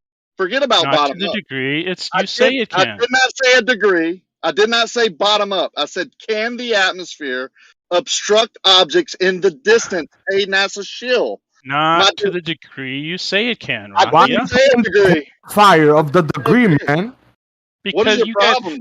the second I agree with you, you will What then is your say problem? the At what second I point did I say? He At what simply point asked did you I a say question. degree?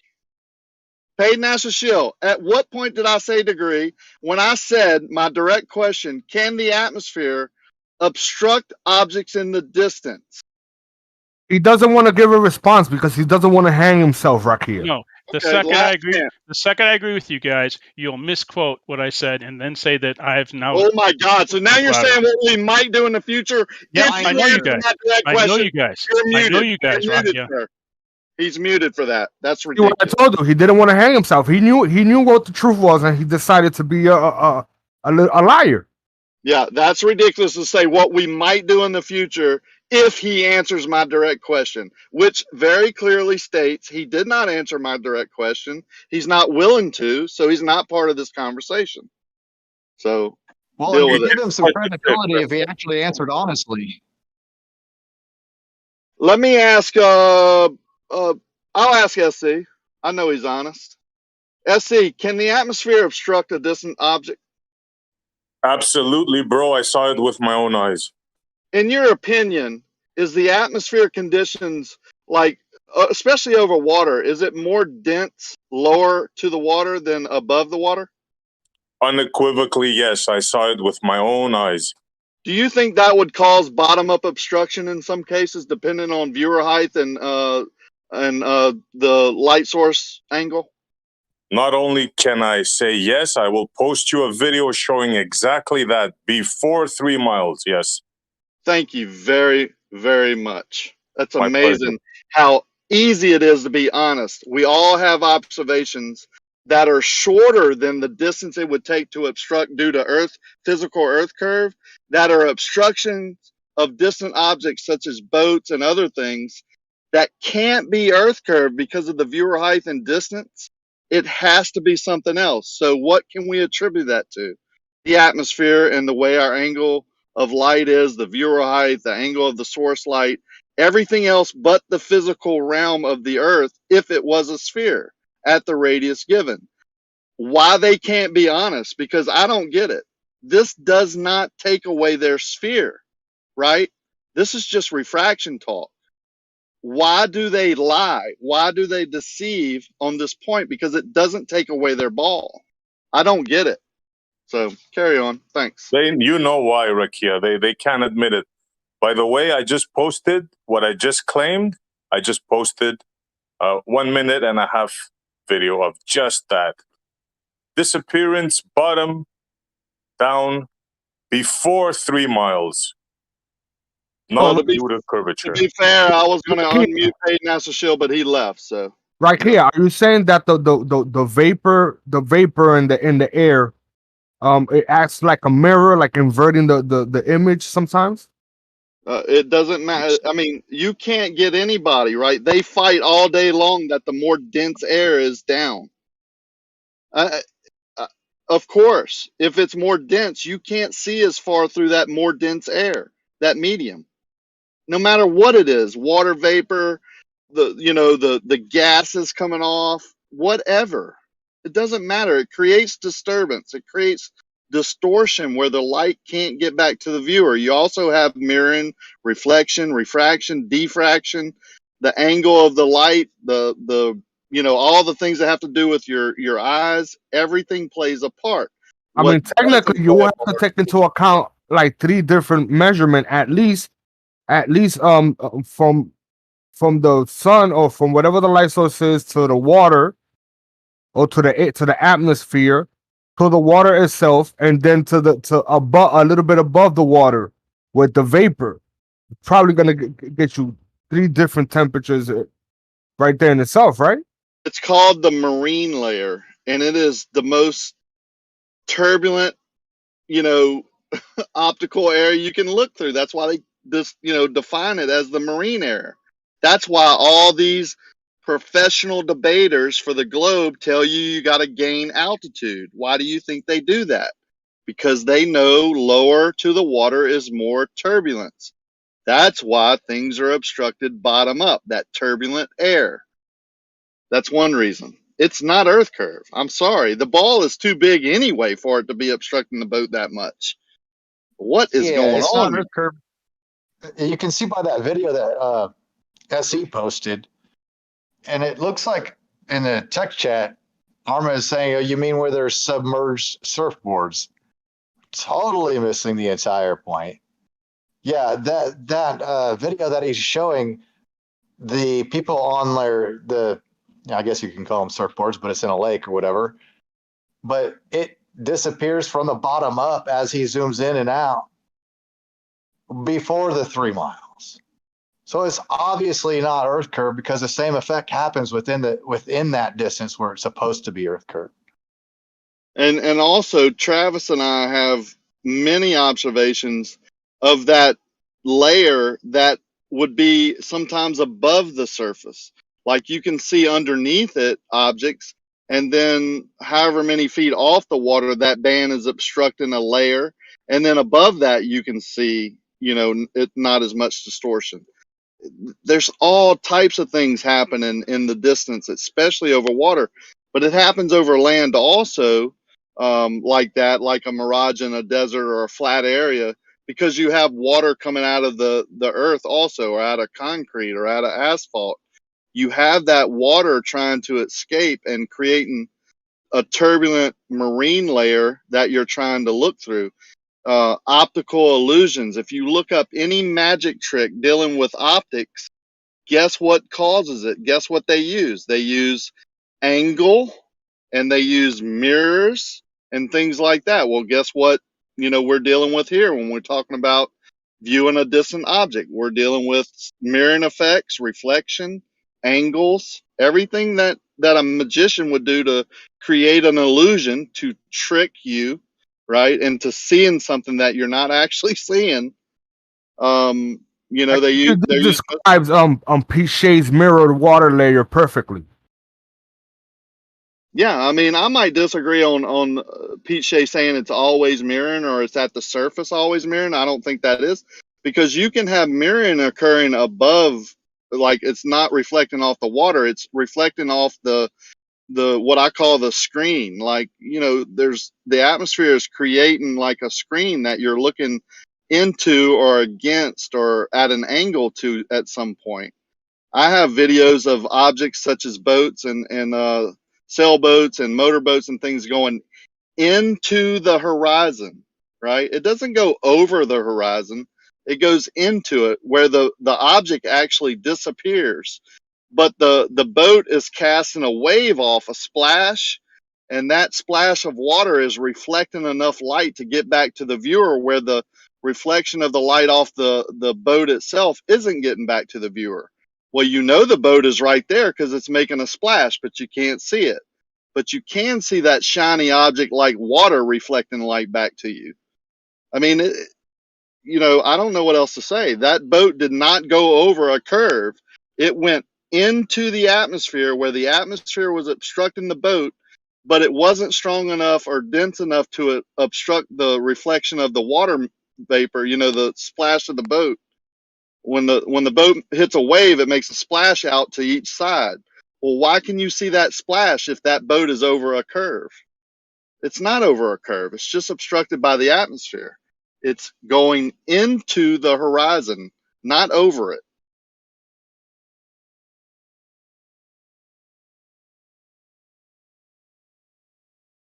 It's like it fades into it. It almost appears to disappear, like forward almost. Is that what you're talking about? It's just going into a layer where the light can't reflect off of that object, whether it be a boat or oil rig or a ship or whatever, and hit your eyes where your brain can interpret it as whatever it is. That's how it works. Well, the bottom is disappearing first because the thickness of the atmosphere is thicker down there. And sometimes what adds to it is the angle of the light is reflecting that light at such a angle where that information is going over the viewer's head anyway. You're not even receiving that information. So that's why you get that foreground appearing to rise up, and the distant background, you're not getting the information of the bottom, so it appears to sink. It compresses. It's called compressed perspective. But the foreground and the background can do two separate things. That's why you get when it does the opposite, where the foreground is appearing lower and the background is appearing higher. That's why you get the floating boats.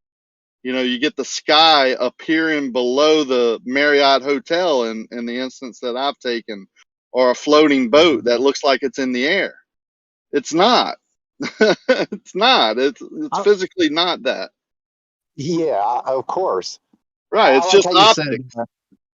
Yeah, I like how you said you're not getting that information. Yeah, that's reflected light. Yeah, I like what you're saying.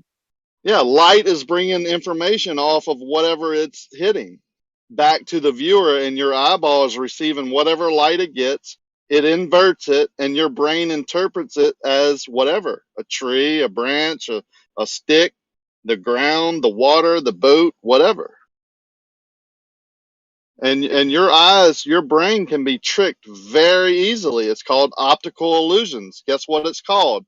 Mirage. The definition of a mirage is an optical illusion caused by atmospheric conditions. Sound familiar?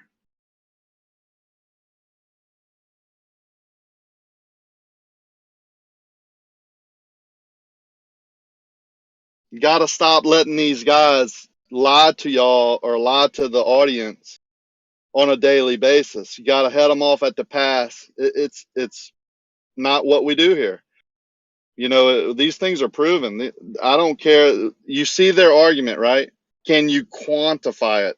No, it's not possible to quantify. That's why they ask the question, right? Because they know it's not quantifiable. You can't do it. No man will ever be able to quantify all the variables in the dynamic system that we live in that makes up the optical illusions over distance. I mean, you just can't do it. It's impossible. And any man that tells you they can with a refraction index or whatever is either trying to deceive you or is deceived themselves, one or the other. Yeah, and that's why I've kind of jokingly put it into text, though, but it's true. Is what's the equation for me sitting on the sofa? Because I don't have an equation for it, or anybody can come up with an equation, doesn't mean I'm not sitting on the sofa. Well, Peyton Asashiel is just too dumb to. I'm not. I'm gonna take that back. He's Yeah, you just can't here do for. that. Everyone knows he's here for one reason. That's just to obfuscate. Why we allow him to keep coming back, I'm not sure, right? Because he's just that's his game, right? It's so evident. He's making it so evident. It's ridiculous, right? He's not even good at it. Some others are better at it, right? They Yeah, hide the fact that they're here to obfuscate a little bit better. He's not even good at it. I think it's like gaslighting at some point too.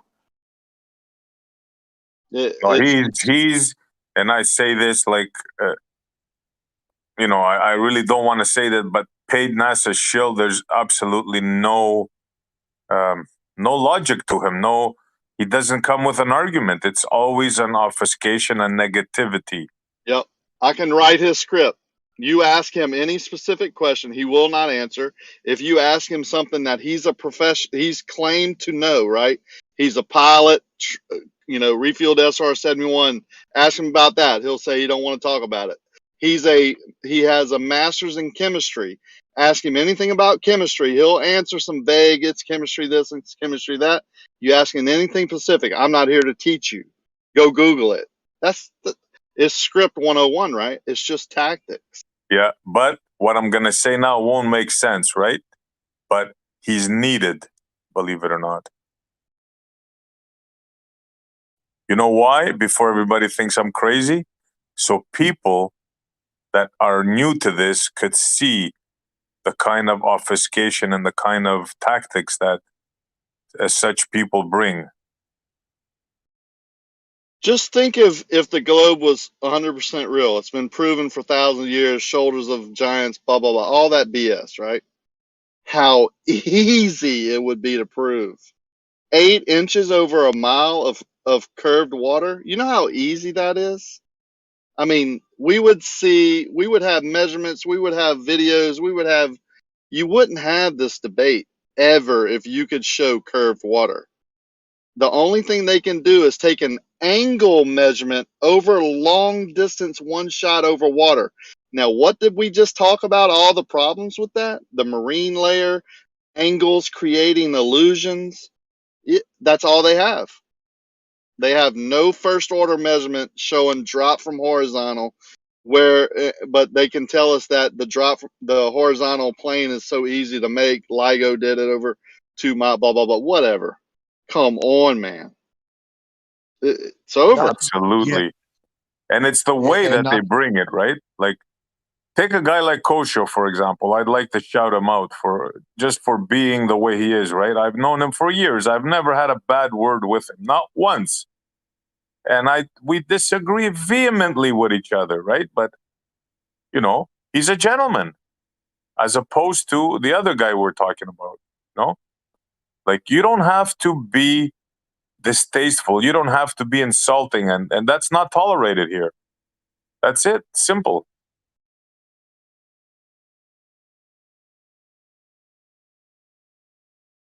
I'll just add one thing onto it, and I'll say that refraction does not change a measured distance. Makes it look funny, but it doesn't change a measured distance.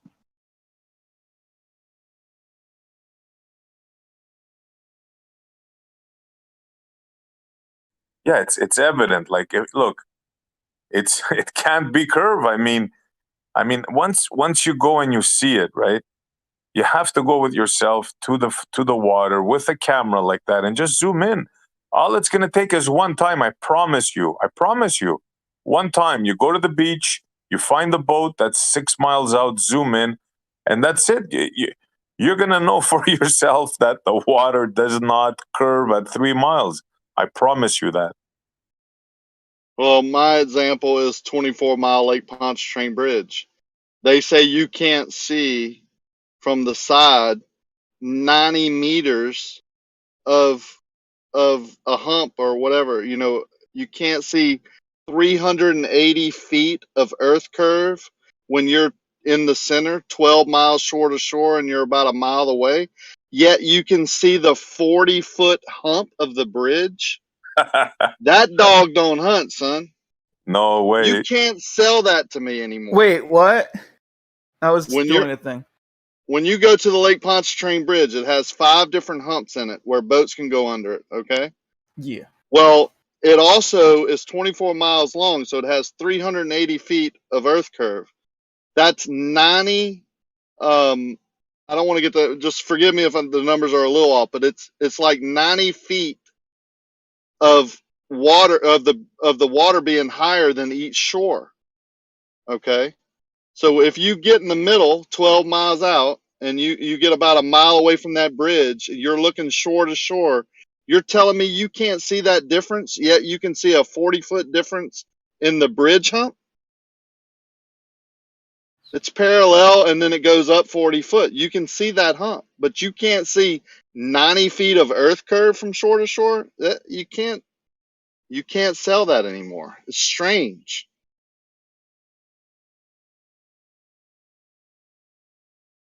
I did all this when Soundly took his auto level out there and shot the Marriott and said this many floors is missing, blah blah blah, just like B-ball still does.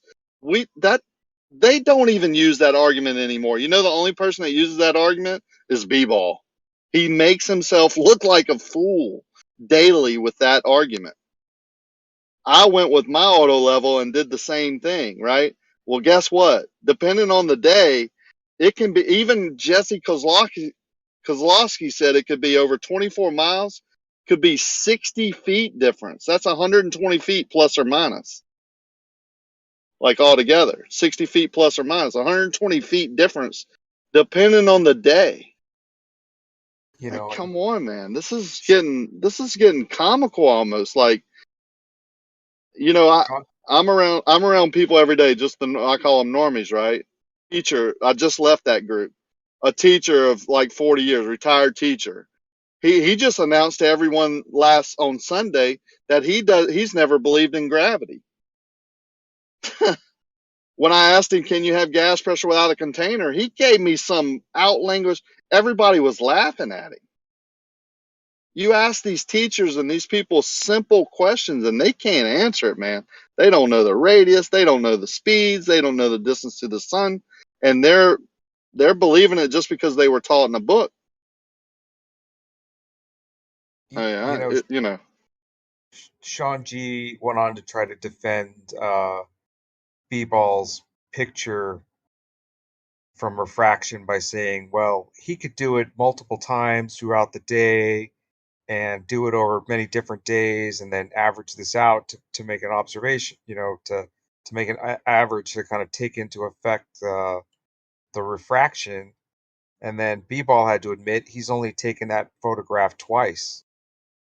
it doesn't matter though. In Hawaii, you don't have a lot of different temperature variations. You don't have a lot of drastic atmospheric condition changes. So he's going to get that constant, whatever his refraction is doing with his parameters, he's going to get that almost day to day, no matter what. The only thing that's going to change it a little bit is the sun angle, right? But if where he's taking it from, the sun is like left to right all the time or whatever, it's not at a certain, you know, like from behind him going over him, that's not even going to change it that much. So if he takes it 100 times, he's probably going to get the same shot. You see what I'm saying? Hawaii is atypical in weather. It's pretty much constant temperature, you know, during the day. So you know, the refraction really isn't going to occur, isn't going to change. Whatever refraction he's getting, he's going to get on a daily basis because his weather is so similar. Now, they have a lot of moisture in the air, right? They have the sea mist, the wind. You see the white caps coming when he's freaking taking his video. How much moisture is in the air right there just from the white caps, right? But Hawaii is mountainous, so it traps the clouds and has a lot of moisture. It rains a lot. Like, you know, it just showers here and there, but there's moisture all over. So he gets that type of a refraction constantly. Ask him. Just ask him if his weather is constant. He'll say, yeah. Yeah, I mean, Hawaii's in an ideal position for good shots. I mean, it's in the middle of nowhere, isn't it? A lot of Pacific Ocean surrounding that, so you're going to get the white cats, as you call it, regularly. Well, I would say from island to island, you're getting some pretty clear shots on certain days. But when you're in a bay like he is, you're surrounded by mountains mostly. Plus, you're getting a lot of shoaling. They got a lot of water coming through a small area into those bays. Hanama Bay, I've been all over Hawaii. So you get some huge swells because of the shoaling that takes effect offshore. You get some really deep water waves coming into a real steep cliff into shallow water. That's why you get the North Shore waves, of 20 and 30 feet. But it's just, come on, man. It's no coincidence that Soundly came to the worst place on Earth to do long distance observations, which is Lake Pontchartrain. It's great because it has a parallel bridge, but it's terrible for refraction. Like, it's salt and freshwater mixing, it's hot and cold water mixing. There's an airport nearby, there's 2 interstates, there's a big city on each side, pollution, there's about 50 oil refineries right there. I mean, come on, it's the absolute worst place. It's not natural enough. Is picture it's not natural enough. And you get it I call it. Yeah, well, you get it the Soundly angle is what I call it, on a parallel bridge or power line, and you're going to get that optical illusion. Also, his picture that he sent in with the bridge to all the papers as Earth curve and this, that, and the other is not a single picture. That is a picture taken from the 15th story of the Marriott through double pane glass, through a telescope with mirrors, through a lens of a camera. Hello? At that certain angle, right? Well, you can go down the street about a quarter of a mile, change your angle a little bit, get about the same height, and take it with just a normal camera. I took a video during a winter day that was crisp, and there is no curvature. He's tricking you. He's either deceiving him. There's no way he doesn't know that. He's deceiving people on purpose. Well, he's also deceiving the ballers that go along with it. Yeah, absolutely. They use his pictures all the time, even though he's not around anymore. Why didn't Soundly go a quarter mile to the west on the South Shore and take the same angled picture? I mean, why did I have to go do that? He was there for 3 years, for goodness sake. And he took every picture at the same angle? Come on, man. That's laziness. No, that's not laziness. That's dishonesty. deception. Yeah, that's deception. And then to get on film and say, "Oh, I've shown all this and all my data and all," yeah, from the same damn angle. And go 15 miles away to the power line on Interstate 10 and take it from the same angle again down a parallel structure and go, "Oh, look, there it's doing the same thing." Well, he's 30 feet off that bridge right there, that interstate. It goes into a curve and it ramps up as it does it. You're about 30 feet off the water, and that power line's only 18 miles long, I think. What curve are you supposed to see again? From 30 feet off the water over 18 miles? Isn't that one of the longest bridges? It's one of the straightest, longest bridges. It used to be the longest, 24.6 miles or something, but there's longer bridges now. But it's parallel. It's 2 different bridges next to parallel to each other, but at the same elevation. The only difference is that they use 3 pylons on one and 4 on another. One of them are straight up and down vertical, and the other one's like at an angle. So that creates a different illusion too. Angle, just remember, angle is not your friend. Angle is an illusion creator. So you get at a certain angle, yeah. That's why you can't live on a ball, because it's not level, it's angles galore. Whatever. If we were living on a sphere at the size given, Soundly's picture would not exist. Yeah. Just Let me see. Let me see his picture. Let me see it. Give me the picture. I'll put. Also, you're like starting to like slowly turn into a robot. I don't know what that's about, but yeah, I don't know if anyone else was catching that. Like likewise, it was like going like all like gargly and shit. No, okay.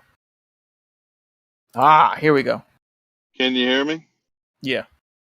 Do you see the quote, the text under that picture where I asked Soundly a question? I said, "Is that a single photo?" He texts back, "No, it's a stacked photo of multiple raw photos. It's post-production." That is crazy. Yeah, he Why would you sold do it that? as because he's deceiving. He sold it as a single photo, right? Everybody will defend it as, look at Soundly's photo. It's not. It's multiple raw photos stacked together showing how compressed perspective and barrel distortion happens, especially when you stack the photo. You stay stacked one more time and I will mute you. Try it. I'll mute you back. Well, that's another thing is why pictures aren't proof of anything. I mean, pictures are pictures. Well, that looks okay. like a painting. That looks like a painting, man. Well, hold on. So by stacked, it's just like you're just kind of like lining them up or whatever, and getting a bigger picture or something. Like, what are we talking about? It's not a photo. It's multiple photos put together to enhance the color and the the clarity, right? Oh, is it like that thing they do with like the planets where you have a planet and then you do the stacking and then it's clearer? That whole thing? Yeah, stacking is not going to make the shape any different. It's going to increase the quality of the colors. What does affect the shape and all that is the angle you're at, the time of day. Remember George saying the afternoon is the worst time?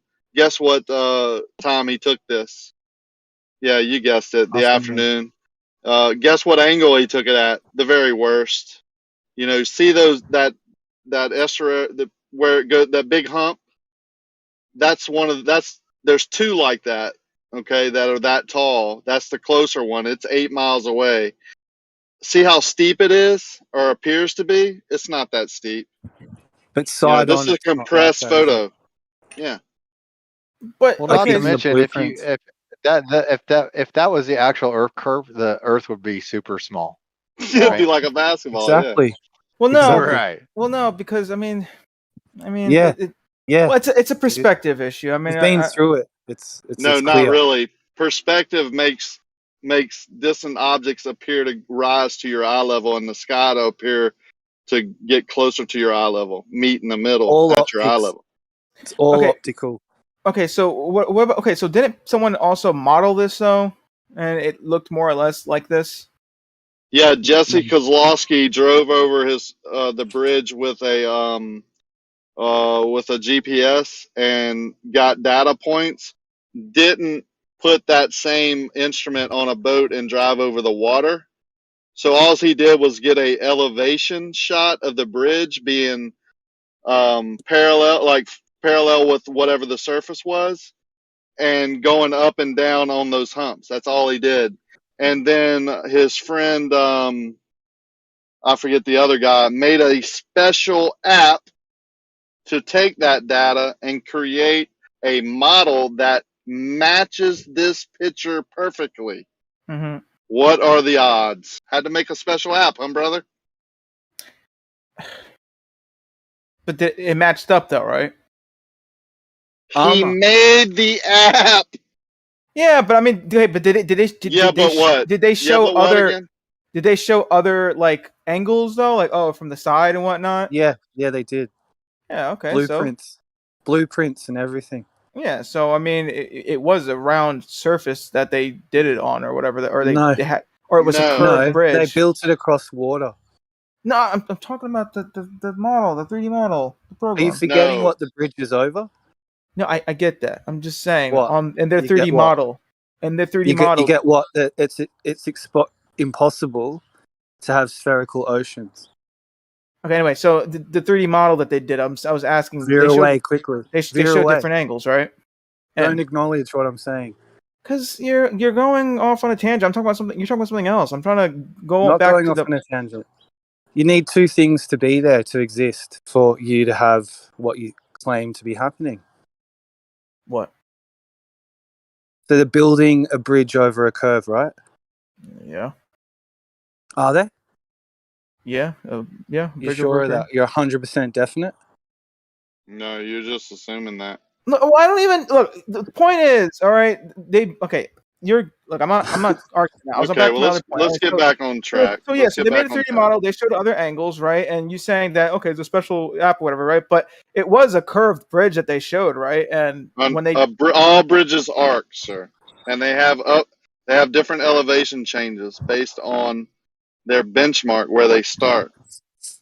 I mean, I don't know what else to tell you. See the power line I posted? Do you really think you live on a grapefruit, or you think that's an optical illusion? No, okay, so it's a weird perspective thing, all right. It's how So not Earth curve then.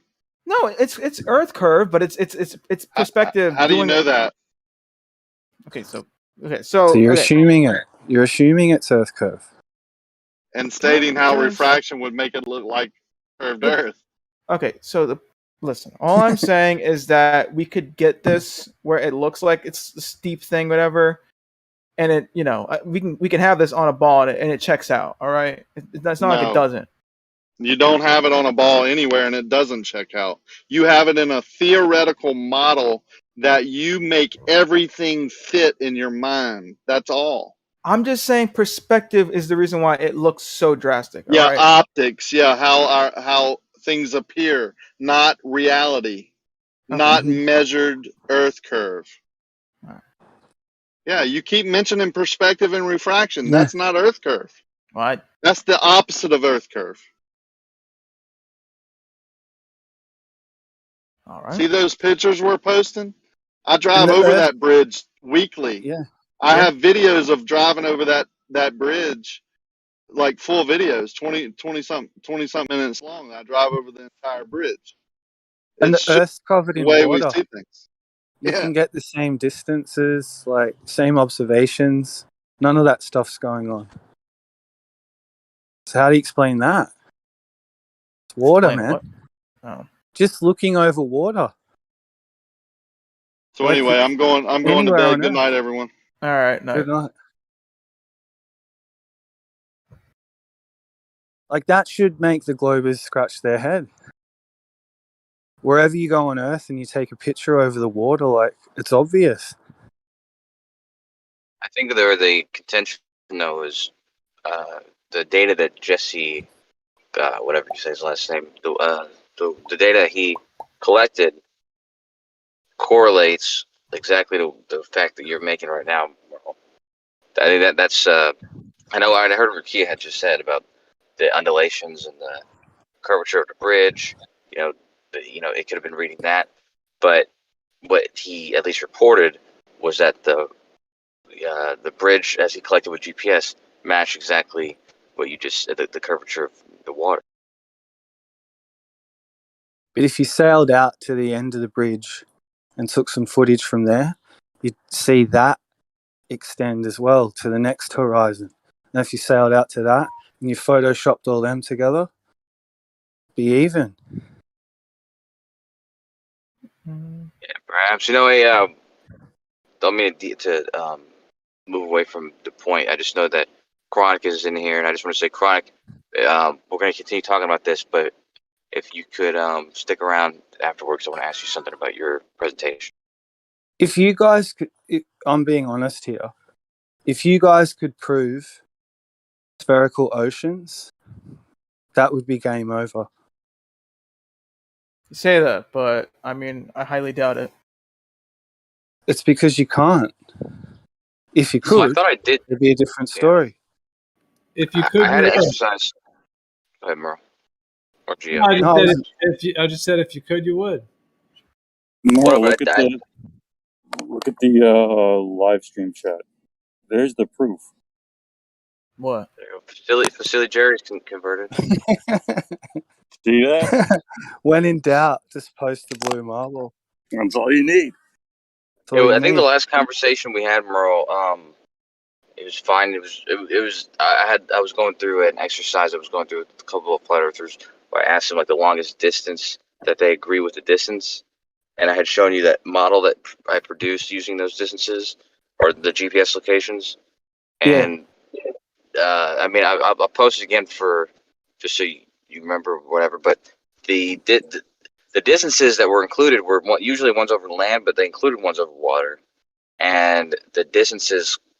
They confirmed the distances. Or sorry, the model that I produced confirmed the distances that it was showing, including distances over water. So, like Hawaii to America, the correct distance is a curved distance using those coordinates. So, Yeah, can I'm you not sure. send some of those, like some of those, like the triangle ones, if you have any of those too? I mean, assuming that's not what you're talking about, but if you can. Because I wanted to look at one of those. So you're saying that water defies physics? Oh my god! What? I would agree with you if you include a letter in there. An N defines physics, because I think that the way the water defies is defined. D I know E you said F defies. Y. Oh, it's this. Yeah, because I was asking flat We earthers can prove just this. to give two distances. Go We ahead, can Mr. prove that water is unable to support itself and make shapes on its surface. Even waves collapse. They don't just stay there, do they? But I think even without gravity, like even if you aren't talking about gravity and you're talking about a different force, I think it can be proven that what you just said isn't true. In the case of like water in a comet vomit, they've shown that water can form around a GoPro or whatever it is they put it around, and it will conform to the surface, and it will support itself. Mm-mm. Not if there's forces pulling down. That's not going to make a sphere, is it? No, if there's a universal down, but we're not talking about If universal anything, down. it'd add to the weight of it being flat because it's being compressed. Yeah, if there's a universal down, then sure, but that's not what we claim on a boulder. So I don't know why you sure? guys keep bringing it up. Okay. All the central vectors pull to the center. Yeah. From underneath the water. So there's forces pulling the water from underneath it and from up above it, atmospherically. Compression. Okay. That would flatten it, right? Wouldn't make a curve.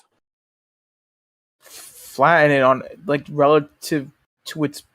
It's not going to be flat the entire way, though. I mean, it's like a press. It's like an invisible press, just like. All right. Anyway. No, I'm wrong, am I?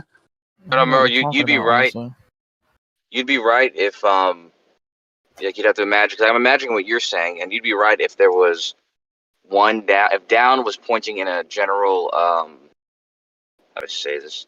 Like instead of pointing at a point, pointing at a line. If there was a line or a plane that down was always pointed at, then what you'd be saying was true. That that line that was pushing at that plane would be flat, and everything above it. So basically, these two forces acting in both directions would flatten something. But if you didn't have a plane that it was pointed at, and you instead had a point that all these downs were pointed at, then all the lines pointing at a point would go around into a sphere, and if the pressure was pressuring from above, it would create a sphere. So it's just two different. It was whatever down is defined by will determine the shape of the object that you're talking about. It's selective.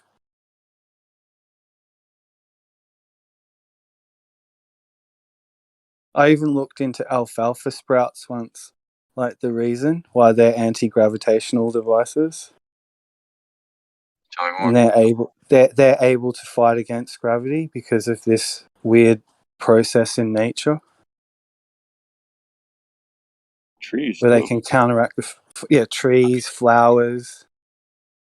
I mean, even they face the sun. Humans. Well, yeah. We get taller too.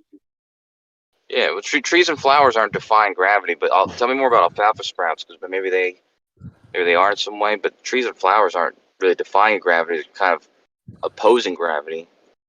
But, so is everything. Well, I guess how strong is the gravitational field really, and how strong is an alfalfa sprout? Well, the strength is defined by its weight, basically. So that's really the strength for any given object. So the more weight you of have, gravity on you is your weight. the more it affects you. So that's like how they get out of it, right? No, I'm saying that it's embodied in your weight. So that's what your weight is. Your weight is literally that strength. So the strength that about gravity is ants? acting on you is your weight. So they Ants say. are super strong.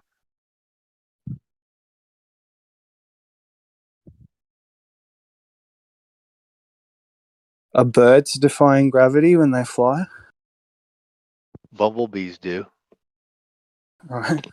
I would just use opposing, just because like defying is almost like it's one or something like that. But opposing, because it has to do work constantly to oppose it. So defying it would, at least to me, imply that it's won that battle, but it's constantly having to do that work to oppose it. How about a helium balloon? Yeah, magic. Subject to gravity. Yeah, I always, like I said, this is going to be a disagreement, but I personally think that buoyant objects are being exposed to gravity just as much as the medium they're in. It's just the medium's winning. So if something's buoyant, it's because the medium has more of a strength. The force of gravity is stronger for that medium than it is for that thing that's just placed.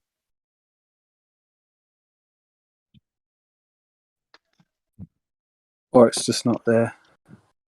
And you don't have Well, to if it worry wasn't about there, it. then the helium balloon could go in any direction, right?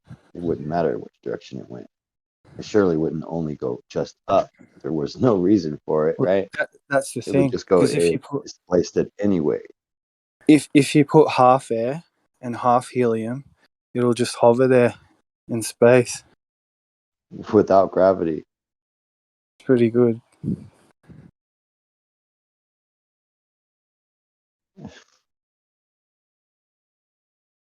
I mean, that makes sense to me. Not to me either. It's all about balance. If you've got too much of, if you've got scales, if one side's too heavy, the other one's going to yield. Yeah, red apples, and then you have green apples. Therefore, we win. Gravity doesn't exist. Not in the way we've been told, anyway.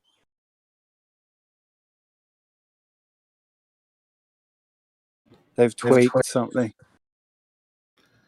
I hope someday we all can be under the stars, maybe at a bonfire. Here we are. At a bonfire, and just talk in person, and just like, boom, right there. Ta-da. That would be awesome, bro. That would truly be awesome. Most of you guys are in California.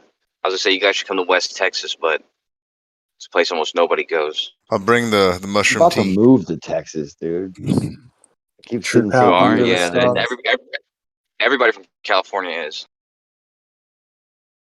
Either Florida or Texas. Whoever stands the strongest against these mandates, I'm going. Kosho, Yeah, have you ever met anyone from this community?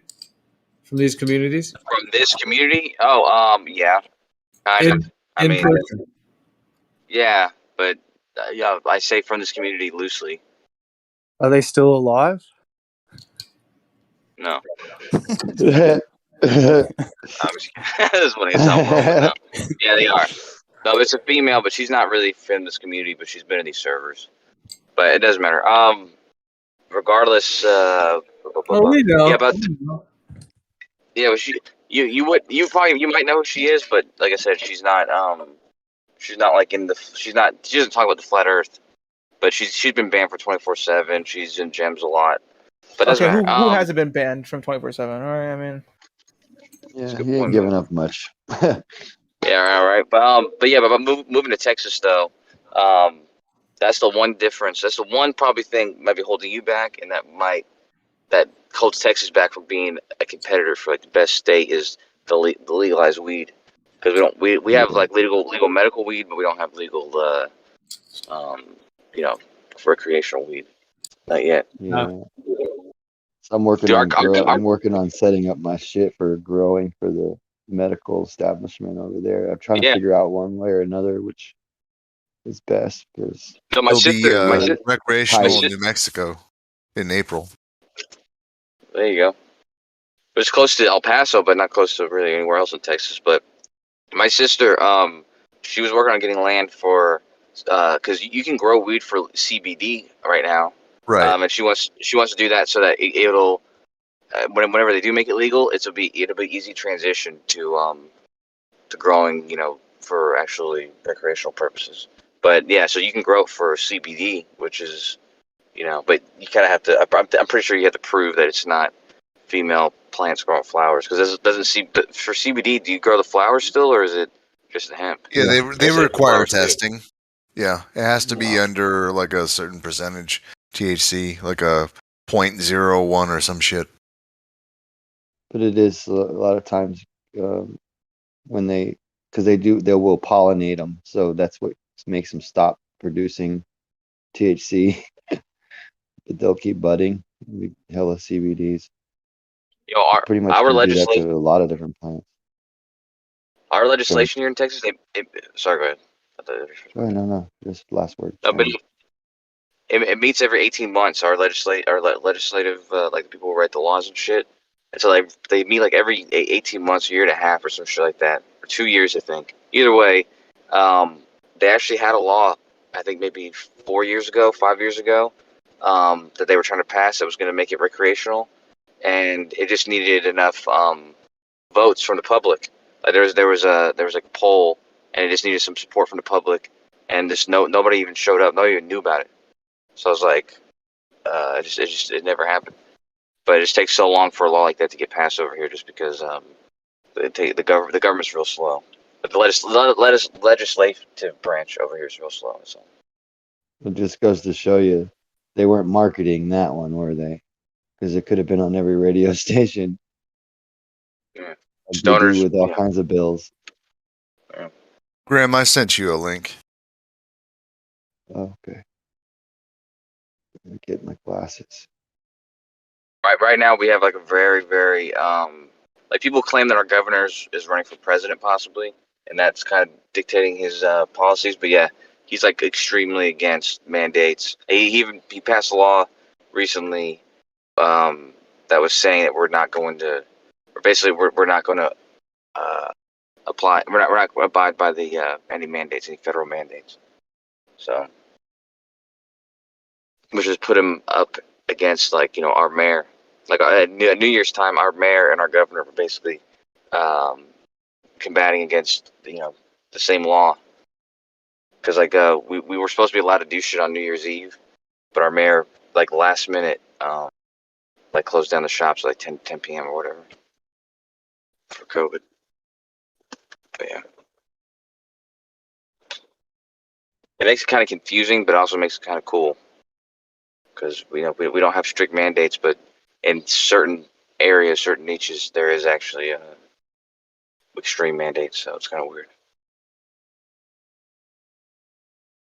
Yeah. I don't know if you've been in Austin recently, Riggs, but have you been going on a lot of mandates, Kojo? You know it, man. Is that what I was hearing? You gotta make the bucks. That's how you make the big bucks, dude. It's like $20 is $20. Yeah, that's right, man. What's the question? We're trying to figure out how Coach Show seems to be into looking for mandates. Dates with men. Oh, dates Date with with a men. man. Yeah, mandates. Yeah. Oh man, that's what you meant. Or he's in the right city. Mandates. Yeah, dude, I saw this dude not that long ago. It's just kind of because I'm not I don't have anything against trannies or whatever you're allowed to call them, but there All was right, Dave this. Chappelle. Yeah, I know. There's so many people who hates it, but he's obviously it's the same way, dude. I'm not against transgender or Bruce or Michelle, whatever Jenner, whatever you want to call them. Yeah, just keep I it out just of my don't. face. Don't swing your cock in my Well, see, face. That's all I'm asking. I'm not even that far. I just don't think.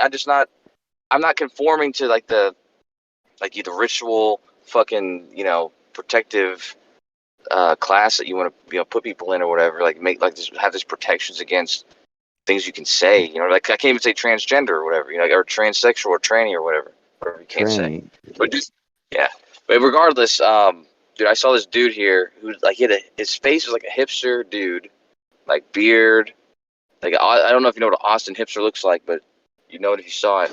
And that was his face, but he had like a pink dress on, like a little girl. It was very weird. It's a weird sight just because it was a mix and match.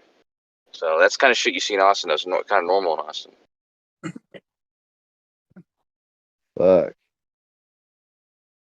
We had a dude run for mayor that was his name was Leslie. He was like a not transsexual, like a transvestite hobo looking dude. He'd like wear like G-strings and Somebody needs to slap these people, man. This is just even women don't act one around dressing like that. It's like way overcompensating. It's weird. It's like too much. He was a pretty slutty looking homeless.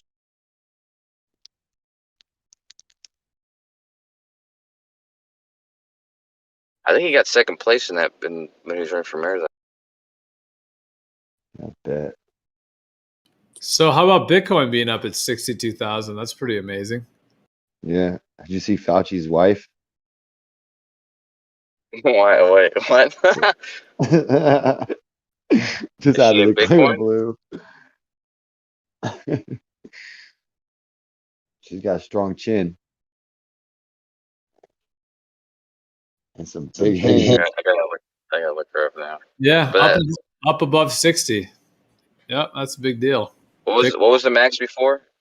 I think it got to 65 at its peak last time, but this is the closest it's ever been back like above 60 since then, and that was a while ago. You got a lot invested right now, man. My brother has so much money like invested in them. He has it like in a account that he can't touch for I don't know how long, but he did that a couple of months ago. So he just agreed on like a long-term investment. But yeah, I mean, it's very volatile. It's nice if you're in it and you get lucky and stuff, and you're in it. If you were in it before and you're in it now, you definitely made some money. So yeah, I mean, hopefully it keeps increasing for those people. But I mean, there's no guarantee, right? Like there's not even any confidence in it being guaranteed. You know what I mean? Yeah. It'd be very nice. It's likely it could, because people say 300 grand by the end of the year. People were saying 100 grand by the end of the year. Now they're saying 300 grand by the end of the year. End of the year is like a month and a half away. Oh, I don't think it'll be that quick. I think it'll probably tap up into the 70s, probably come back down, maybe even touch the high 50s again. And then it'll probably get up in the 80s, and then there'll be another regression back to the 60s range. And you know what I like about it? Keep creeping on up there. Just crash tomorrow. Well, I think it is a real decentralized blockchain, Bitcoin itself. So I do think it's doing its thing. It seems unhackable as of yet. I mean, you can hack wallets. That book, How to Make a Mint, written by the mathematicians that worked for the NSA 20 years ago, described all about how to hack that. It's in the book, in the 256 hash. Everything that they talk about in that thing describes how they can force hack it. They can. They have. I think it was some tech magazines talking about how they already read the signatures from outside the home. They don't even need to hack into your actual system. They just read the magnetic signature from outside. There's What's the book no called? how to make a mint.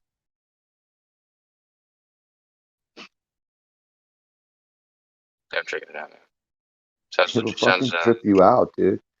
Because 20 years before Bitcoin ever come out, they already made Bitcoin, the NSA. Then they try to tell you some Hashimoto Magahati, whatever the fuck, some fucking dude did it. It's just nonsense. Go ahead, get on this, get on board, all aboard. Government rollout. Get rid of your cash of a blockchain where everything can be monitored. That's interesting. You have that perspective. I don't see it that way myself, but I do hear where you that's your viewpoint on it. Oh yeah. Well, I mean, at least with cash, bro, you know, you and I can do things outside of government if we want to. Well, like I think Bitcoin was an authentic like insight from the angels, like from the actual angelic side, and the government, the government controller. Hold on, let me just finish real quick. And then the government controller people are just co-opting it and trying to hijack it, which is what they do. Well, they presented it. I mean, it was them.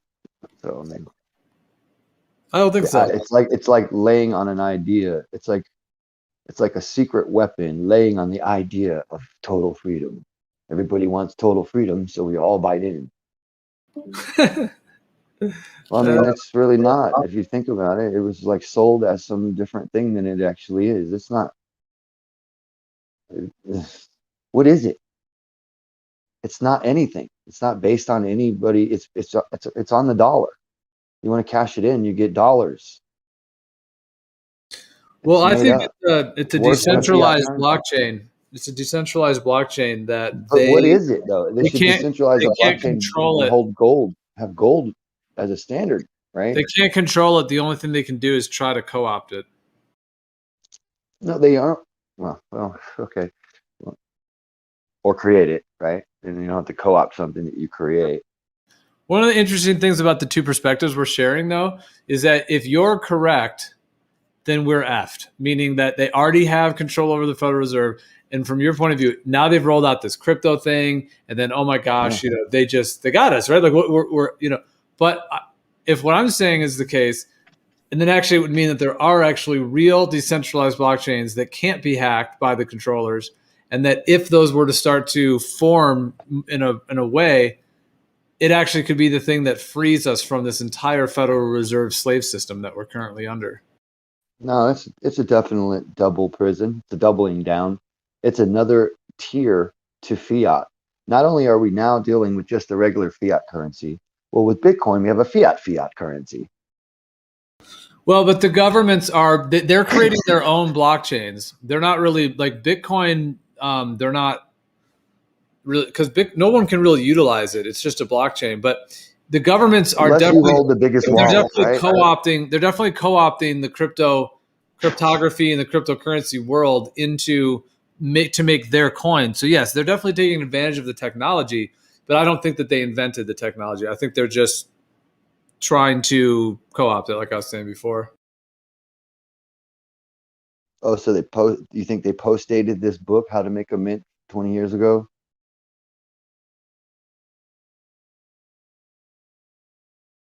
A mint of what? They talk all about it. How to Make a Mint, the title of the book. Right, but what kind of mint are they referring to? The NSA is talking about the 256 hash and blockchain currencies or technology. Oh, okay. It's crypto coin. They were literally talking about this 20 years before we heard of it in the public. They wrote a book, these mathematicians, and already described how they would implement certain things. It's all in the book, man. When I saw the book, I was like, holy shit. I suspected this, actually, that the government created this in order to keep a better eye on where the money's going digitally. And then boom, poof, there it was, as if I manifested the shit. Yeah, well, it's interesting. I mean, I definitely have a very different viewpoint on it, but I do hear where you're coming from. It's usually only the people who think that they can't be fooled are the ones that are getting fooled the most, right? They're like, this has got to be angelic, and this has to be, and I'm going to be skeptical of angelicism, bro, when it comes to this type of stuff. Because wasn't the devil an angel?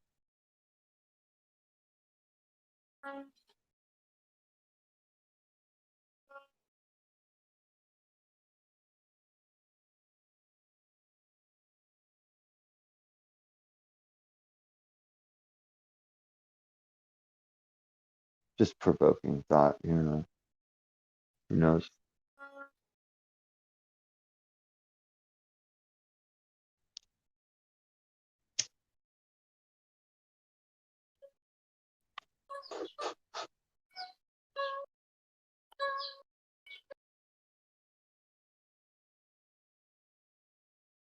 Merle, do you have any investments, Merle? I used to. Then I kind of just thought the world was going to end, and I gave all my money away. So I'm kind of at square one, but I'm cool with it. Investment itself. Thinking the world's going to end, so you would invest in giving your stuff away. Yeah. That was a failed investment, though, so far. But it's going to end one day, so. I think I just got in early. I'm ahead of my time. What do you think about that the thing? market. I cornered the market. I said, it's going to be cool. Whatever happens, it's going to be cool. You just got to look at it like that. Honestly, when this COVID stuff started hitting, it was the end of the world as you know it. Yeah. It does seem like that sometimes, like this, instead of this being like a short-term thing or something like that, what if this is like the beginning of a new what do you mean, what if? Dude, 2 weeks to flatten the curve. Is it 2 weeks up? 2 more weeks. Is your 2 weeks up? Hell yeah. We flattened it. Yeah. And then what? They kept on drilling, didn't they? And people kept on sucking it up. The globe has been fully dissolved at this point. It's just like kind of a river of liquid at this point. Level liquid. Level water. That's pretty much what was happening. I mean, the globe Earth is just deflating on itself, and then the mystery is now upon us of what is actually going on. Yeah. Exactly. Is that really what's going through your mind when all this stuff is happening? Absolutely. It's the core foundation of all of it. I knew Flat Earth was, I told you guys, man. This shit was going to distract you from what's really happening all over the place. I said this 6 years ago.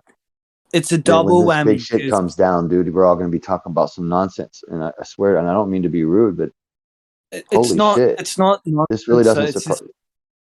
It's perspective, Grim, because that's what I like about Dell's message sometimes, because he'll say the Earth, right? That's the room. So they don't want anybody questioning the room itself. It's all about what's going on in the room, right?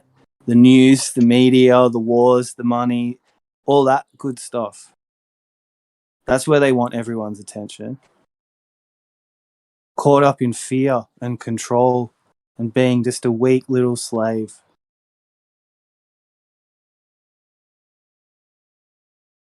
Right, So paying attention just to say things fuck that don't. and Yeah, take your arguing mind about back. things that doesn't matter to them at all is all they need you to do, so that you're not actually focused on their agenda, stopping them.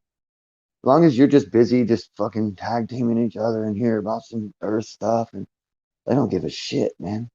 They're happy for that. You're not focused on the other stuff, the stuff that's, you know. I would say everybody's. I mean, there's a lot of people That's focused what on all happened. kinds of things. I think it just depends on what one's interest might be, or one's if they have a passion to share some kind of information. But there's so much going on in the world right now that, yeah, there's many different layers and levels going on the physical and on the Earth itself, and we've been even more restricted now than ever before. So that's for sure. Well, it's this medical tyranny that I'm talking about that is affecting every single person on the planet right now at this very moment. We talk about that on this live stream, though. See, you've succumbed to not allowing yourself to talk about a thing that is affecting your life.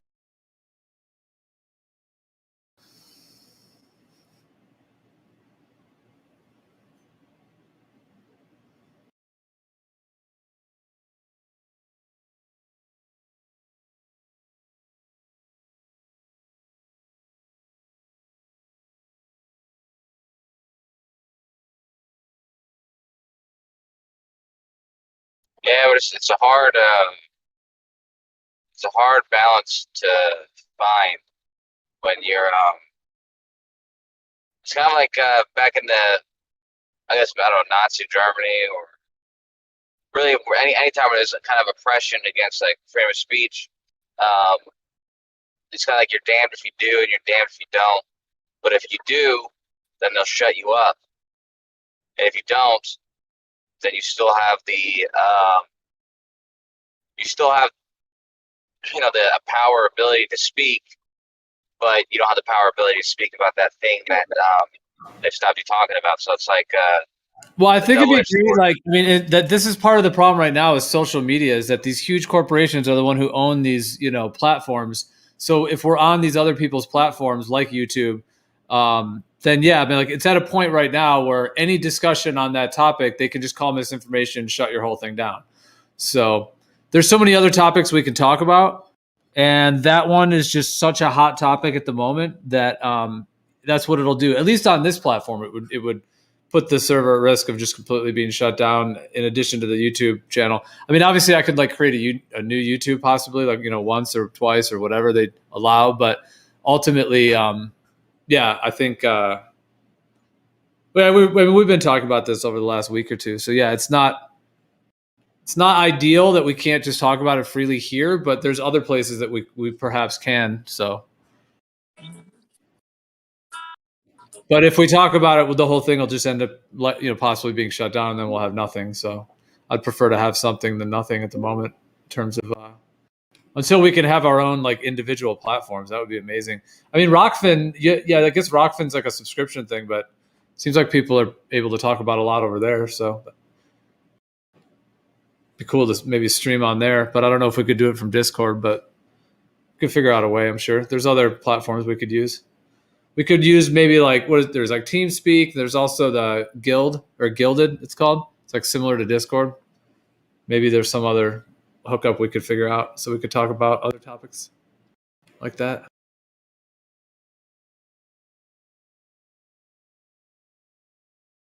Hey, is Chronic in here?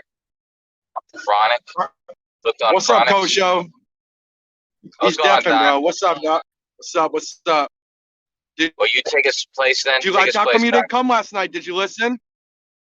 No, I didn't hear it. I missed the whole thing. What did he go over? He went over half of the figures out of his paper. But what was the subject though? Like what were the figures about? Oh, he was selling us on gravitational lensing mostly, but his new paper that dropped, it's specifically about the Jovian mass being next to the white dwarf.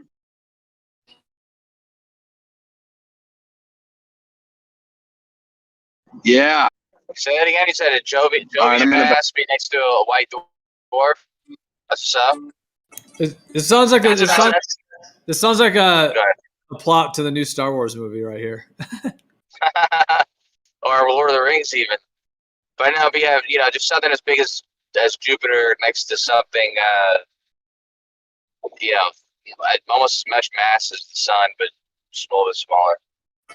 But is this another like observe lights in the sky and then make a huge assumptive story about what it is, backed by government-backed data, quote unquote? well, I mean, what Chronic does is actually really interesting because it's a different method of exoplanet fighting. Like whereas most of the exoplanets are found by observing a light and seeing how much it's dimming at certain times, and inferring from that, by the cyclical nature of the dimming, that there's something orbiting it, which is not an unfair assumption.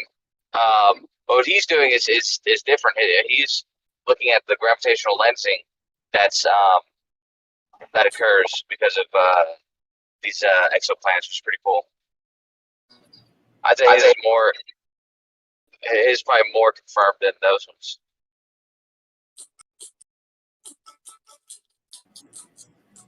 Right. So if they see something getting dimmer or getting brighter, that's all they're actually observing. They're then extrapolating a model at which those are 3D balls out in space, and that when they line up, they'll block each other's light, and then this made-up theory of gravity will warp and bend the light in a way that they claim that their instruments are picking up to quote-unquote prove this complete made-up idea of gravity waves.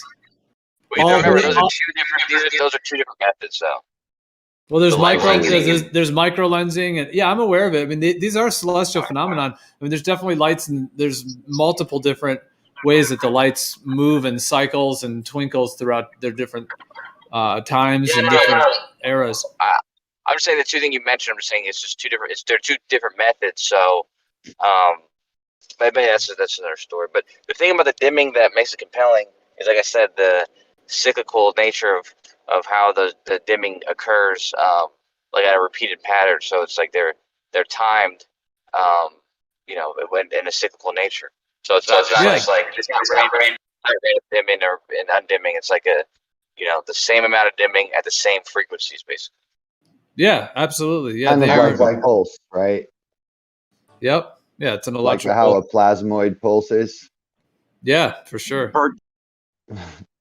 You guys, there's been some big shit dropping today. There was the thing about the northern spur thing and the fan thing being connected by the magnetic tunnel. They're dropping all these articles talk about the Big Bang was not the beginning of the universe. Y'all seen this dropping all week? Yeah. Big Bang was not the beginning, dropping everywhere. Listen, Don, they also broke the fucking the model of the sun. It's no longer proven that in their theory anymore. It can't work. That it's a nuclear reaction going on inside the sun. It's a dumb data. This shit's happening at 180 degrees. Robert Not those pressures and shit that they were looking for. That's happening at like 180 degrees. It's crazy. And that's exactly what the electric universe guys have been saying this whole time. Weird. It's almost as if I've been right the whole time, adhering myself to those theories. Wait, what just happened? Vindications on all kinds of levels. Grim is mic dropping some globe earth truth bombs right now. Sweet. So the standard narrative is just falling apart like a card castle right now. Right. Well, they failed their dark matter searches again. It's pretty much wiped out. I've got here. Let me just throw some links in the chat real quick.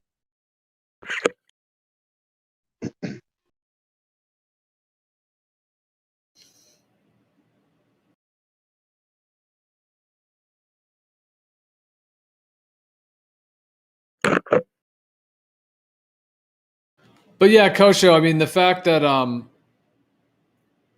maybe he's not still in here, but either way, the fact that stars twinkle and change in their intensity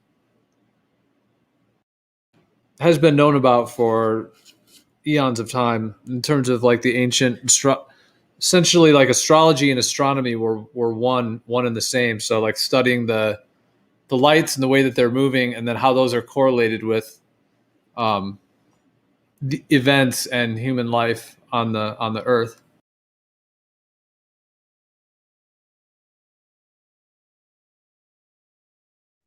Go.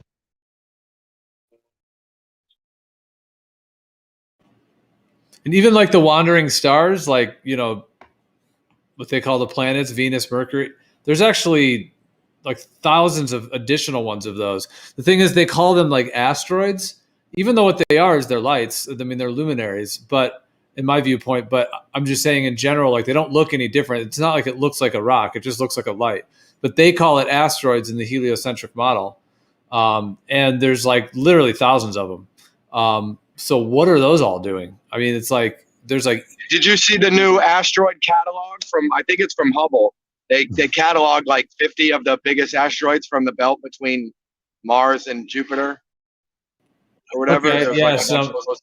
yeah, that's where they claim they are, because they do move in a cycle that's in between Jupiter. Oh yeah, supposedly where they are. Yeah. Supposedly, yeah. Where'd Kosho go, man? He fucking Kosho. They had Okay. to put Yeah, them there. here's some big moves in physics going on. Grim, do you know more?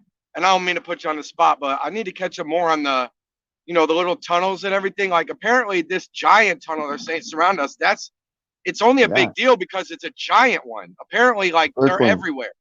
Yeah. Circling currents. They're scalable. This is what Hannes Salfines have been saying, and they're scalable, and they're it's the same thing as like when you're looking at those little balls from Spencer's, those little plasma balls with the glass orb around them, and the little fireball. That's a little. No, it's you put your hand on it, and the little filaments reach towards your fingers and stuff. They go towards the magnetic field around your hands, right? That they're attracted to the magnetic fields, the electric current, right? And it's in filamentary structure like that. Those little tubes that wind around each other. Well, it's scalable. That can be huge, gigantic. The size of, they see it in the rotation of what they call the cosmic web. That's made up of like the biggest, the most, you know what I mean? The biggest shit they can see out there. And it's, they say galaxies and everything are all in this cosmic web. And it's in filamentary structure, showing it also has a red shift on the top of the tube, blue shift on the bottom of the tube, showing rotation, which is what an electric current does. So this whole thing is a giant electric current, and there's a current inside a current inside a current. So we're looking at a paradigm shift in astrophysics, right now, because of these findings. Your paradigm shifting. Oh snap! Shift in pseudoscience. Cool. Your paradigm shifting. That's weird how you guys are just like hoping it's not Going in. true by being mad or mean about it. No, I am hoping clinging it's true. on, please. Fuck, man, this is all awesome. Well, it's all data. I like thinking about it. I was looking at one of the articles that you have, actually, the five sigma standard model anomaly is possible. That one. Yeah. Grim, let me ask you this. If you were the creator right now, like you were God, you had just full consciousness, everything from this moment, and you could create from here forward anything you would want, would you make it so that the Earth actually was a globe and this whole community kind of, quote unquote, dries up or something, because it really is proven to be a globe, and that was it, and then there's still just like everything going on? Or would you create it in a way that indeed it actually was a stationary plane the whole time, and it activates like a huge reacclimation of humanity's sovereignty? Oh, I would do that the latter, out of spite for some of these guys in here, man. I'd make it flat just to piss off these assholes in here. Yeah. All right. No, seriously, I don't know, dude. That's if I couldn't even make a decision like that from my standpoint. I'd have to already have that knowledge and consciousness in order to speak on it, right? Which I don't. So I can't really even imagine having that sort of a responsibility, dude. You know what I mean? It's too, from my point of view, it's just too all encompassing. I just don't know enough. How did I'd get a team together and have help. how did God learn what God knows? How do we know trial and God error, you exists? reckon? I mean, I don't Do even. you, Yeah. I did can't. God start out as like a kid and have to learn how to be a teenager God as well? Well, I imagine that he started off in the minds of humans who got together and developed the concept of the God, and then he took a life of his own, right? Yeah. In everyone's imaginations, and it My seems like sense of I it, believe in God. my sense of it is that the core, or like the center of consciousness, if we want to call that God, or like that ultimate creator, my sense of it is that it's able to split itself into separate portions who still have a correlation to the original, but have some form of like, well, when I say, I'm going to say amnesia, but I don't mean like forgetting amnesia. I just mean like some limitation of, because of course, Well, I've yeah, read those we're not all, concepts. we're not all like I've all read about powerful. that, Gio. That's a fun If we concept don't, to we don't think have all about, the right? knowledge. We don't have all the knowledge at the moment, but some part of us does. Right, but each one of us is like, let's say, a finger on the consciousness that we go in and we collect what we can from our own experience and bring it back to the central hub of whatever, right? That way, Right. if Well, God yeah, and learns from us, Individuated unit of consciousness. Yeah. yeah. the Borg, and then we go back to the Borg at the end of our separation from the Borg, and then reconnect, and then compute down everything we've learned and felt and done into this. I thought about that. I wrote some stuff about that when I was like 12 or something. It was crazy. Well, it wasn't crazy, but I also wrote There like is a an short us, story though, called The isn't there? Pebble in the Shoe, right? And it was about a fractal universe, and we were just everything we could see from our whole visible universe was just like the space in between an atom of a pebble in the shoe of another creature just like us. But there is an us, right?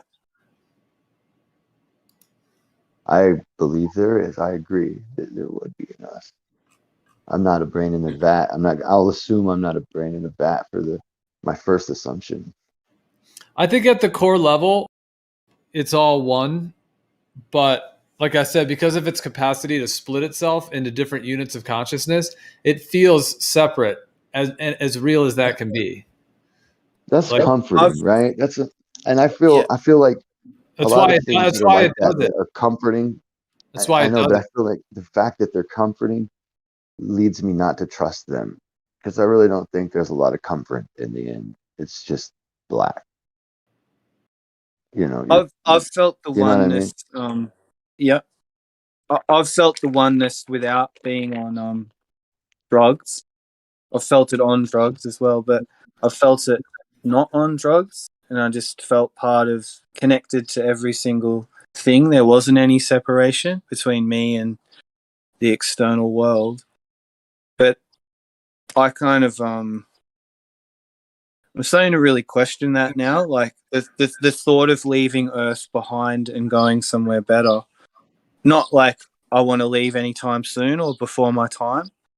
I still think the Earth has hope, and I'm still optimistic about the future too. But the thought of really leaving Earth and the material plane, potentially for a while, I'm excited by that prospect, because I don't talk about it, but I have a spirit, I guess, and it And that just might be wants to be part of the free. reason for the concept of religion, Earl, is so that you won't appreciate exactly what's here right now. You'll leave that up to the kings to have all the good stuff, and then you'll want to be gone from here soon so that you can go to the place that you've been Just told somewhere is I where can you'll really live like be a king. myself, you know, But you know what I'm trying to like say? without It's having almost as if somebody that to set conditioning is up. being set on the peasant to accept Yeah. his servitude and everything, and that he'll Mhm. have this, kingdom in heaven Something better, after this something better to slavery. look forward to. Yeah. Yeah, it's creepy Yeah. to me.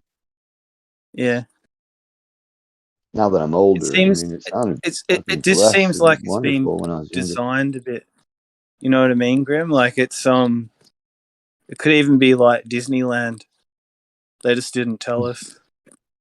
Wouldn't that be cool? Mm. You just design your own park every It's day. just Walt Disney's backyard, bro. it's all really a simulation, and then you get to learn how to code and shit and do all kinds of stuff. It's a god. Yeah. You The all get Earth's your like own just a simulation. Hollywood set. Just a Hollywood set.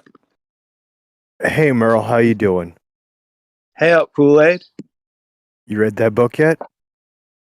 You know what's weird? I was thinking about you before in that exact question. Because you knew I was going to ask you every day. Yeah. I think I need like probably like an afternoon just to sit down with it and focus. Sure. Do you still have it, or do you need another link to the PDF? I've got it. I've got a screenshot of the name of it and everything. Sorry, I didn't mean to interrupt y'all's conversation. It's something, Yeah, from memory. dare So it's you. something Bowditch, right? The Bowditch, right? Kool-Aid! The American Practical Navigator. See? Kool-Aid, what do you think about some of this new awesome model changing stuff of the Big Bang not being the beginning of the universe and stuff like that? What do you think? Well, obviously, the Big Bang wasn't the beginning of the universe. The universe sprang into existence when God got so drunk from his weekend bender, he threw it up. Duh. Have you never read the book? Fuck, that makes so much more sense. I dropped a So not picture such a of big deal after all, I guess. I dropped a thumbnail in text one. Yeah. The Morning the after Big Bang pill. event, whatever you want to call it, was just God getting drunk after a long weekend and puking it up. The Bang After Pill. Never heard that. Space Party. Never heard that creation story, but now I have. Well, you know what's in heaven, right, Gio? Yeah, Have- well, it sounds like it looks more Yeah. like something a burrito could do. A disco? I would refer to that as the human spirit world, because it's the Well, sure. particular heaven would be the particular spirit world that's directly correlated with the human souls incarnating here. Do you know what's there? Do you think Yeah. Freddie Mercury. one? Yeah, There there's is- like people have like soul groups, and it's like just infinite Jimi love, Hendrix. infinite No. love and bliss. Yeah, Hendrix. Like you can basically create consciousness worlds like indefinitely, and then you can choose if you want to reincarnate Where are you again. getting all the rules from? Where is this? There is a giant beer volcano that erupts every day and covers the world, or covers the plane in beer, all you can drink. And there's also a stripper factory. Because where else would strippers come from if not heaven? It sounds like a waste of beer, first of all. Good call. Honestly, I want some really like some strippers from hell, right? If that's I like the Where you get outfits crabs. better. Yeah, they steal Oh, all your yeah. money. It's just like in like those Grand Theft They Auto games. actually put out. Yeah. They're creating a world. So God is just creating this world. That like this world is basically God's Grand Theft Auto. It's a bad game. Yeah, but Gio, that's the actual creation story behind Pasta Rastafarianism. About God puking up the world. I don't know about that. I mean, Rastafarianism is pretty. Some of that's great stuff. No, It's no, like- no. Pasta Rastafarianism. Pasta. Right. It's the beatification of the flying spaghetti monster.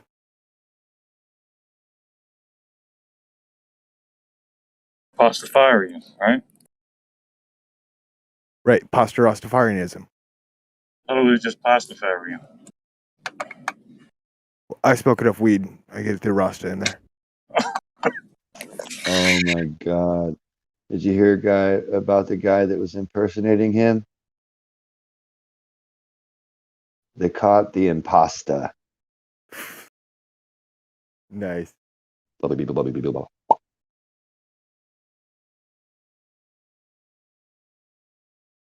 Was that a Twiggy thing you just did? Like, wasn't that from old school? Yeah. I guess Mr. Fantastic, touch me on the what you call me, Mr. Roll. Roll. I don't know, dude. Touch me on the butt.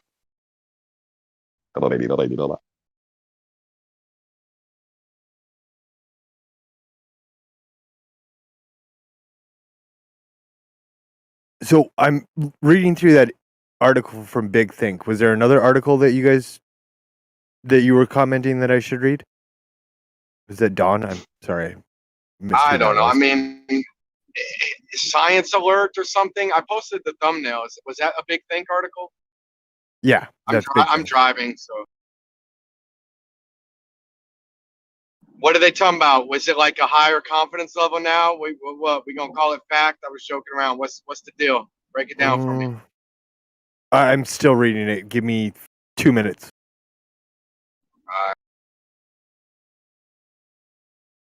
Which one are you looking at, Kool-Aid? The Big Think article, the Big Bang is not the beginning of everything. Oh, okay. I would agree. Yeah. That was made up by a Catholic priest who was also a Jesuit. You know, when George R.R. Martin, he might have been ahead of his time. He might have had that cosmology, on the subconscious or something. But you know how they say winter is coming, and it's forever. That's like when the universe is spanned, then it's gonna turn around and start coming in. That's when winter is coming. You know what I mean? Y'all better watch out for winter. It's gonna be a whole hell of a lot different. We gonna party like it's 1999. So I guess you haven't heard about dark energy? I haven't seen it. We've all heard about it.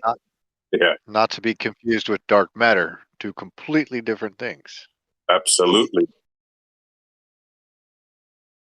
So the dark energy is the fantasy story that they say is responsible for the expansion.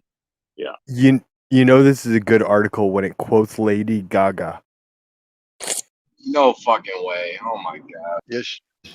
She's a Satanist, right? That's ridiculous. They claim that. Yeah. I'm We dying to simply hear what the assert new the theory is. the universe was born this way, or physicists ignorant of Lady Gaga call it initial conditions. Oh, because they would say born this way. I get it. Right. This is a nothing article, sir. I'm sorry. Oh, I figured, because it ain't nothing. What about the ones before that, though? And it wasn't a theory. Sure. The APS physics ones. So I keep it off. So no evidence, basically. It's just still theory. I will take a look at what these are about. We're looking at what Electric Universe posted. Is that your new name? Yeah. Yeah. Okay. The title's always so clickbaity, dude. They put this confidence, like they want you. They make you think it's the new just to read their article. Mm-hmm.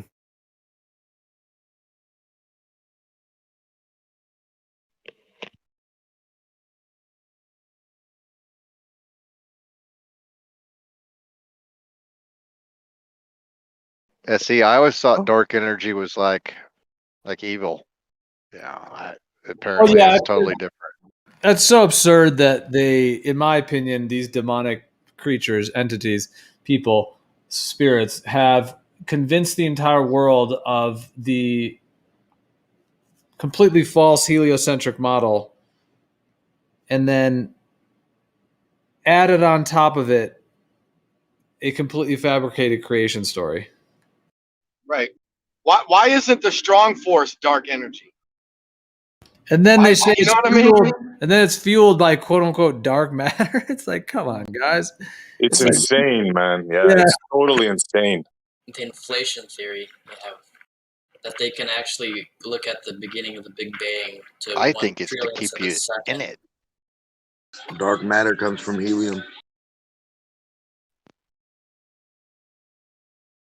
Or They, from they imagination. they made that up in the 90s, I think, and they Oh. just tossed it out there. This is actually an interesting one. That last Western Michigan article that he posted. Yeah, I've Oh, got it. he's on mute. I've got it up here too. Yeah. Yeah, which goes back to I haven't seen him around in a while, so I'm going to ask this question: on a flat Earth, where does gold come from? The glory hole. Isn't that What kind of goofy question is that? Isn't that a gypsy question? Yeah, and I haven't seen him around in a while. That's why I was going to ask for him. Oh, I got you.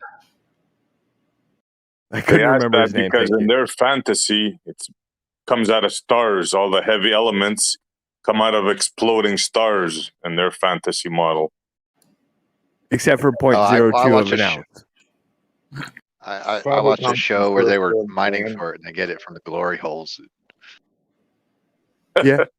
Well, They make it. how is it produced? Like what? A lot of it they just Or is use it just copper. already there? Just Sorry, another go ahead. mineral. I would. There's just another metal that comes from the earth. I think. Okay.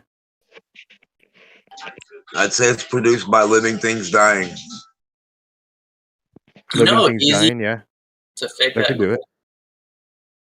All you do is have to get the right percentage of different metals, put it together, and get the right weight. All you need. You just make it look like gold. You know, they actually transmuted 0.02 of an ounce. It's from crystal. It has to do with crystal. Yep, D-Mox is exactly right. It's from crystals. Except they, had to use the entire output of a nuclear reactor for 48 hours in order to get enough energy to do it. But somehow they used crystals in it, so Where they heat up water real hot, mix steam. I no idea about that. They don't use crystals. I just agree with everything D-Mox says. Oh yeah, forgot about that. You know, it's even crazier. They convince Well, how people about that it's quartz? raining diamonds. Yep. How Raining come when they diamonds. find gold, they find it by quartz veins? What do they Yeah, say? How's that work? What is it? Yeah, how does that work? Is it Neptune that's raining diamonds? Yeah, there's a couple of them. Jupiter. One of the moons of Jupiter. Yeah. They say Venus as well. Yeah, there's a couple of them. They also Jupiter's not a find planet. that little black metal shit. What is that? Well, to those of you that believe in the globe Earth, if at some point in your life you come to the conclusion that that wasn't the case, will you look back on all the space stuff and see it as kind of like absurd, like adult propaganda programming, the way a lot of us do? 100%. To be honest, I don't actually care about space that much. It doesn't affect my everyday life. No, Gio, because why would they What about the movies that you go see? Okay, fair enough. So what would affect Definitely your life? entertains you, and it affects you because you're like, that was a cool movie. You think about it, you talk about it to your friends and stuff like that, like warp speed and all that shit. So the people you trusted, your government lying to you all your life, that wouldn't affect you? Oh, I'm well aware my government's lied to me. I'm a military veteran. Oh, good on you, bro. And to answer your question, Exposed Antarctica, the things that affect my life are how long it takes me to get a package I order from somewhere in the world. That tells a lot and explains everything. Yeah, I mean, it only works knowing the shape of the Earth. But being a veteran, seeing what you saw, bro. So I can't get a package on a flat Earth either. It just wouldn't work. Most of the time, with every flat Earth map I've been presented with, the boats would run out of gas. They would not get to You know that the U-boats actually use flat maps? Little flat No, maps. they don't. They work. That's a good lie, but I can actually show you the maps if you like. That's There's not pictures of correct. U-boats. The Kragenheim Marina were used extremely accurate three-dimensional representational maps, not flat maps, in the least. Their maps actually have everything, including topography of the seabed on them. So where you got your information, I would be very suspect because every history book disagrees with you. And you can actually lay a flat map out, like JFK's office. There's a picture of it, and there's a flat map behind it. Air Force One, they had a flat map basically behind it for many years. There's pictures of it. I have They no all- idea what you're talking about, sir. Can you provide me a link? Some photos, yeah. I'll find them. Cool. And we'll see how well they stand up to my modern sailboat races. It's funny how all these satellites are up there, but Who yeah. are you talking to? I can't hear. Expose Antarctica. Am I? Weird. I can't hear anything he's saying. That's Try probably my end. disconnecting and come back. Yeah, right on. Yeah, you sound just fine in Antarctica. Go ahead. I'm saying, you know that all of the underlying water cables, that power everything, the internet, 99% of the internet, they're all underwater. Yes. Power lines. Another great example of how we know the exact distance between land masses, which is confirmed thousands of times a minute, let alone a day. Yeah, so that wouldn't really be that obvious. It's pretty clear that you don't need a globe to have underwater power lines connecting things yet. We have all these satellites. Antarctica. You're mistaking a few things. First of all, they're not power lines. They are powered fiber optic cables, which connect most of the world's digital infrastructure. One of the biggest examples would be the Southern Cross Cable Network, which comes off the west coast of America, connects Hawaii and Australia. Okay, that's great. That's fine.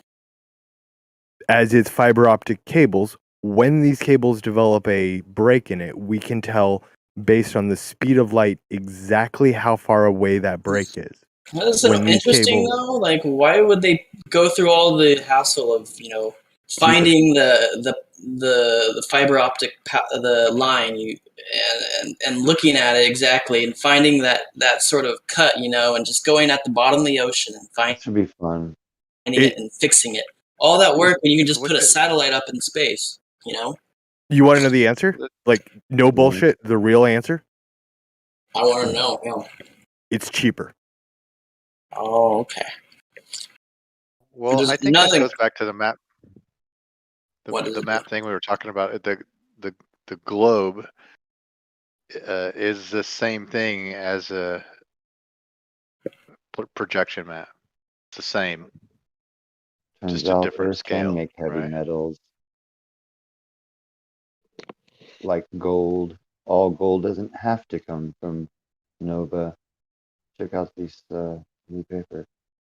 Right. Like I alluded to, and like Gypsy has brought forward, 0.2% or 2.2 of an ounce was transmuted here on Earth.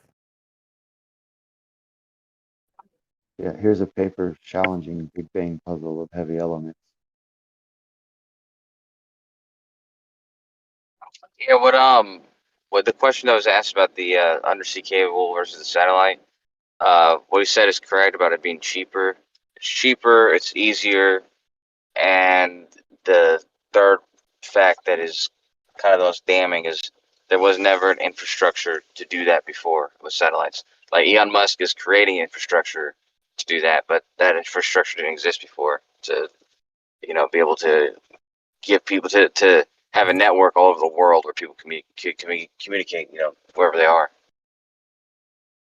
I would have to say that is probably one of the greatest stories that I've ever heard before.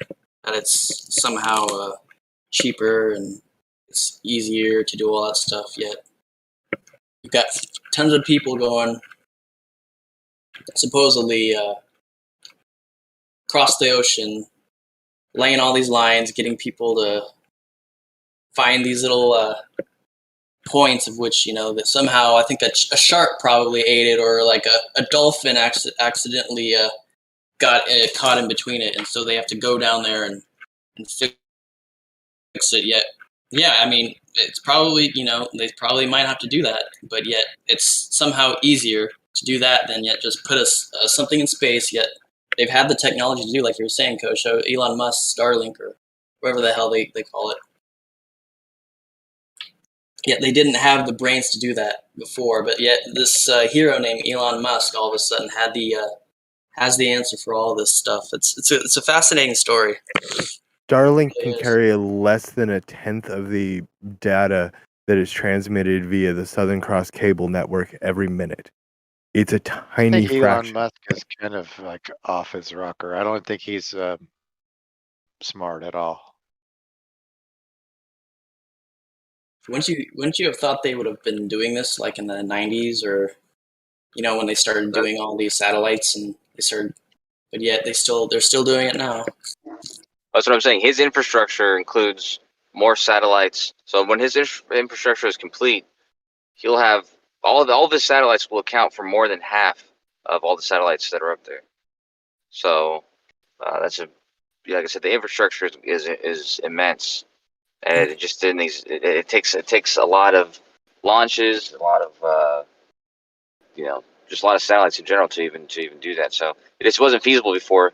And the cable thing had been happening since the 1800s, so they knew, I mean, it's just a tried and tested way of doing it. It takes a lot of cable, but it's a lot easier to go down and fix a cable than it is to go up and repair a satellite.